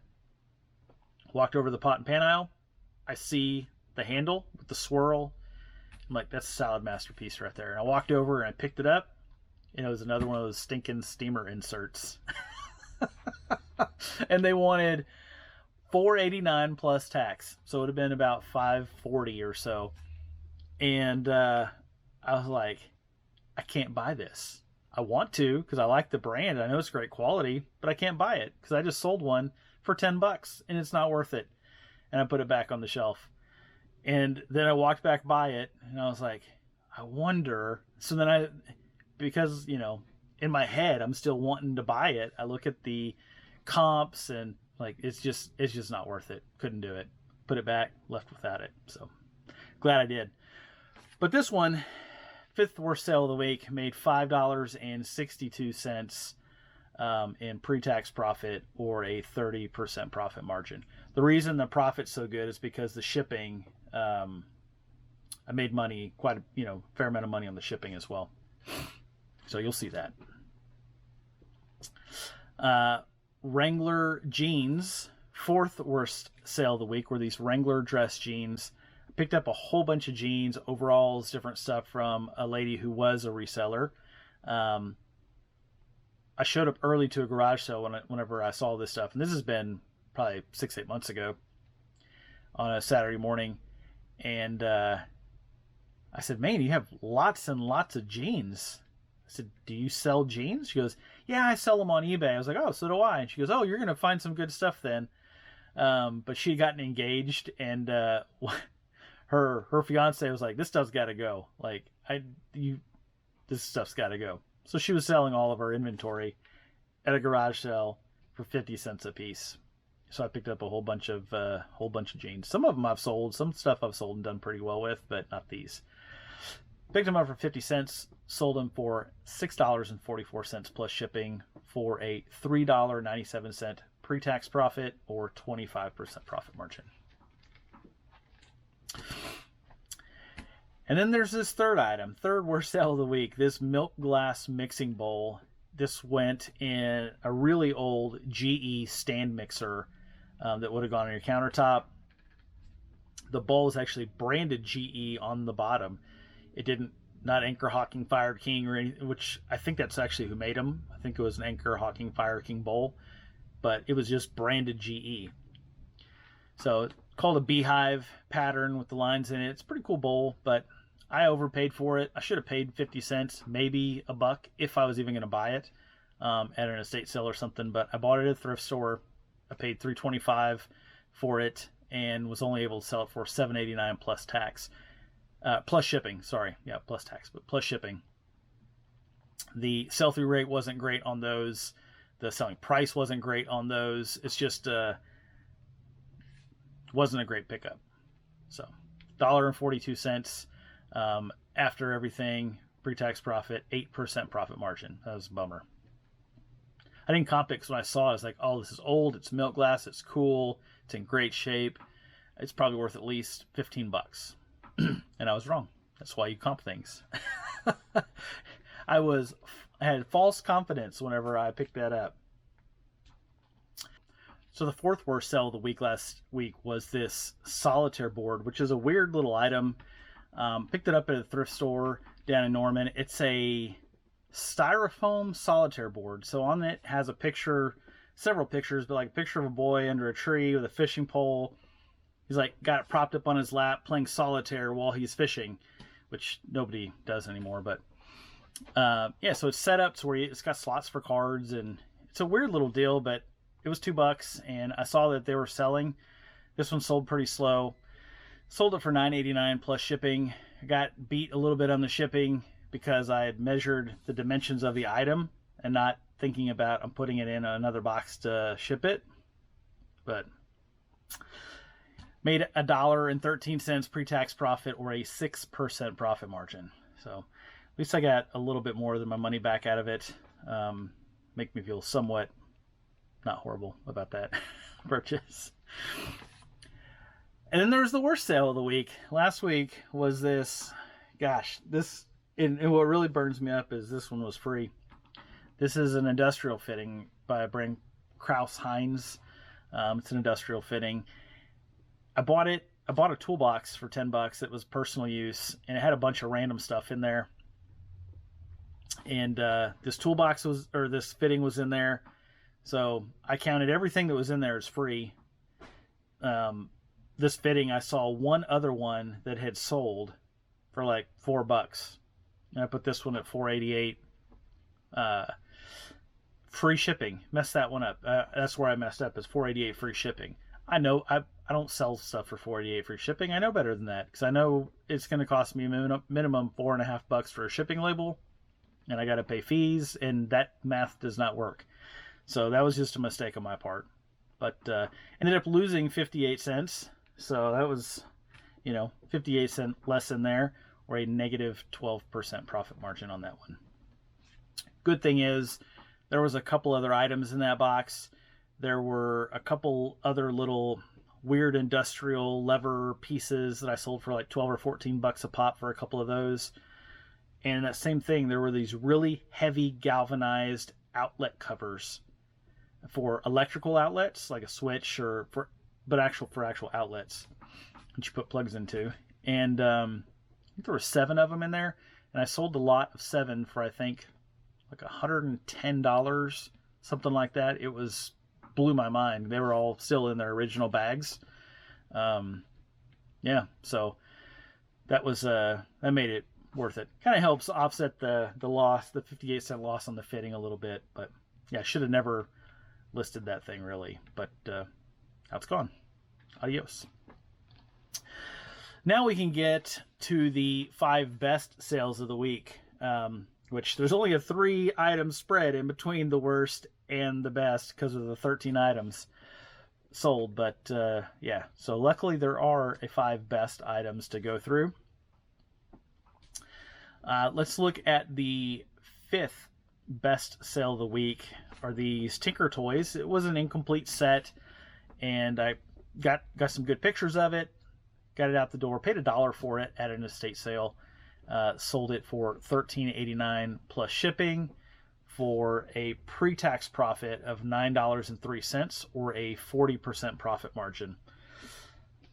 The lady that bought it left a review. I mean, she super excited to have those Tinker toys. So that was pretty cool. Fourth best sale of the week, and this is a little bit of a weird one. So these Wiss brand sewing scissors, they have like the faux turtle shell type handles on them. Picked them up at an estate sale for $2. Sold them on sale for $11.39 plus shipping. Made some money on the shipping. Pre-tax profit of $9.10 or a 47% profit margin. The person who bought them, the gentleman that bought them, messaged me, said, "Hey, I'm just giving you a heads up. Before I leave bad feedback, I'm disappointed in the scissors. They're very hard to operate, like open and close. They stick, and there's staining on the blades." And he's right. I knew there was some, rust marks on the blades themselves. Not like rust eating away at the metal, but like surface rust. And when I took the pictures, I had them open, but only slightly, so you could see some of it, but not all of it.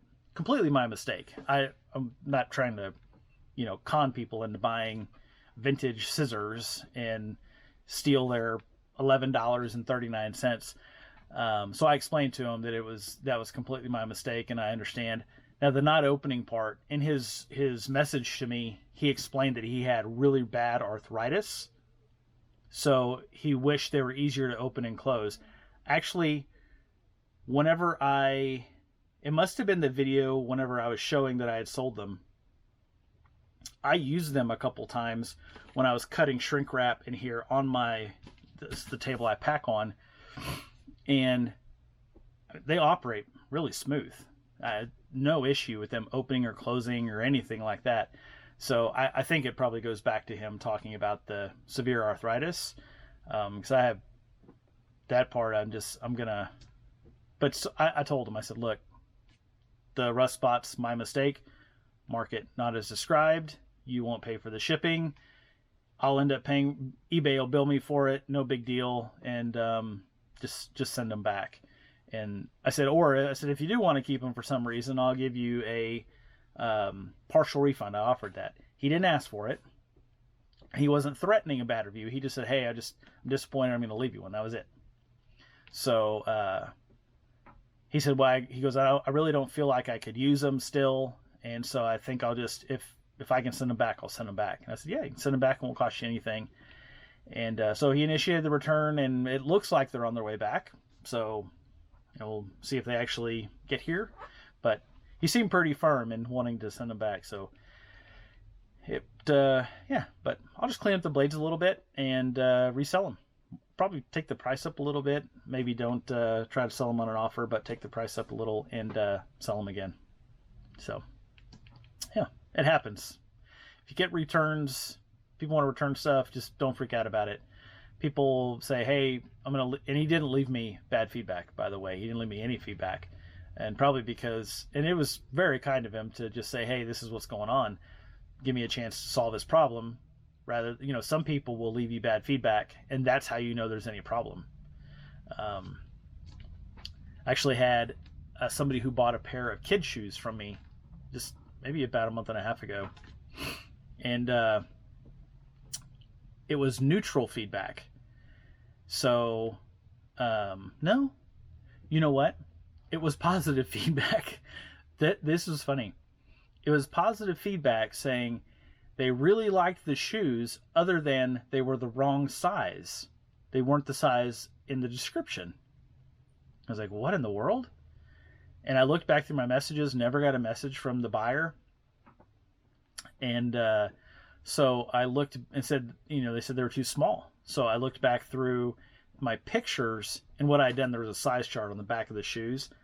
I had transposed the age range, the wrong age range with the size of the shoe. and because they were like for toddlers, they weren't not like a size 10 or something like that. And so I replied to her feedback and said, hey, I'm really sorry. I see what I did. Here's what I did. It was my mistake. You can send it back just like this. And I never saw a message back. And, maybe she has a friend who's going to take it or something. I have the shoes or gifted them. I have no idea. But, that was kind of a weird one. Positive feedback, sending the wrong item. And it was $20 plus shipping. So it was probably $30 all in for the item. And never asked her to return them or anything. So go figure. But just don't get bent out of shape on returns. It's part of the reselling business. It happens, and just move on down the road. All right. Number 3, third best sale of the week, is this Nintendo 64 Super Monkey Ball game. Or was that GameCube? Whatever it is, whatever it says up there, it's that. It's the Super Monkey Ball game. I picked it up at an estate sale on the half off day for $10. Sold it for $29.89. That one was free shipping, I think. No, that was plus shipping. That one was plus shipping. For a pre-tax profit of $14.07 or a 41% profit margin. Had a really good sell-through rate when I looked it up at the garage sale. The only way you could buy it is on half off day. Otherwise, it wouldn't work. So, and I say that some people might have bought it for 20 and sold it for 30 because it sold in about 24 hours. And it sold that fast, and that was the going price. Everybody was selling them for $30. So I do mine's at 89s, so 11 cents under $30. But so I didn't undercut the market, but it sold in 24 hours. Glad to see that go out the door. Next item is this grunt style fanny pack, crossbody bag, multi-purpose, man purse, whatever you want to call it. But paid $4.65 for this at a Goodwill right up the street from me. Brand new with tags. Sold it for $39.89 free shipping. So there was another one listed for $40 free shipping, and one had sold in the last 90 days for $40 free shipping. So I thought, well, I'm just gonna, roll with the crowd. Sold it for $39.89 free shipping and sold it in about 2 weeks. That was a $17.50 pre-tax profit or a 44% profit margin.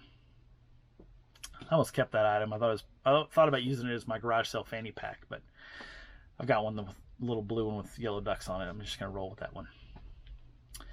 All right, and then number 1. So the best sale of the week is this Electrolux oxygen line vacuum power nozzle. So sold this one for $64.89 plus shipping. Paid $20 for it as part of the whole vacuum on Facebook Marketplace. I've still got the vacuum body over here.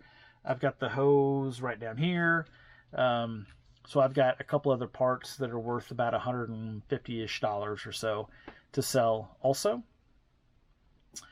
But pre-tax profit of $29.92 on that one, for a pre-tax profit margin of 38%. I like selling vacuum parts. Their vacuums are generally very durable to ship and just having them for a period of time. And if you buy the right brands, Electrolux is a great brand to buy in canister vacuums if you get it at the right price. I paid $50 for the whole vacuum, so you need to get it at the right price. So you can buy it for $50 and sell it for $250 worth of parts or more. So I've been able to buy some vacuums for $10 or $20 and then part them out for $300 and $400 before. It's been crazy. But Electrolux vacuums are good ones to buy. Watch out for those. Not very plentiful where I live, so you just got to really search for them and take the opportunities whenever they come. But well, that's it for this week. No awesome, huge, bonkers sales.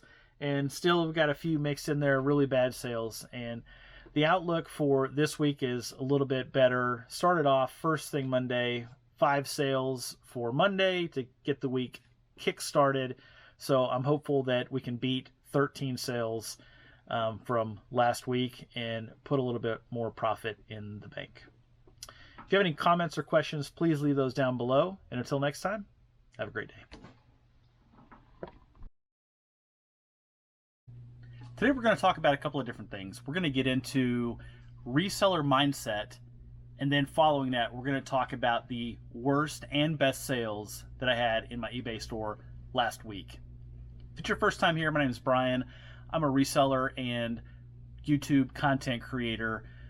In my eBay store, I sell in the everything category, so you'll get a good picture of that today as we get into the worst and best sales. Stick around for more.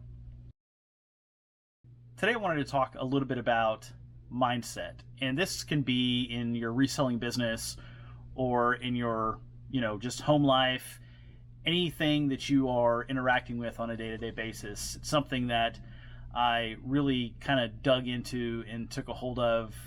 It's probably been, 10, 15 years ago now, is really choosing to be positive. So it all started for me with a book called The Oz Principle, which was based in personal accountability. And it really is, starting with the question of what could I have done? What should I have done to make the outcome of whatever it is that's going on different? It's not a question a lot of people ask themselves. It's very easy. I'm just going to use reselling as an example to say business stinks because eBay raised fees. Business stinks because USPS raised shipping. Business stinks because there's too many resellers. I mean, there's probably a whole laundry list of stuff. But the fact is at one time there weren't resellers, and it keeps growing and growing and growing. And, business has been growing throughout that time. USPS has continued to raise fees over the years. eBay's raised fees over the years. A lot of the different stuff like that's happened. And I think a lot about, a lot of what happens in somebody's business is the way they decide to tackle that. Now, I say that knowing that I had a really good Q4 and came off of it. January was pretty decent. February was okay. March hasn't been that great for me. But I'm not, waving my fingers around, pointing them anywhere, saying it's all these other people's problem. It's causing me to look, each week more intently at my own business and try to figure out what can I do. I can't control eBay. I can't control USPS. I can't control other resellers. There's so many things that are out of my control except for what I do within these walls right here. So I think it's important if you are a reseller. If you're not, it's also, it could be at your place of work, it could be at your house, it could be anywhere. But, I think an important question to ask whenever anything happens that you think is bothering you is what could I, or what could you have done to, get a different outcome in that situation. It's good chances are that something like that's going to happen again, and, you might be better prepared for it that way. I'm not trying to tell anybody what to do. I'm telling you what works for me. A lot of that, like I said, started with that book, The Oz Principle. I'm not a huge reader. I don't like to read a lot. I do listen to audiobooks. And so, I did read that book, but I also have listened to it on audiobook. But there's some other books. One about self-talk, about talking. This is going to sound weird. And it does until I really listened to it and kind of understood the principles behind self-talk and talking to yourself in a more positive manner and not beating yourself up as much. But, there's a book called What to Say When You're Talking to Yourself. There's another great book, Can't Hurt Me by David Goggins. If you're not familiar with David Goggins, you got to check the guy out. You've probably seen him on Instagram. He's the guy that's running all the time, ex-Navy SEAL. It's just, he's got a book called Can't Hurt Me, and it is just, boy, if you want to feel like you're not doing enough in life, listen to that book. Golly, it's pretty good. He's got another book called Never Finished. It's mostly a rehash of the first book with a little bit extra stuff in it. But and then Extreme Accountability. That's another book, or Extreme Ownership. Extreme Ownership. That's from Jocko Willink and Leif Babin, who are also ex-Navy SEALs. Similar vein, not exactly the same as Can't Hurt Me, but really good books.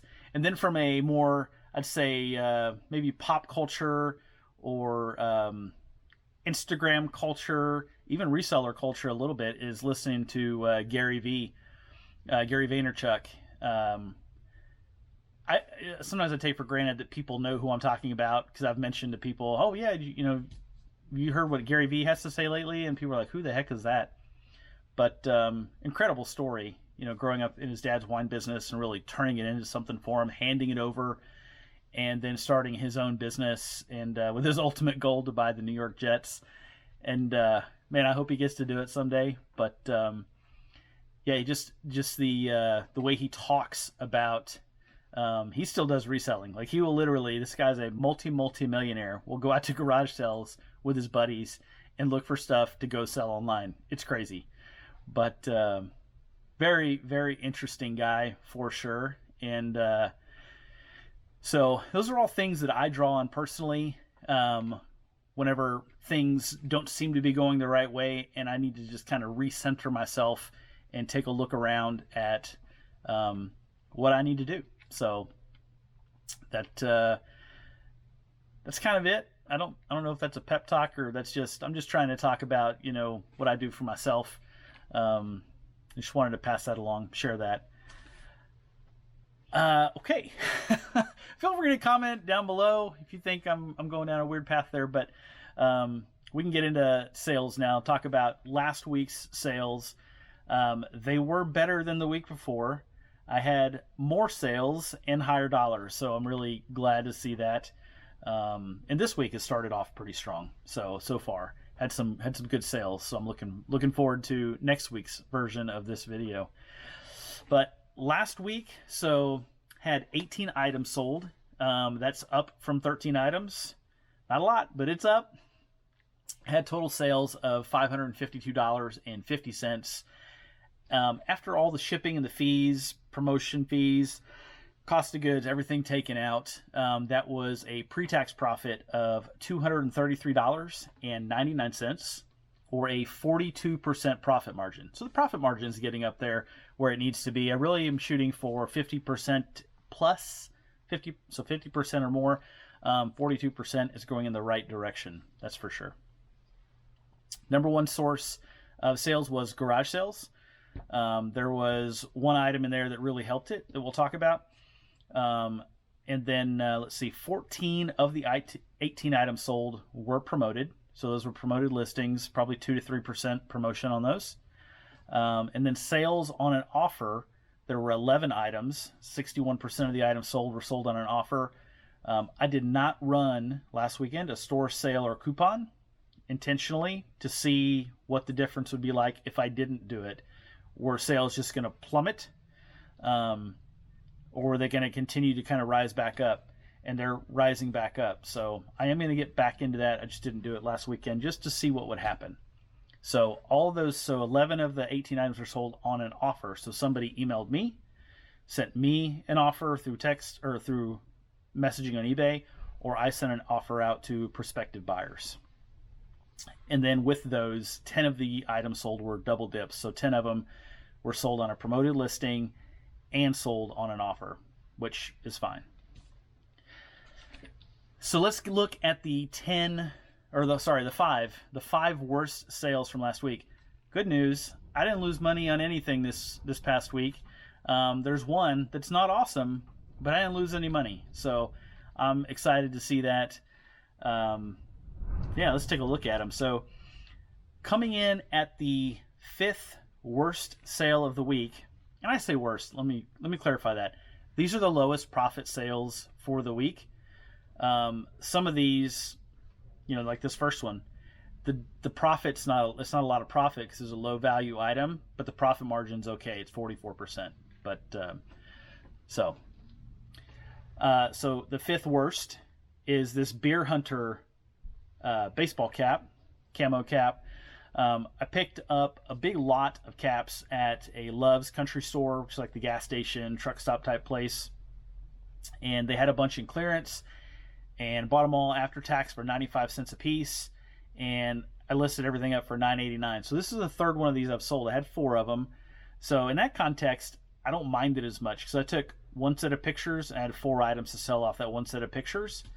So yeah, picked it up for 95 cents, sold it for $9.89 plus shipping for a $7.05 pre-tax profit or a 44% profit margin. There's a lot of things I could do worse than that right there. And there's 4 more of them right here. Right here, we'll get to those. The fourth worst sale of the week is this Hawaii. It's a souvenir mug. It's a really cool mug. My wife and I talked about keeping it. We went to Hawaii a handful of years ago, and I was like, we didn't buy this mug there. Other than it's kind of cool. It would collect dust on our shelf. So, picked this up in a big lot of souvenir mugs at an estate sale a few months ago for 20 cents a piece. Picked it up for 20 cents, sold it for $6.93 plus shipping on an offer for a $5.12 pre-tax profit or a 38% profit margin. I've got, I don't know, probably 18, 20 more mugs down here, souvenir mugs, that I'm going to be selling through. So there'll be more of those $7 to $8 mugs, with $5 or $6 profit attached to them until I sell out of them. I don't know how long it's going to take, but it may take a while. Let's see here. All right, and then another mug. So third worst sale of the week are this set of mugs. This is 5 mugs I bought at a big thrift store in, I don't remember if it was Iowa or Kansas, or I don't remember where this was. I bought these mugs. I paid $15. I paid too much for them. I thought I saw higher comps. I was probably looking at listeds, not solds, whenever I saw it. Ended up selling for $22.88 plus shipping for a $4.63 pre-tax profit or a 13% profit margin. And I've had those listed for probably about 8 months. So I'm just glad to see them go out the door. And I thought it was going to be a pain to pack them. It really wasn't that bad. So they're already, I think they've already gotten to where they're going. Sorry about that. It's allergy season here in Oklahoma right now as we get into springtime. And last week we had just a massive dust storm. It was 50 mile an hour, 60 mile an hour winds and just red dirt flying all over. It was an orange sky for an entire day solid. It was insane last week. So that was last Friday. It's crazy. So anyhow, get back to the worst sales. Second worst sale of the week are these Guess pants, jeans. Women's jeans. Picked these up, had them in inventory for quite a while. Picked them up for $4 and took an offer on them for $10 plus shipping for a $3.35 pre-tax profit or a 19% profit margin. I'm glad to see those go too. I've got some clothing that's just been hanging around way too long. Yeah. And then the worst sale of the week, which just happened this past Sunday evening, is this little Southwestern Bell keychain, telephone keychain. I didn't know people collected these things. I had 2 of them. I sold the other one already. I think it was a pink one. But I got a whole big shoebox full of stuff at an estate sale, and I put down 10 cents for the cost. I don't even know if I have 10 cents in it. There were so many things in this box that I sold off already. It was just insane the amount of profit in this shoebox full of stuff. But I think I had it listed for like $4.50 or something. I took an offer of $2 and made a 56-cent profit or a 9% profit margin. I actually thought I'd already taken it out of inventory. I must have just skipped it whenever I was checking the boxes to D-list items. I must have missed that item somehow. I don't know if it was the last item on a page or something, but I missed it. So yeah, nothing like, earth-shattering there, but I guess I'm glad that I ended up making 56 cents on that keychain, and I didn't dip down into the negatives there. They paid $2, but they ended up spending like close to $5 for shipping on it plus tax. So all in, they're probably $8 or $9 for that keychain. So I must have really wanted that little plastic phone keychain. All right, now we get to get into the good stuff. So we're gonna see a little bit higher dollar sales here. We're gonna see better profit margins and just see a decent variety of items. So this is gonna give people a really good picture. Well, those things did too. This is gonna give you a good picture of what an everything seller sells. It's pretty interesting.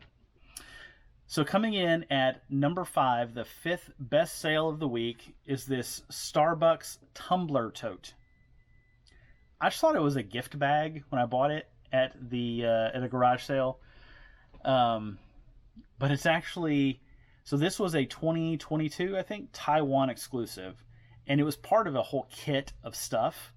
But they had these totes. You'd actually like open it, and it was meant to hold your tumbler. So you take your reusable tumbler, get your drink, whatever, and you put it in there and carry this tote around with your tumbler in there. So I actually stole a stock photo of that item with the tumbler in it for the picture to showcase what it did. That can be risky sometimes, stealing stock photos, but I stole the photo. I'll say borrowed the photo. And then took pictures of the product. Had it listed for probably coming up on 6 months. I thought it was going to do better than it did because it was a camo, which was kind of cool. It was a Taiwan exclusive, which I thought was unique, and it didn't go the way I thought it was going to go. I think I originally started at maybe around $50 on the listing price for it because it was so unique. I didn't see any sold, listed, nothing. But kept dropping the price a little bit at a time and got it down. I think I had it around 29 or 25 or something. Somebody sent me an offer for $22. I took it. So $5 into 22 was a $15.13 pre-tax profit, or a 52% profit margin. Glad to see that go out the door. I hope they have lots of fun carrying their Starbucks drink around in their little tote. All right. The 4th best sale of the week. This is a Foundations workbook. So this is a Dave Ramsey, the financial, guru. No debt, snowball your debt, all that kind of stuff. Somebody I started listening to a long time ago, and anyhow, I found this book at a garage sale, garage sale or estate sale. I don't remember. I just remember I paid $1 for it, but it is the high school edition, but it's the teacher's version. So it's got a CD-ROM inside, has like all the answer keys to the student version of the book. But yeah, it's a workbook talking about personal finance. So I saw different versions of this listed, but I did find the exact one on Sold Comps. So picked it up for $1, sold it for $23.91 on an offer. And yeah, that was $17.82 pre-tax profit, or a 57% profit margin. I think the shipping is kind of what digs into it a little bit there, but yeah, I feel like on that one, you'll see it up here, but I think I paid like maybe an extra $1 or so in the shipping. But in that one, I actually forgot. I don't know why. When I was listing it, I listed it Ground Advantage. I didn't ship it media mail. I don't know why I did that. Probably would have saved a few bucks for both of us if I would have shipped it media mail. All right, then let's look at the 3rd best sale of the week. Is this Dymo labeler. This is a Dymo Slimline. This is probably a 70s or 80s version. I thought about keeping it. My wife thought it was pretty cool, but then I started thinking about how many things do I actually need to put Dymo labels on? Not really anything. So I don't really have, I can't remember the last time I actually wanted to use a labeler, so I just put it up for sale. I picked it up at an estate sale for $2. Had a bunch of pieces, a couple rolls of tape. I did, use the letter wheel, and I typed up the word tested and cut it off and put it in the picture with it, just so they knew it actually worked. But picked it up for $2, sold it for $25.89 plus shipping, for a $19.17 pre-tax profit, or a 58% profit margin. It's a cool piece. I like that one. Second best sale. So wouldn't be a best sale week if we didn't have some kind of pots or pans or something in there. But this is the second one of these I've sold. It is a Reselling buffet service casserole dish.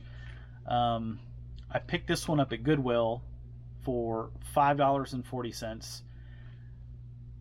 I thought it was Reselling, and then I finally figured out where the maker's marks were. They were under the handles, just to confirm.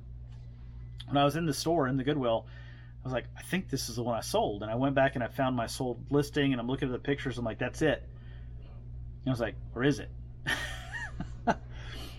The one I sold before, I got it from an estate sale. It had the pamphlet inside, the Revere pamphlet inside of it. So I knew that's what it was. But this one, I found the maker's marks, which made it, easy. Listed it up for $49.89 plus shipping, and made a $45.57 pre-tax profit, or a 63% profit margin. This is an interesting piece. So when I sold my first one, this was, I think it was after Thanksgiving, before Christmas, right in that time frame. I saw one that had sold for about $100 and one that had sold for $75, and there were none listed. So I listed mine for $100, and I kept not getting very little action. I think I dropped the price to maybe $75 then, and I was kind of surprised I wasn't getting much action at all. And then somebody, I don't remember if I sent an offer or they sent an offer, and I ended up selling it for like $51 and something. I paid $5 for that one too, $5.40. I paid the same for both. So ended up selling for $51 and change. So I go back and I look at the recent ones that have sold in the past few months of this same version, and it's been a little bit all over the board. So they were in the same shape, really pretty, polished up, no dents, no damage, no nothing. And the last one that sold was for, somebody sold one for like $41, somebody sold one for like $27, but there were none listed. I was like, I sold the last one at $40 or $51, so I priced this one at $49.89. I was like, I'm going to start off just a little bit under where I sold the other one, but above the last sold comps, because I thought they were underselling it a little bit. And it sold in like 12 hours. So I probably could have asked more. I don't know. Or it could have just been that everything conspired perfectly so that I listed it at the same exact time somebody was looking for it and they were fine with the price. Yeah, it was a really good sale. And it was nice because I actually made some money on the shipping too. I had the weight and the size of box was a little higher than what it actually needed. I just copied it off the last listing. So I just did a sell similar on mine. So I ended up making some money on the shipping too, which is what really kind of boosted that profit margin. Yeah, that's how you can sell it for $49.89 and make $45.57 after fees and all that stuff. So it was a good sale. Really, I hope I can find more of those, but keep an eye out for those. It's not obvious. Like, you don't see the mark right on the bottom. Revere has that big mark right on the bottom, and that doesn't have that. It's underneath the handles, and it's a light stamp. So it's not, if you just kind of glance, you might miss it. But you can look for those. And they come in lots of different configurations, sizes, and stuff. So just keep an eye out for those. All right. And then down to number one, which I've only sold one other item like this before, sold for decent money. And when I saw this one, I was like, you know what? I bet this is going to be worth it. And it was this Back to Life massager. This is a back pain relief massager. It's adjustable height, and you can be sitting or laying down, and then put your feet out and you rest them on there, or legs or feet, and you rest them in those two spots. And then when you turn it on, it just kind of like moves a little bit to keep circulation going, to just relieve back pain.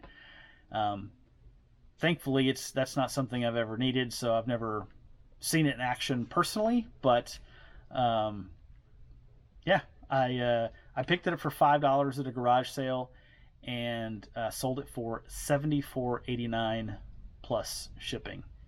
And it was local shipping, so they were in Wilton, something, Oklahoma, a couple hours away from me. And when I listed mine, I noticed that everybody was selling for 75 plus shipping, so that's where I came in. And I'm guessing they bought mine because I'm 2 hours away from them. My shipping was the cheapest, if all other things are equal. So they bought it from me. So pulled in a $54.29 pre-tax profit, or a 53% profit margin. And super easy to ship. Doesn't take just tons and tons of padding. Is pretty sturdy. And yeah, I hope whoever got it finds their relief to their back pain. That's for sure. That's not something. I have had back pain from my gutter cleaning incident. And I spent about 12 weeks going to a chiropractor. Just that was not fun. But anyhow, it worked though. That's for sure. And that's it for the sales this week. I hope you maybe got a kick out of some of those items. If you have any comments or questions, do leave those down below, and I'll get back to you. We'll be back next week with another video talking about this week's best sales. And until then, have a great day.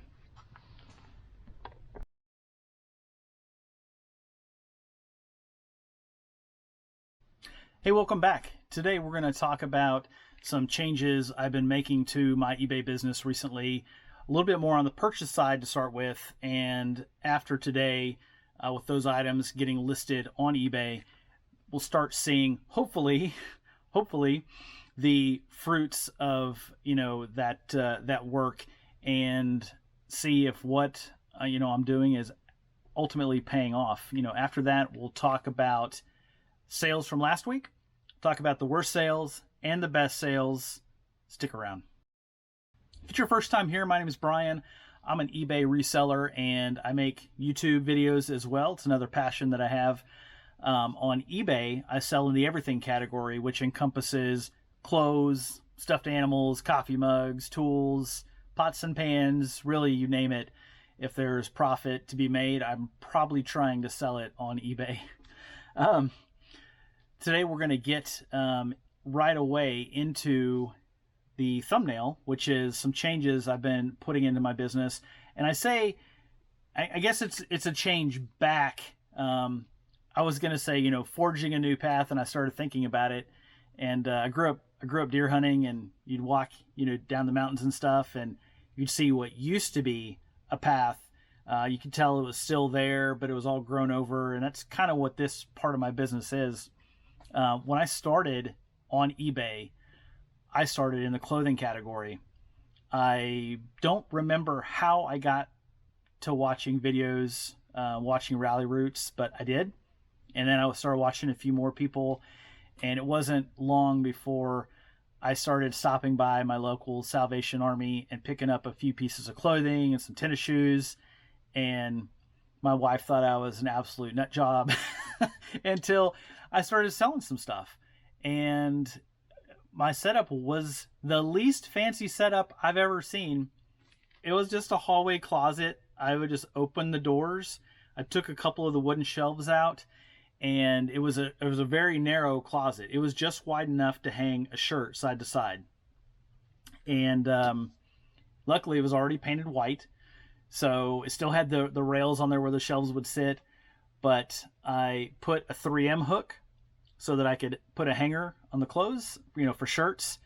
And because I started primarily in shirts, so I did that. I had a metal clamp lamp, just a cheap lamp like you get at the hardware store for, it was maybe like $5. And a light bulb. And I clamped it off to the side and pointed it right at the shirt and the shirts. And that was my setup. So that's how I got started. And amazingly, I sold stuff that way. You don't have to have some extravagant setup, but it helps. But you can still sell stuff even with not awesome pictures and lighting, because I did it. I know. So So I'm kind of going back to an old path that I used to go down. I got away from clothing for a handful of years.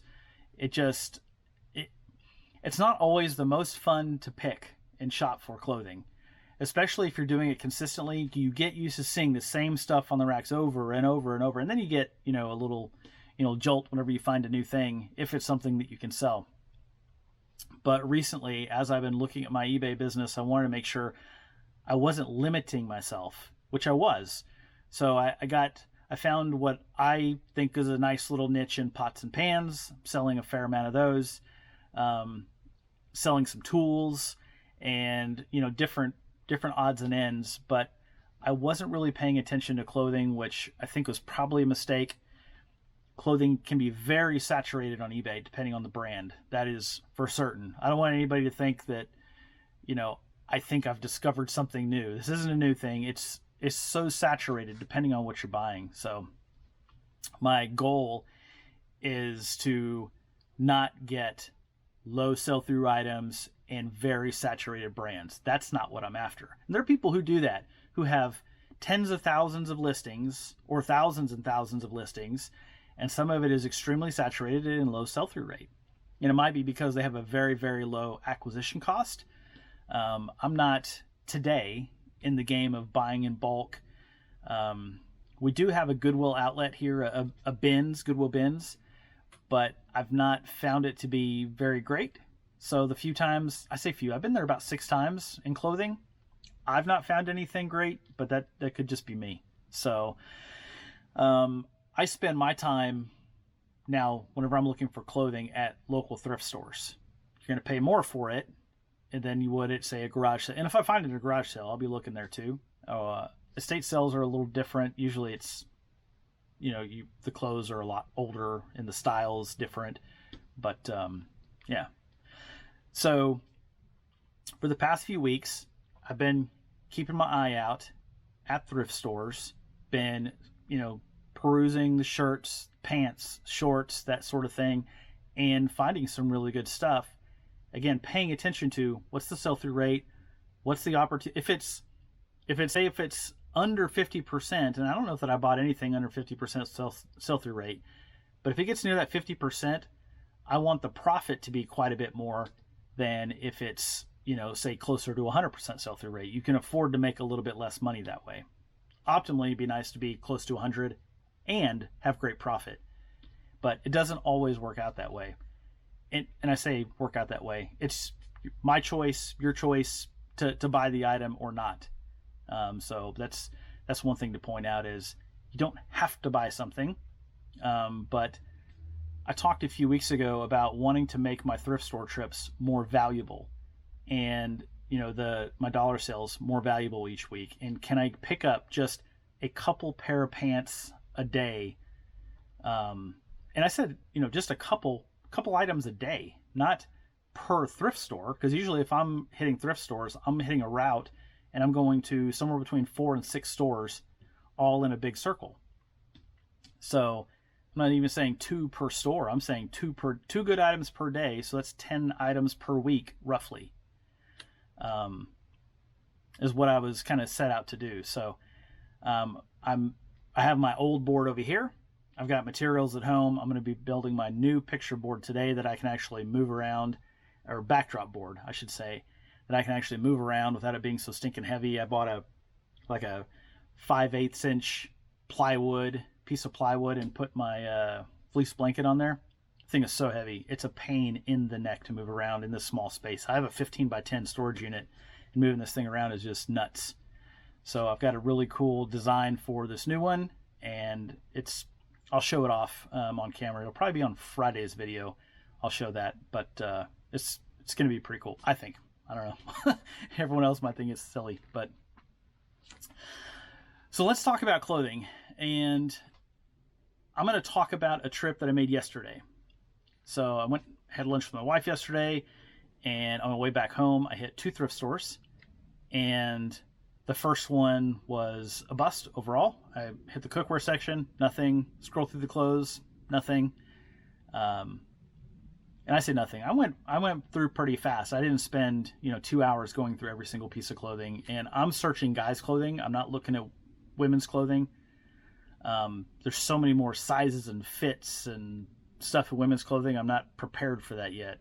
So I'm sticking to guys' clothing. Went through pants, went through shorts, I went through polos. I did not go through t-shirts, but that's what I went through. Went to the second thrift store. It's about 2 miles away, and went to the cookware section. Nothing. Came back and I was like, I was a little burnt out from the first thrift store, and I wanted to find a couple of shirts for myself, so I just started scrolling through the polos, and I came across this. Astros. So this is a vintage Russell Athletic Astros jersey, team shirt, whatever you want to call it. It's got the call out on the arm. It's got it on the bottom of the jersey, and the lettering matches up perfectly across the front here. This is a size XL. The red color is not as saturated as other colors. I thought, jerseys, if there's no name, I was like, but jerseys can be worth something. Let's look it up. This Astros jersey, XL red, none listed. 3 sold in the past 90 days. They sold between $60 and $100. I paid all in $7.38 for this one. I'm listing mine at $89.89 plus shipping. All those were, the 60 to 100 were all plus shipping. I'm going to list mine for $89.89 plus shipping. I'm going to be the only one listed. And I think, I've got a pretty good shot at selling it. I'll probably turn on offers. If somebody offered me $80, probably take it. It's $7.38, and they're going to pay for the shipping. I'm a little bit flexible on my price. So that was like, holy moly, that's awesome. I felt so good. I was like, man, made the thrift trip worth it. And then I was like, what else can I find? Let's just spend a few more minutes. What else can I find? And I spent about 45 minutes total in this thrift store. 45 minutes. So got the jersey. Walked around to the shorts, which they mix shorts and swim shorts all in the same, or swim trunks all in the same section. So I'm scrolling through, and I see this pattern. Like, it's kind of an unusual pattern. It's not trendy. It's not ultra tropical or flamingo print all over it or something. And I'm like, does it look like sailboat sails or something? And there's the tassels. Really nice, like heavy metal tassels on them. Like, okay, seems like it's quality. Look on the back. It's got your little breathing holes in the back. It's got a hit there on the back, a call out for the name, which I've never heard of. I still don't know how to say it. I'm saying Vilberquin. I have no idea how to say that. If somebody knows this brand, if you would please phonetically spell it out in a comment, I would appreciate it. It's got a nice little turtle logo there. But it is, yeah. So everything is in order. No stains, tears, anything. I don't know what it is. Seems like it's good quality. Let's look it up. Swim shorts. And it's not like full on. It's barely spring. It's not summertime yet. So keep that in mind whenever I say these numbers. 100. So this is a size large. 132 pre-owned size large swim trunks available. Past 90 days, 133 sold. So it's one more than are listed in the past 90 days. They're selling between $30 and $60 used. I'm all in on these for $5.75. I'm going to put mine at $49.89 plus shipping. Those were all plus shipping. The 30 to 60 were all plus shipping. So I'm paying $5.75. I'm going to list them at $49.89 plus shipping. So it's under the highest end. There were some that were $100 to $200 that were limited edition. I couldn't find that anywhere that these were limited edition. So I'll be happy taking $50 home. So another win. And then I was like, then I'm a little bit fired up. Like, what else can I find? So then I go through the rest of the shorts. There's nothing there. So I go around to the pants. And first thing I do with the pants is I kind of walk down the aisle and I just eyeball the pants. And what I'm looking for initially is like something that's maybe very heavy, like a very heavy fabric. That might be like a specialty outdoor pant. I'm looking for convertible pants that have the zip off leg below the knee. I did find a pair of convertible pants, but it was a Worldwide Sports brand, and the resale on them was like $12. It's not worth it because they're selling their pants for $7.29 plus tax. So didn't make sense. So then I just started going through and looking pant by pant, and I was going pretty fast because they have their denim and their like regular pants kind of mixed together. So I'm looking through there, and as I'm flipping through, that caught my eye. that's a Lululemon tag, in case you can't see it. I don't know if you can see that. And my heart like stopped for a second. I've never found Lululemon in a thrift store in the wild. And I'm going to preface that. When I was living in Illinois, our local Salvation Army, they had all the Lululemon that they got. They put it on a rack at the front of the store, and they had it marked up quite a bit. So they had it sitting right in front of the front desk there where they check you out, the cashier stand. And they had it all. And there was a sign. They even had a printed sign with the Lululemon logo right at the top and everything, so people knew that's where to go if you want to buy Lululemon at the thrift store. If you're buying it for personal use, like $20-25 or something, it's probably a great deal. But for resellers, it just didn't work. So I found these pants. Immediately, I snatched them off the rack. I could not find. I mean, all the markings are right, all the pockets are right, everything's right. These are totally legit. This is an ABC 5-pocket pant. It's a 32-32.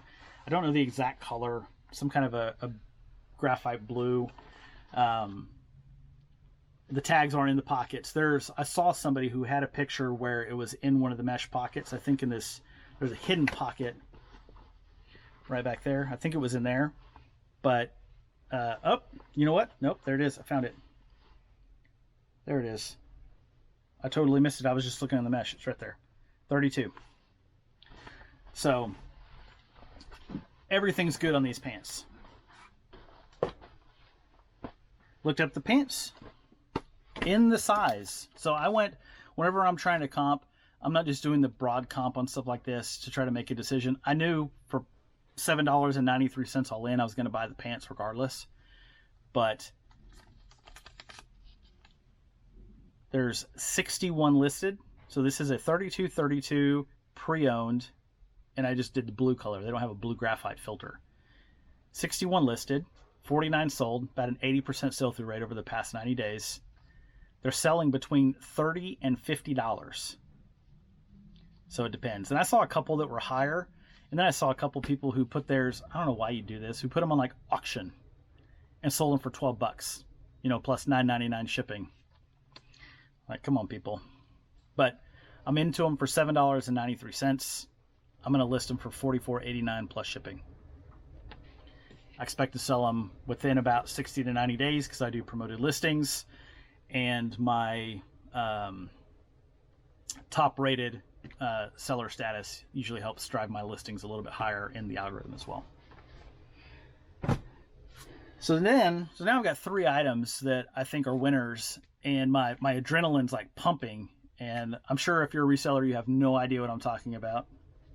But my adrenaline's pumping, and so then I'm just kind of scamming the pants to see if I see any more Lulu tags sticking out, and I'm not paying enough attention. And I get to the end of the row, and I stopped myself. I was about to walk up to the front. I was like, you know what?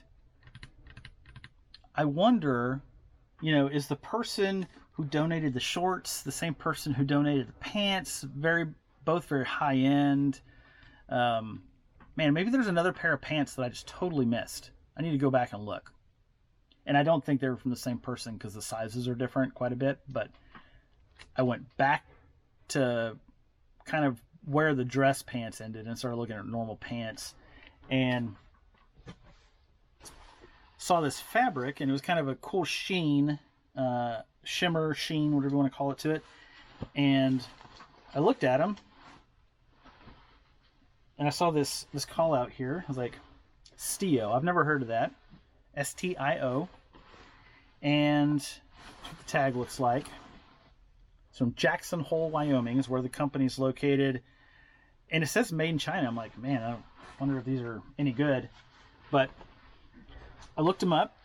So these are the Stio Coburn hiking pants. This is a 35 regular pant.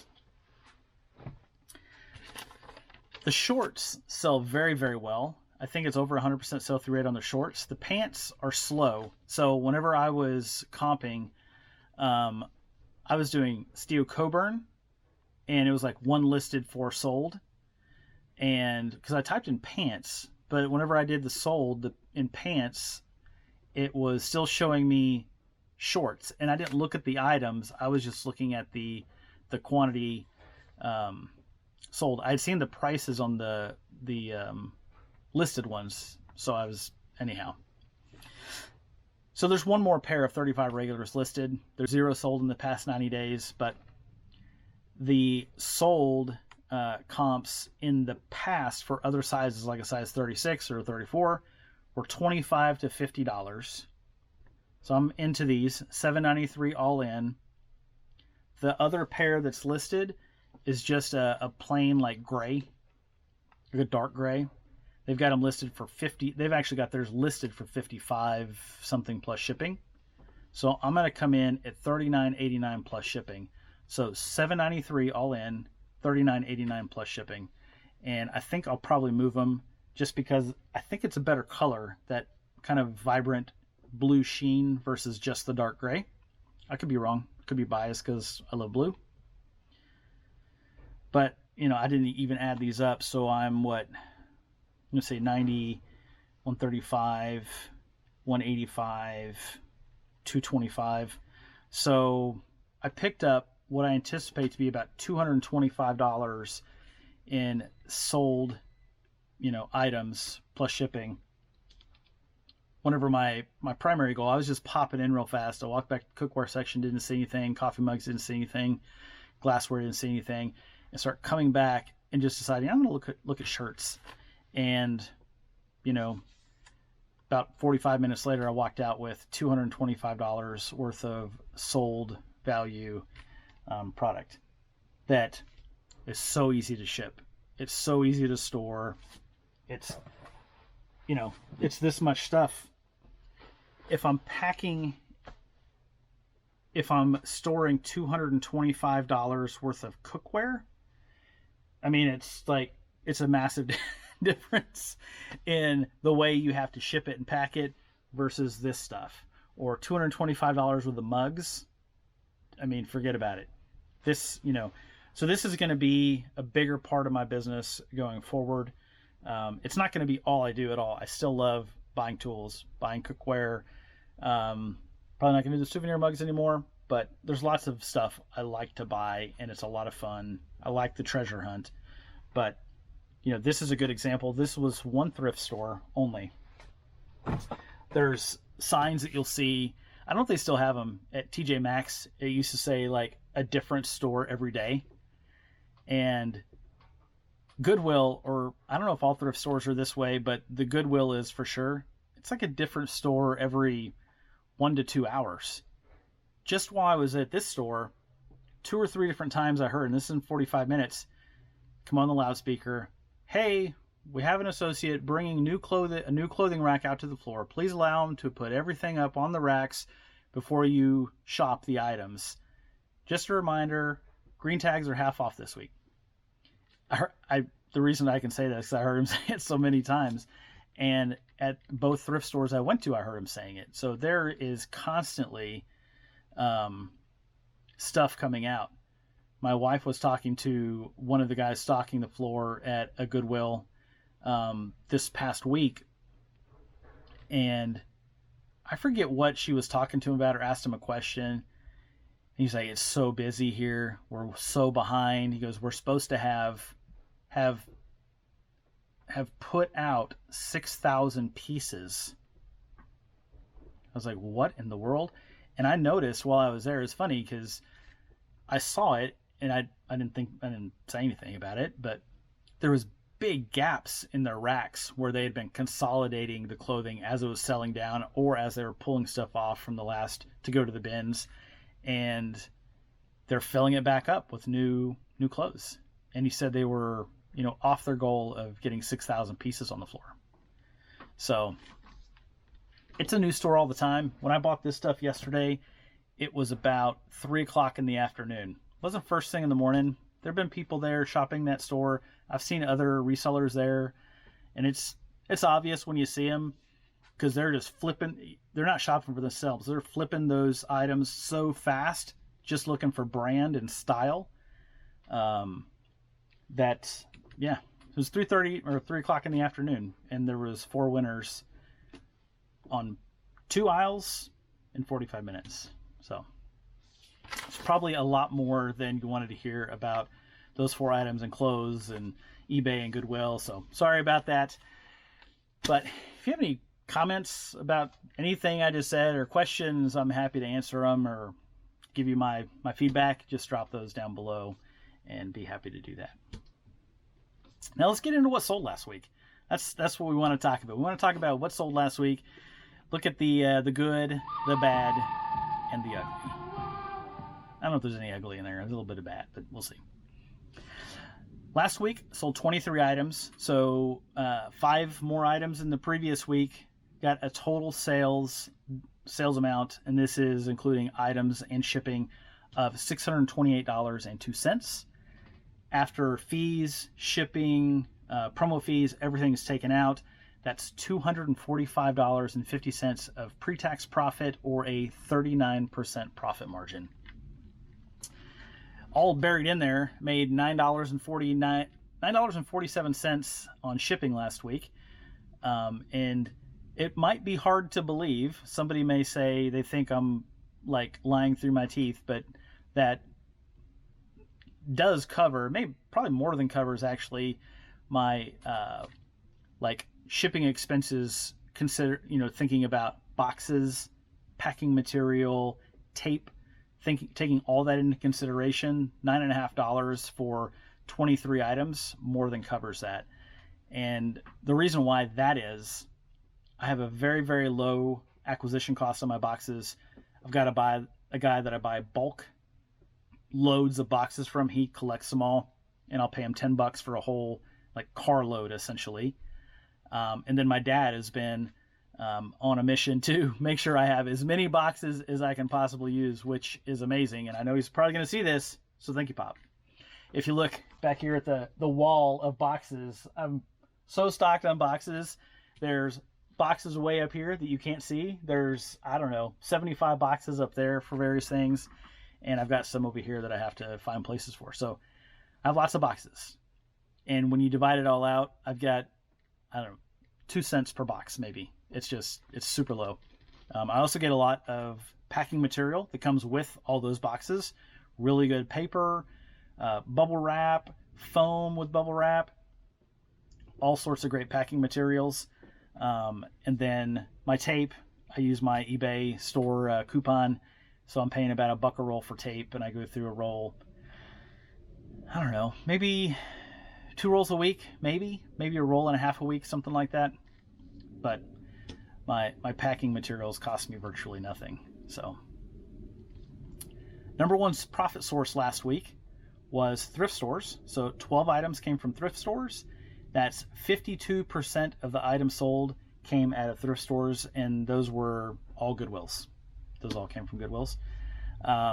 Promoted items, so were 16 of the 23, or 70% of the items sold on an offer. 17 items, or 70%. How did I get that wrong? You can't be 16 and 70 and 17 and 70. It must be because of the rounding. I think I rounded up and rounded down. So now, I did run a sale last weekend. I didn't the previous weekend to see what happened, and I had 6 or 7 sales over the weekend.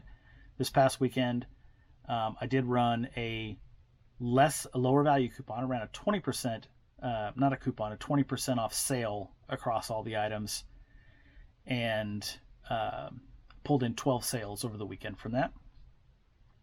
And then double dips, so that's items that were promoted and sold on sale. There's 10 items, same as last week, so lower percentage in total, which is nice. Now let's look at the 5 worst sales of the week last week. I did not lose any money. Made money on everything I sold, which I'm happy about. So no donations, but coming in at number 5 is this Farberware lid. I signed a cost of this of $1. I didn't buy it. It came on a skillet that I separated the items because it didn't belong on, it was mismatched. So it was on a Calphalon, or not a Calphalon, Magnolite. It was on a Magnolite skillet. And so I pulled it off, listed it separately. It took an offer of $8. So I made a pre-tax profit of $5.19, or 30%. It's pretty good. I've had it sitting over here for about a month and a half. Next item, so 4th worst item of the week. And I don't know if I should keep saying worst or like lowest profit, because it's really, some of these, they're just low profit. So 4th lowest profit sale of the week is a set of cast iron trivets. These are really cool. I thought they would go for more, and I saw some comps. I was probably looking at listeds instead of solds on this. It's probably my mistake. But I did sell them on the store sale. So I paid $6 for all 3, sold them for $13.73 plus shipping for a $5.13 pre-tax profit, or a 21% profit margin. Glad to see those go. 3rd worst sale of the week is this sewing box. I picked this up at a thrift store, an independent thrift store, for $2.20. I sold it for $11 on an offer. Somebody sent me an offer on that for a $4.78 pre-tax profit, or a 22% profit margin. I did have that one in inventory for probably about 4 months now, so I was glad to see that one go out the door. Let's see what else. 2nd worst are these shade control. So these are clip-on just lenses, so they're not prescription or anything, but they help you in low light driving with that amber colored lens, so you can see better at night, kind of like the old school blue blockers kind of deal. Or people wear these whenever they're like target shooting, because they want to just see more clearly and further, and if it's early in the morning or late in the evening, they want to see better. So I picked a couple of these up at a church sale for 50 cents a pair in the case, and I didn't even comp them. I was like, 50 cents, I'll give them a shot. And sold, this is the first pair I've sold them for $7 on an offer for a $4.78 pre-tax profit, or a 39% profit margin. 2 different items, $4.78 profit. And then the worst sale of the week.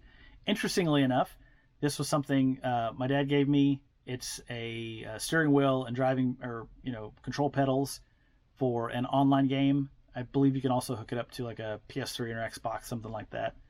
But it wasn't as valuable as I thought it was going to be online. Whenever I went looking at them, they sold for 10 to 14, 15 bucks, depending on who was selling it. So I've had it listed for a few months, sold it for $12.21 plus shipping for a $3.42 pre-tax profit, or a 14% profit margin. So even at the worst one being $3.42 is better than it's been in the recent past. I think last week my worst was maybe like 56 cents. So a lot better than 56 cents. Get a little coffee here, getting parched.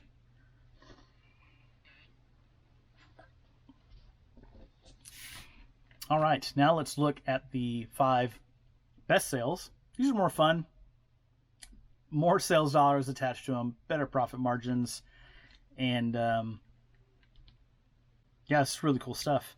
I picked 4 of the 5 items here were from a thrift store. That's for sure. And all fairly recently too. So they've been, the sell-through rate on them has been pretty good. So looking at the 5th best sale of the week is this Trader Sam's. This is a tiki bar mug from Disneyland. Disney World. I don't remember which one, but it may say it up there. I don't know. But I found this at local Goodwill. I just thought it looked kind of cool, and the colors were very vibrant. And I picked it up. I saw on the bottom, of course, Goodwill had the sticker right. Man, they put the stickers right across the brand names, anything that you can use to identify items. Man, that's where they put that sticker. It drives me bananas. So I picked it up. I peeled the sticker back just a touch, the corner, so I could get a peek at some of the wording, and was able to comp it. Picked it up for $4.40. Sold it for $24.89 plus shipping for a $14.95 pre-tax profit, or a 45% profit margin. I was a little shocked. I guess there's so many people that collect Disney stuff, but the sell-through rate on those things was really good. And for brand new ones, they're selling for $50 to $60. It's like, what in the world? Like, what's the difference between this used one that is perfectly clean, no chips, no nothing, and a new one that just has never been used or washed for double the price? It was like a little bit shocking to me, but it's just all what you prefer. Number 4 is this Plum claw hammer. This is a regular old claw hammer, has the original handle. It's a vintage piece. The Plum hammers have a really good following. I think this is the 5th, 6th, 7th one I've sold in the past few months. Anytime I find them at an estate sale or garage sale for $1 to $2, I'm picking them up, even if the handle's not in this good a shape. If the handle was not in great shape, you can sell it for $20. But this one for $25. So I picked it up for $1 at an estate sale. It's been about a month ago. I picked up 2. I already sold the other one for $1 a piece, and sold them both for $24.89 plus shipping. So this is a $19.57 pre-tax profit, or a 58% profit margin. If you can find Plum hammers, and you'll see it, it'll say on the head, on the side, PLUMB. If you can get them for $1 or $2, I mean, on now that I'm familiar with them, knowing I can sell it for $25 and sell it fairly fast, I would probably pay up to $5 myself. Personal choice. I'd much rather pay $1 or $2. Yeah, I actually thought I was paying $2, because he said $2 a piece for the hammers. And when I went to check out, he goes, "You know what? You bought a lot of stuff here. I'm going to give you the hammers for $1 also." It's like, okay. So he negotiated the price for me, which was awesome. All right, let's look at the 3rd best sale of the week. This Fitz & Floyd. This is a cream-colored bamboo centerpiece. Looks like you could put, I don't know, food, fruits, something in it, center of a table. You could use it as a planner if you wanted to, even. You don't have to do it as a food thing. But had the original FF stamp on the bottom, and the FF sticker made in Japan on the bottom was still there from, I don't know how many years it's been there, probably 50 years. But I actually got this at the same Goodwill that I picked up that tiki mug, and they were probably this far apart. The Fitz & Floyd was on this shelf down here. The tiki mug was up here. I got them on different days, but I picked them up from the same spot on the shelf. It was pretty funny. But and I paid the same price. So I paid $4.40 for it. Sold it for $32.89 plus shipping for a $21.74 pre-tax profit, or a 49% profit margin. In case my wife's watching this, I'm sorry. I've already said I'm sorry to her, but I did not tell her about this, because when I first saw it on the shelf, I was like, I bet Amy would like that. Which is what made me want to comp it and see what it was worth, because I was really cool. And then all these things started going through my head. We have so many cool pieces of glassware, vases, bowls, from garage sales, estate sales. We have more than we could possibly use, and at some point we're going to pare that collection down. So I didn't tell her about it because I'm like, if I pull this out and show it to her, it's never going to go to eBay, and we don't need it at all. It's going to go on a shelf somewhere, and we'll look at it twice a year and go, oh, that's cool. So whenever she saw it get sold, she's like, you didn't tell me about that. I was like, yeah, on purpose. Oh, but she knows. We were at an estate sale and a couple thrift stores last week, and we bought some glassware stuff just for us personal use. So it was anyhow pretty funny. Second best sale of the week is this CD tower. Super cool piece. I when I saw it at Goodwill, I didn't know what it was. I saw the lines, and I don't know why it didn't click to me. Probably because we're so far past CDs now. But snapped a picture of it. Thank you, Google Lens, and found some sold comps on eBay. Found 2 sold comps. I priced mine on the higher end of the sold comps, and there was 2 sold, none listed. Put it up. Somebody made me a very fast offer for $20 on my $45 listing, which I politely declined and offered them $40. Sent them an offer, and no response. So day after that, got a full price sale, $44.89 plus shipping. So that was a good one.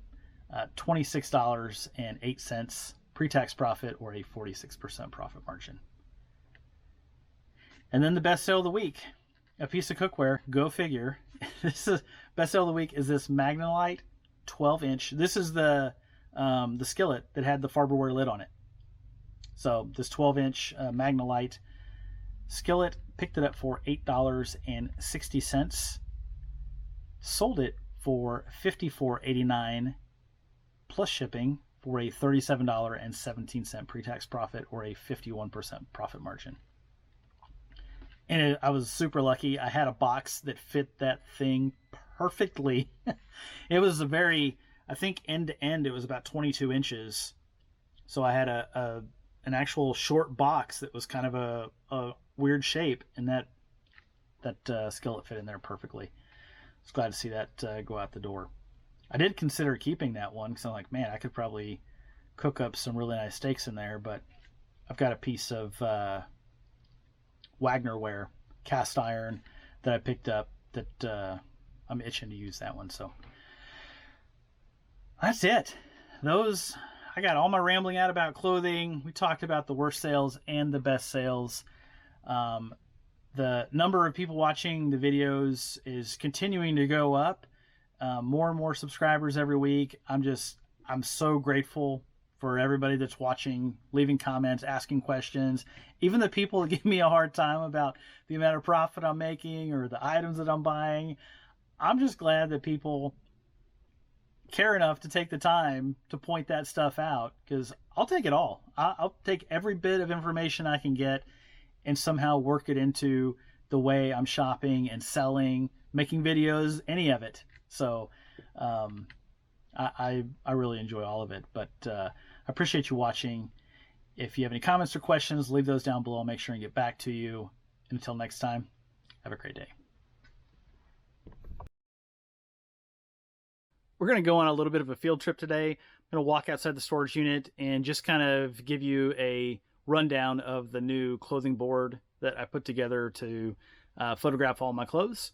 I'll even show some examples up here in a few minutes to just show you what the results look like that I'm getting so far and see what you think. So let's head right out here. And we're going to go right here. I'm going to set you down. Right, well, I'm not going to do that. We're going to come out here. So this is the board that I'm using here. This is 48 inches wide. This is 60 inches, 5 feet long. And then I've got my photo light, or my studio light, filming light, whatever you want to call it. It's just a soft box right here that I'm using to get some additional light. I do have, there's a light right up here outside my storage unit shining down. But then I've got the soft box here that is also, shining onto the board. So I've got a couple different backgrounds. I haven't used this one yet, just kind of a lighter color with a little bit of texture on it, but I use this one for my picture so far. It's just kind of a microfiber fleece that I picked up at Walmart, and been using that. So this is the best setup I could come up with right here. I'm using a clothing bin down there with some incoming clothes. It's got some notches. You can see them down there. So it rests against the notch. And then you don't have to have them, but I put some magnets on the back side of that. I'm going to flip this around here in just a minute so you can see it. So it actually snaps against that door very, very well. And it's pretty sturdy. So I worked on and off of it for a couple hours and didn't have any issues with it falling or moving or anything like that. But this is the best place I could find with my small space. Just set you right there. Give you a shot of the back side of this. I'm going to talk about the cost of putting this together.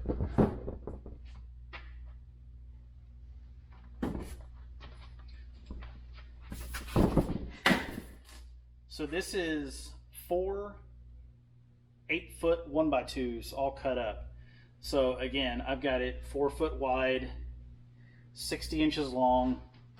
I put braces in the middle, and then to quarter it off there, I put braces there. And then I took my scraps and I did 45s and I put braces in the corner just to give it a little bit of extra structure. So this is, what did I come up with? This was $13.20 worth of 1x2s at Home Depot. And then this foam. So a lot of people, if I see them doing these type of boards, they'll use like the colored foam. This is cheaper. So this is 1/2 inch. This comes in a 4x8 sheet, and this was $10.38 for a sheet. So I'm all into this with tax for about 27 bucks. Now, if you want to buy, if you don't have screws around the house, I had a whole bunch of screws. I just use drywall screws because they're cheap, and I had a ton of them to put this whole thing together. It might cost you $4 or $5 worth of screws if you don't have any. And then these magnets, again, these aren't a necessity, but I paid about, I think, 12 or 14 bucks for these magnets. They're super, super strong magnets. I think they'll hold like 25 or 30 pounds per magnet.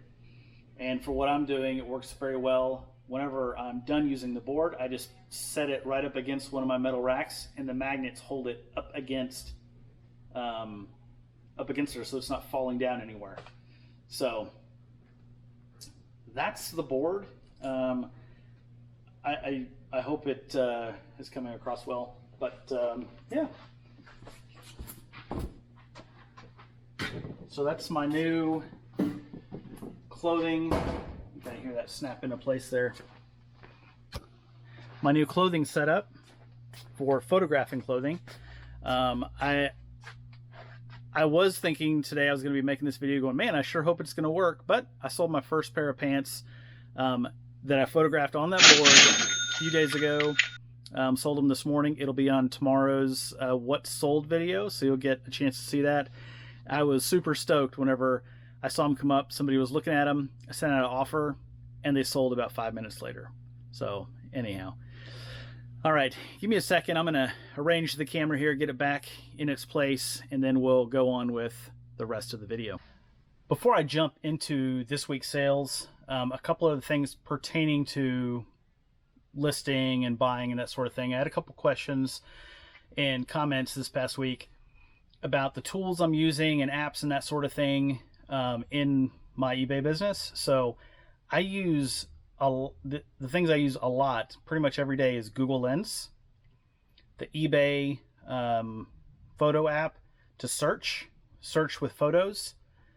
Those are the two main things I use all the time. Other than that, I use my app for my printer. So I have a Munbin printer, and it has its own app that I use. Whenever I buy a shipping label, I open it from the eBay screen. I open it into that app, I hit print, and I print off the label for the shipment.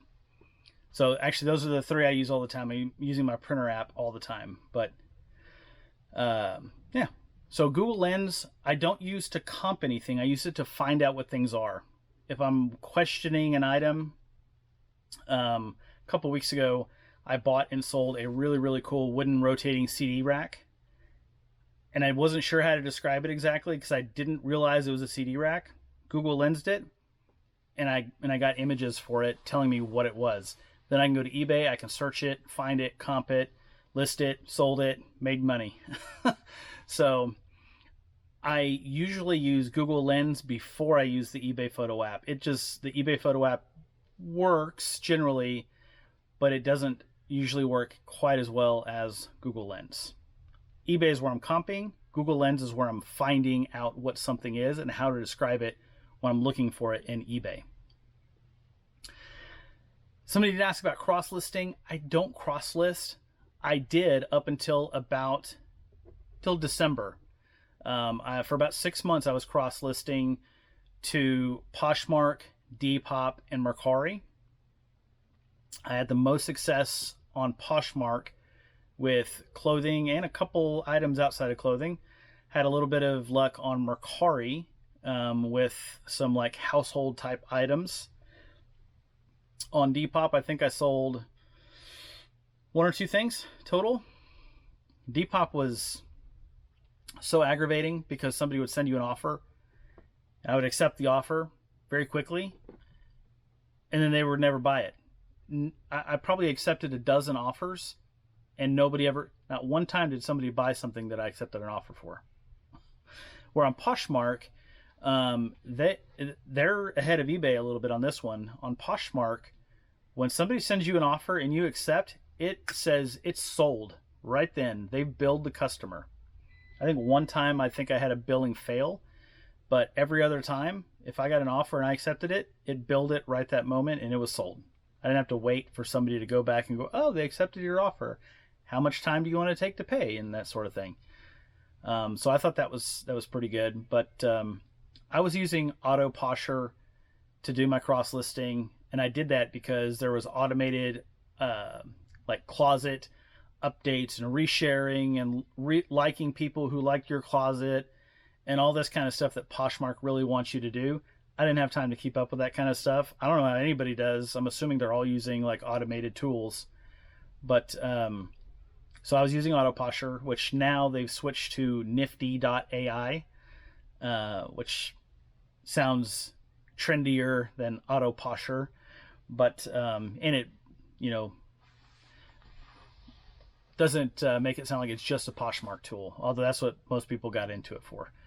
Anyhow, it just really wasn't working for me. The amount of money I was spending for all that stuff to be automated and working, I think the subscription was like $69 a month to do all the relisting, and it would relist your stuff on eBay for you. It would do all that stuff. It would do all the sharing and liking and all that stuff that Poshmark really wanted you to do.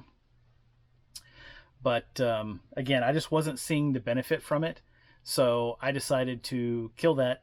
I invested that money in Flipwise instead. I'm spending a lot less, but Flipwise right now is not cross-listing. Listening to Justin's videos, it sounds like they are going to be building a cross-listing function in there.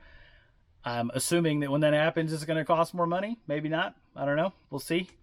But I may take another stab at it at that point and see how that goes.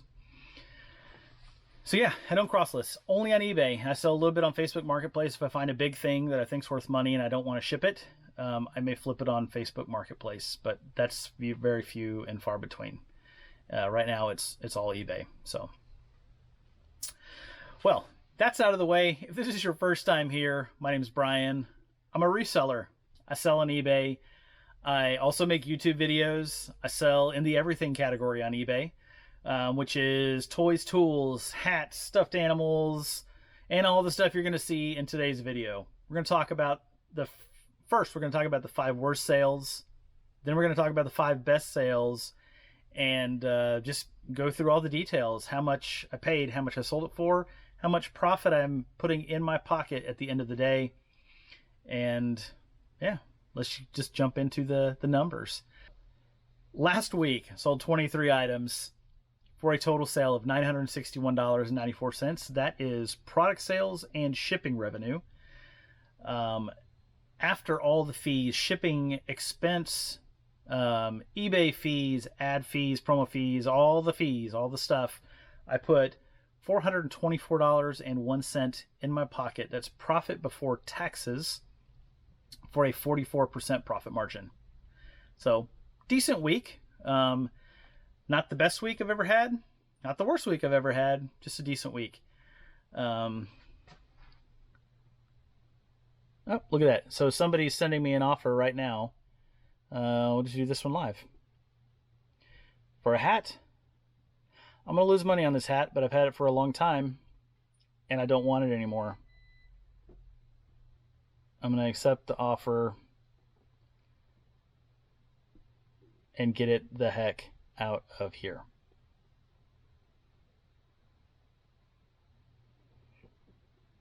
I've had this thing for more than 6 months. I need some cash back to reinvest. So we'll see. It's sold as long as they pay for it. The payment doesn't fail. So after all the fees, 44% profit margin. The number one profit source for sales last week was thrift stores. Been hitting a lot of thrift stores. Garage sale season is just starting to get fired back up. So I expect garage sales and estate sales are going to overtake that pretty soon. But I sold 9 of the items sold out of the 23 were from thrift stores. I sold 9 items on promoted listings. That's actually pretty low for me for a week. That was only 39% of the items sold on promoted listings. Usually I'm up in the 50 to 70% range, but that's okay. I don't mind paying less of those general ad fees. Don't mind paying less of those. And then sales made on an offer or a sale. So I did have a store sale running Saturday morning through Sunday night at 25% off store-wide. I had 16 sales total out of the 23, either on an offer or on the sale over the weekend. So that's 70%. So I sold 10 items over the weekend. So offer or sales, that means 6 items before that throughout the week were on an offer. Yeah, so ended up being pretty good. If you look at the totals, so you may have noticed that last week I made almost $40, $39.29 on my shipping, which a couple of people have gotten on to me about. They're like, you better be making money on your shipping. You got to pay for all this and that, and which is understandable. There are fees on your shipping on eBay because it's revenue. And that was hard for me to wrap my mind around for a while until I thought about it in the terms of people who sell stuff free shipping. It's not free. They have their shipping built into the price of their product. So it looks like all revenue. So in my mind, I used to separate out the shipping. I kept it off to the side, and I just looked at my profit margin in terms of what I paid in the sale price of the item. And I put the shipping over here. But it makes sense to have the shipping included in the revenue number. So that's definitely going to offset fees on the shipping. And then for like shipping supplies, I spend maybe $5 a week on shipping supplies. My shipping prices, my supplies prices are very low. I'm using probably 1 to 1.5 rolls of tape a week. I use the eBay tape, which I don't love, but I use it. I use my store coupon every quarter to get eBay tape, and so I'm into it for about $1 a roll, $1.25, something like that, after the coupon. And then all my boxes and packing materials. I do buy some bubble wrap off eBay. And I do buy a few small boxes, but most of 98% of my boxes are all upcycled boxes. So I get them for free from my dad. I get them for free from my wife, from her job.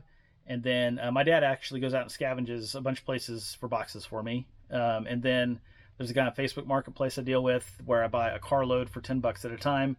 That is boxes, packing paper, bubble, all sorts of stuff. So, yeah, that's so that $40 for, in surplus from shipping last week helps cover all those costs. Well, we're going to talk about the 5 worst sales of the week first, and then we'll get into the 5 best sales of the week. I did lose money on an item this week, and it looks like on next week's video, because at least because of this hat, hopefully no more, I'm gonna have a lost money item as well. But this is all stuff that I picked up at Ross, and it's gonna keep happening because still have stuff that I'm working on selling through, and it's gonna keep plaguing me every once in a while. That's okay. So starting off at the fifth worst sale of the week is this Calphalon 1.5 quart saucepan. I picked it up for $5.40 at a local Goodwill and sold it for $14.64 plus shipping on an offer. So I made $4.69 on it, or an 18% profit margin.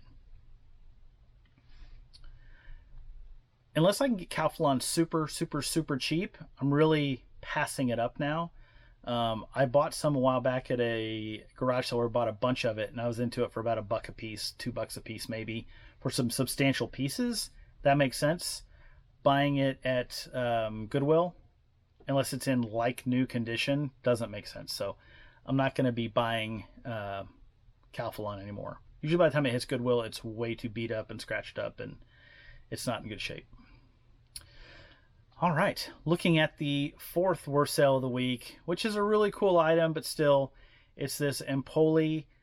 This is an Italian, it's a decanter. People might use it as a vase, but it's a really cool piece. My wife and I picked it up at an estate sale for $20. I paid too much for it, but that happens sometimes. So I ended up selling it for $34.89 plus shipping for a $3.46 profit margin, pre-tax profit, or a 6% profit margin. Barely made any money, but it went pretty fast. I had it for like 24 days. So I remember seeing it. I had it listed for 24 days. So a little over 3 weeks to get it moving. Third worst sale of the week is this Hallmark Christmas ornament. This is a little train ornament from Hallmark. And this is their, I forget the subsidiary line, like Keepsakes or something like that Hallmark has, but stamped 1980, which was an amazing year. It's the year I was born. But I'm guessing somebody else was born in 1980, so they bought this ornament. I paid $1.75 for it.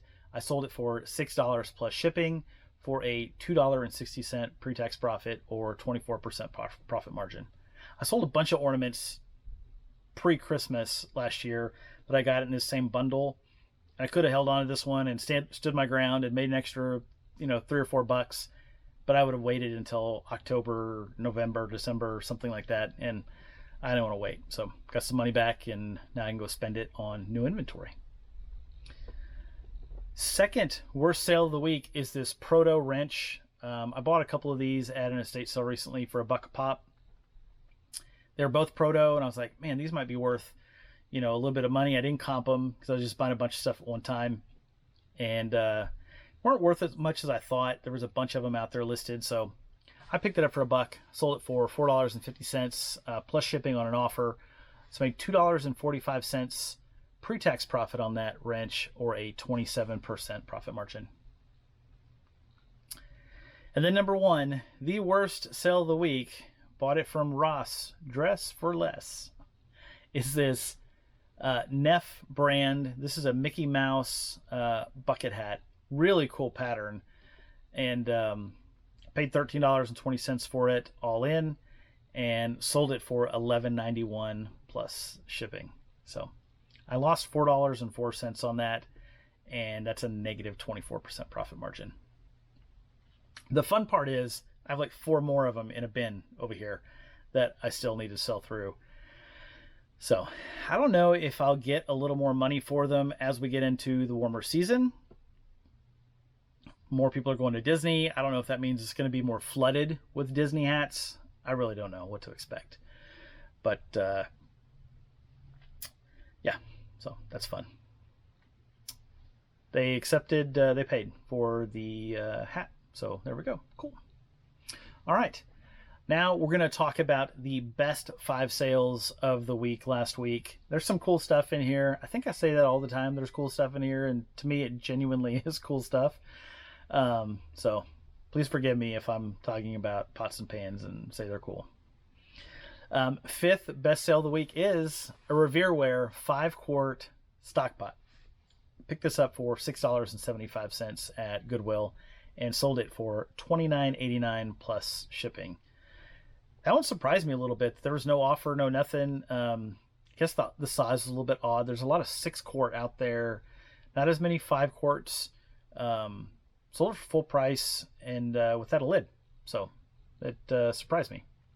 But made $26.81 pre-tax profit or a 53% profit margin. That's one, if you look at the shipping difference, I guess whenever I did a sell similar, I run into this a lot when I'm doing this on pots and pans where people have this massive measurement and for their pots and pans, like 25-inch box, and I didn't modify that. So they paid like $21 in shipping and it cost me $10 to ship it, 10 or 11.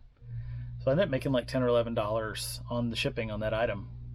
But person saw the total price, they liked it, they paid it, and they have their stock pot now. Looking at the fourth best sale of the week are these Mizuno XP Plus golf clubs. It's an almost complete set of irons. I think it was missing the 8-iron, and then it has 2 woods.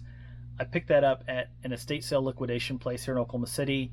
Whenever I went, they had this bundle of clubs, and I saw Mizuno, and I was like, oh, they can be good. And it's 50% off day. The clubs were $1 a piece, so I picked them up for 50 cents per club. So for the whole set, I've got $4.95 in that set, and I sold them for $49.89 plus shipping, and sold those in about, it took about a month, about 3 or 4 weeks to sell. Those I did ship FedEx home delivery. Anything real weird and big like that, I'll ship FedEx home delivery.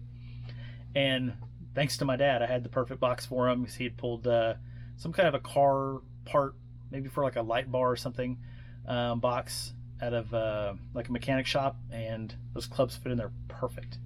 So $39.50 pre-tax profit on those golf clubs for a 55% profit margin. All right, and then third best sale of the week.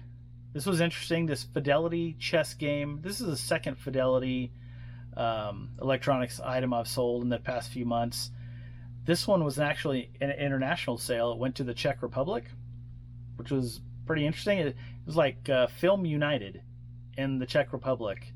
And I'm thinking, Film United? I don't know if they're using it in a movie or I have no idea. But there's 2 boards, power cord, and an incomplete set of pieces. So interesting little piece. Picked it up at, I don't remember if it was a garage sale or a estate sale, one of the two, but I picked it up for $4 and sold the set for $59.89 plus shipping. So I made a $48.76 pre-tax profit or a 65% profit margin. Very healthy profit and profit margin on that one for sure. Similar to number 2. Number 2 was this time clock. Time clock, right? Yeah, time clock. It sounds weird because obviously clocks keep time, but it's for punching in and out whenever you work somewhere. And the punching in and out, it would punch things, make the ching noise whenever it did it, the loud stamping noise. But that's not what it sounds like, by the way. It's a horrible interpretation. I couldn't decipher what the heck it was stamping. It made no sense to me. So I did put that in the description, and I put a picture of what it was stamping. I said, it's stamping. I have no idea how to adjust these things or how to work on them, but it does stamp things. So somebody wanted it. I paid $5 for it. They paid $69.89 plus shipping for it. The thing weighed 16 pounds. It's like this big. Weighed 16 pounds. It was so heavy. For a $56.96 pre-tax profit or a 64% profit margin. I think I only had that one listed for, it was about 2 weeks, 2 to 3 weeks as well. That one went fairly fast. And then coming home to number 1, the best sale of the week. And I thought it might happen whenever I put that 25% sale up. I was like, this might happen. Sold this set of West Bend cookware. I picked this up at my local Goodwill, just a mile and a half down the road from here. I picked it up, the whole set, for $32. That's including tax. I had it listed up at like $219. On sale, I sold it for $164.92 for a $104.89 pre-tax profit, or a 54% profit margin. And I had a great box to ship that in. It was so easy to get it shipped. I had everything pre-wrapped, kind of shrink wrapped together beforehand, so it was no problem shipping that whole set of cookware. But yeah, I was glad to see that one go out the door and made a really nice profit. Really helped. A bunch of those really helped the week for sure. But yeah, that's all I've got for this week. I hope the clothing piece made sense. I've been talking a lot about clothing and how I'm getting into selling clothing, and just I think it's a good they say the best offense is a good defense, or the best defense is a good, I don't know, whichever one it is. I'm doing that for my business. I'm trying to be offensive. Maybe it's the best defense is a good offense. I'm trying to be offensive with my business, and I'm looking out there in the landscape and I'm like, I need more things. If I'm in a thrift store and they don't have cookware and they don't have mugs that I want to buy and they don't have a cool CD case, which today they did have one, but if they don't have that, what am I going to buy whenever I walk in the door? And clothing just made sense to me. I've done it before, and I've found some really cool stuff. I'm getting it listed up. Sold my first piece today, so I'm just eager to get that stuff moving and really broaden the scope of what I'm selling on eBay. So I appreciate you watching. If you have any comments or questions, please leave those down below. If you want to ask a question and you don't want to leave it in the comments, you can email me directly at reclaimedrepublic@gmail.com. That will be in the video description as well. I'm going to put a list of everything I bought for my photography board for the clothing in the description also, so in case that helps anybody. But until next time, have a great day.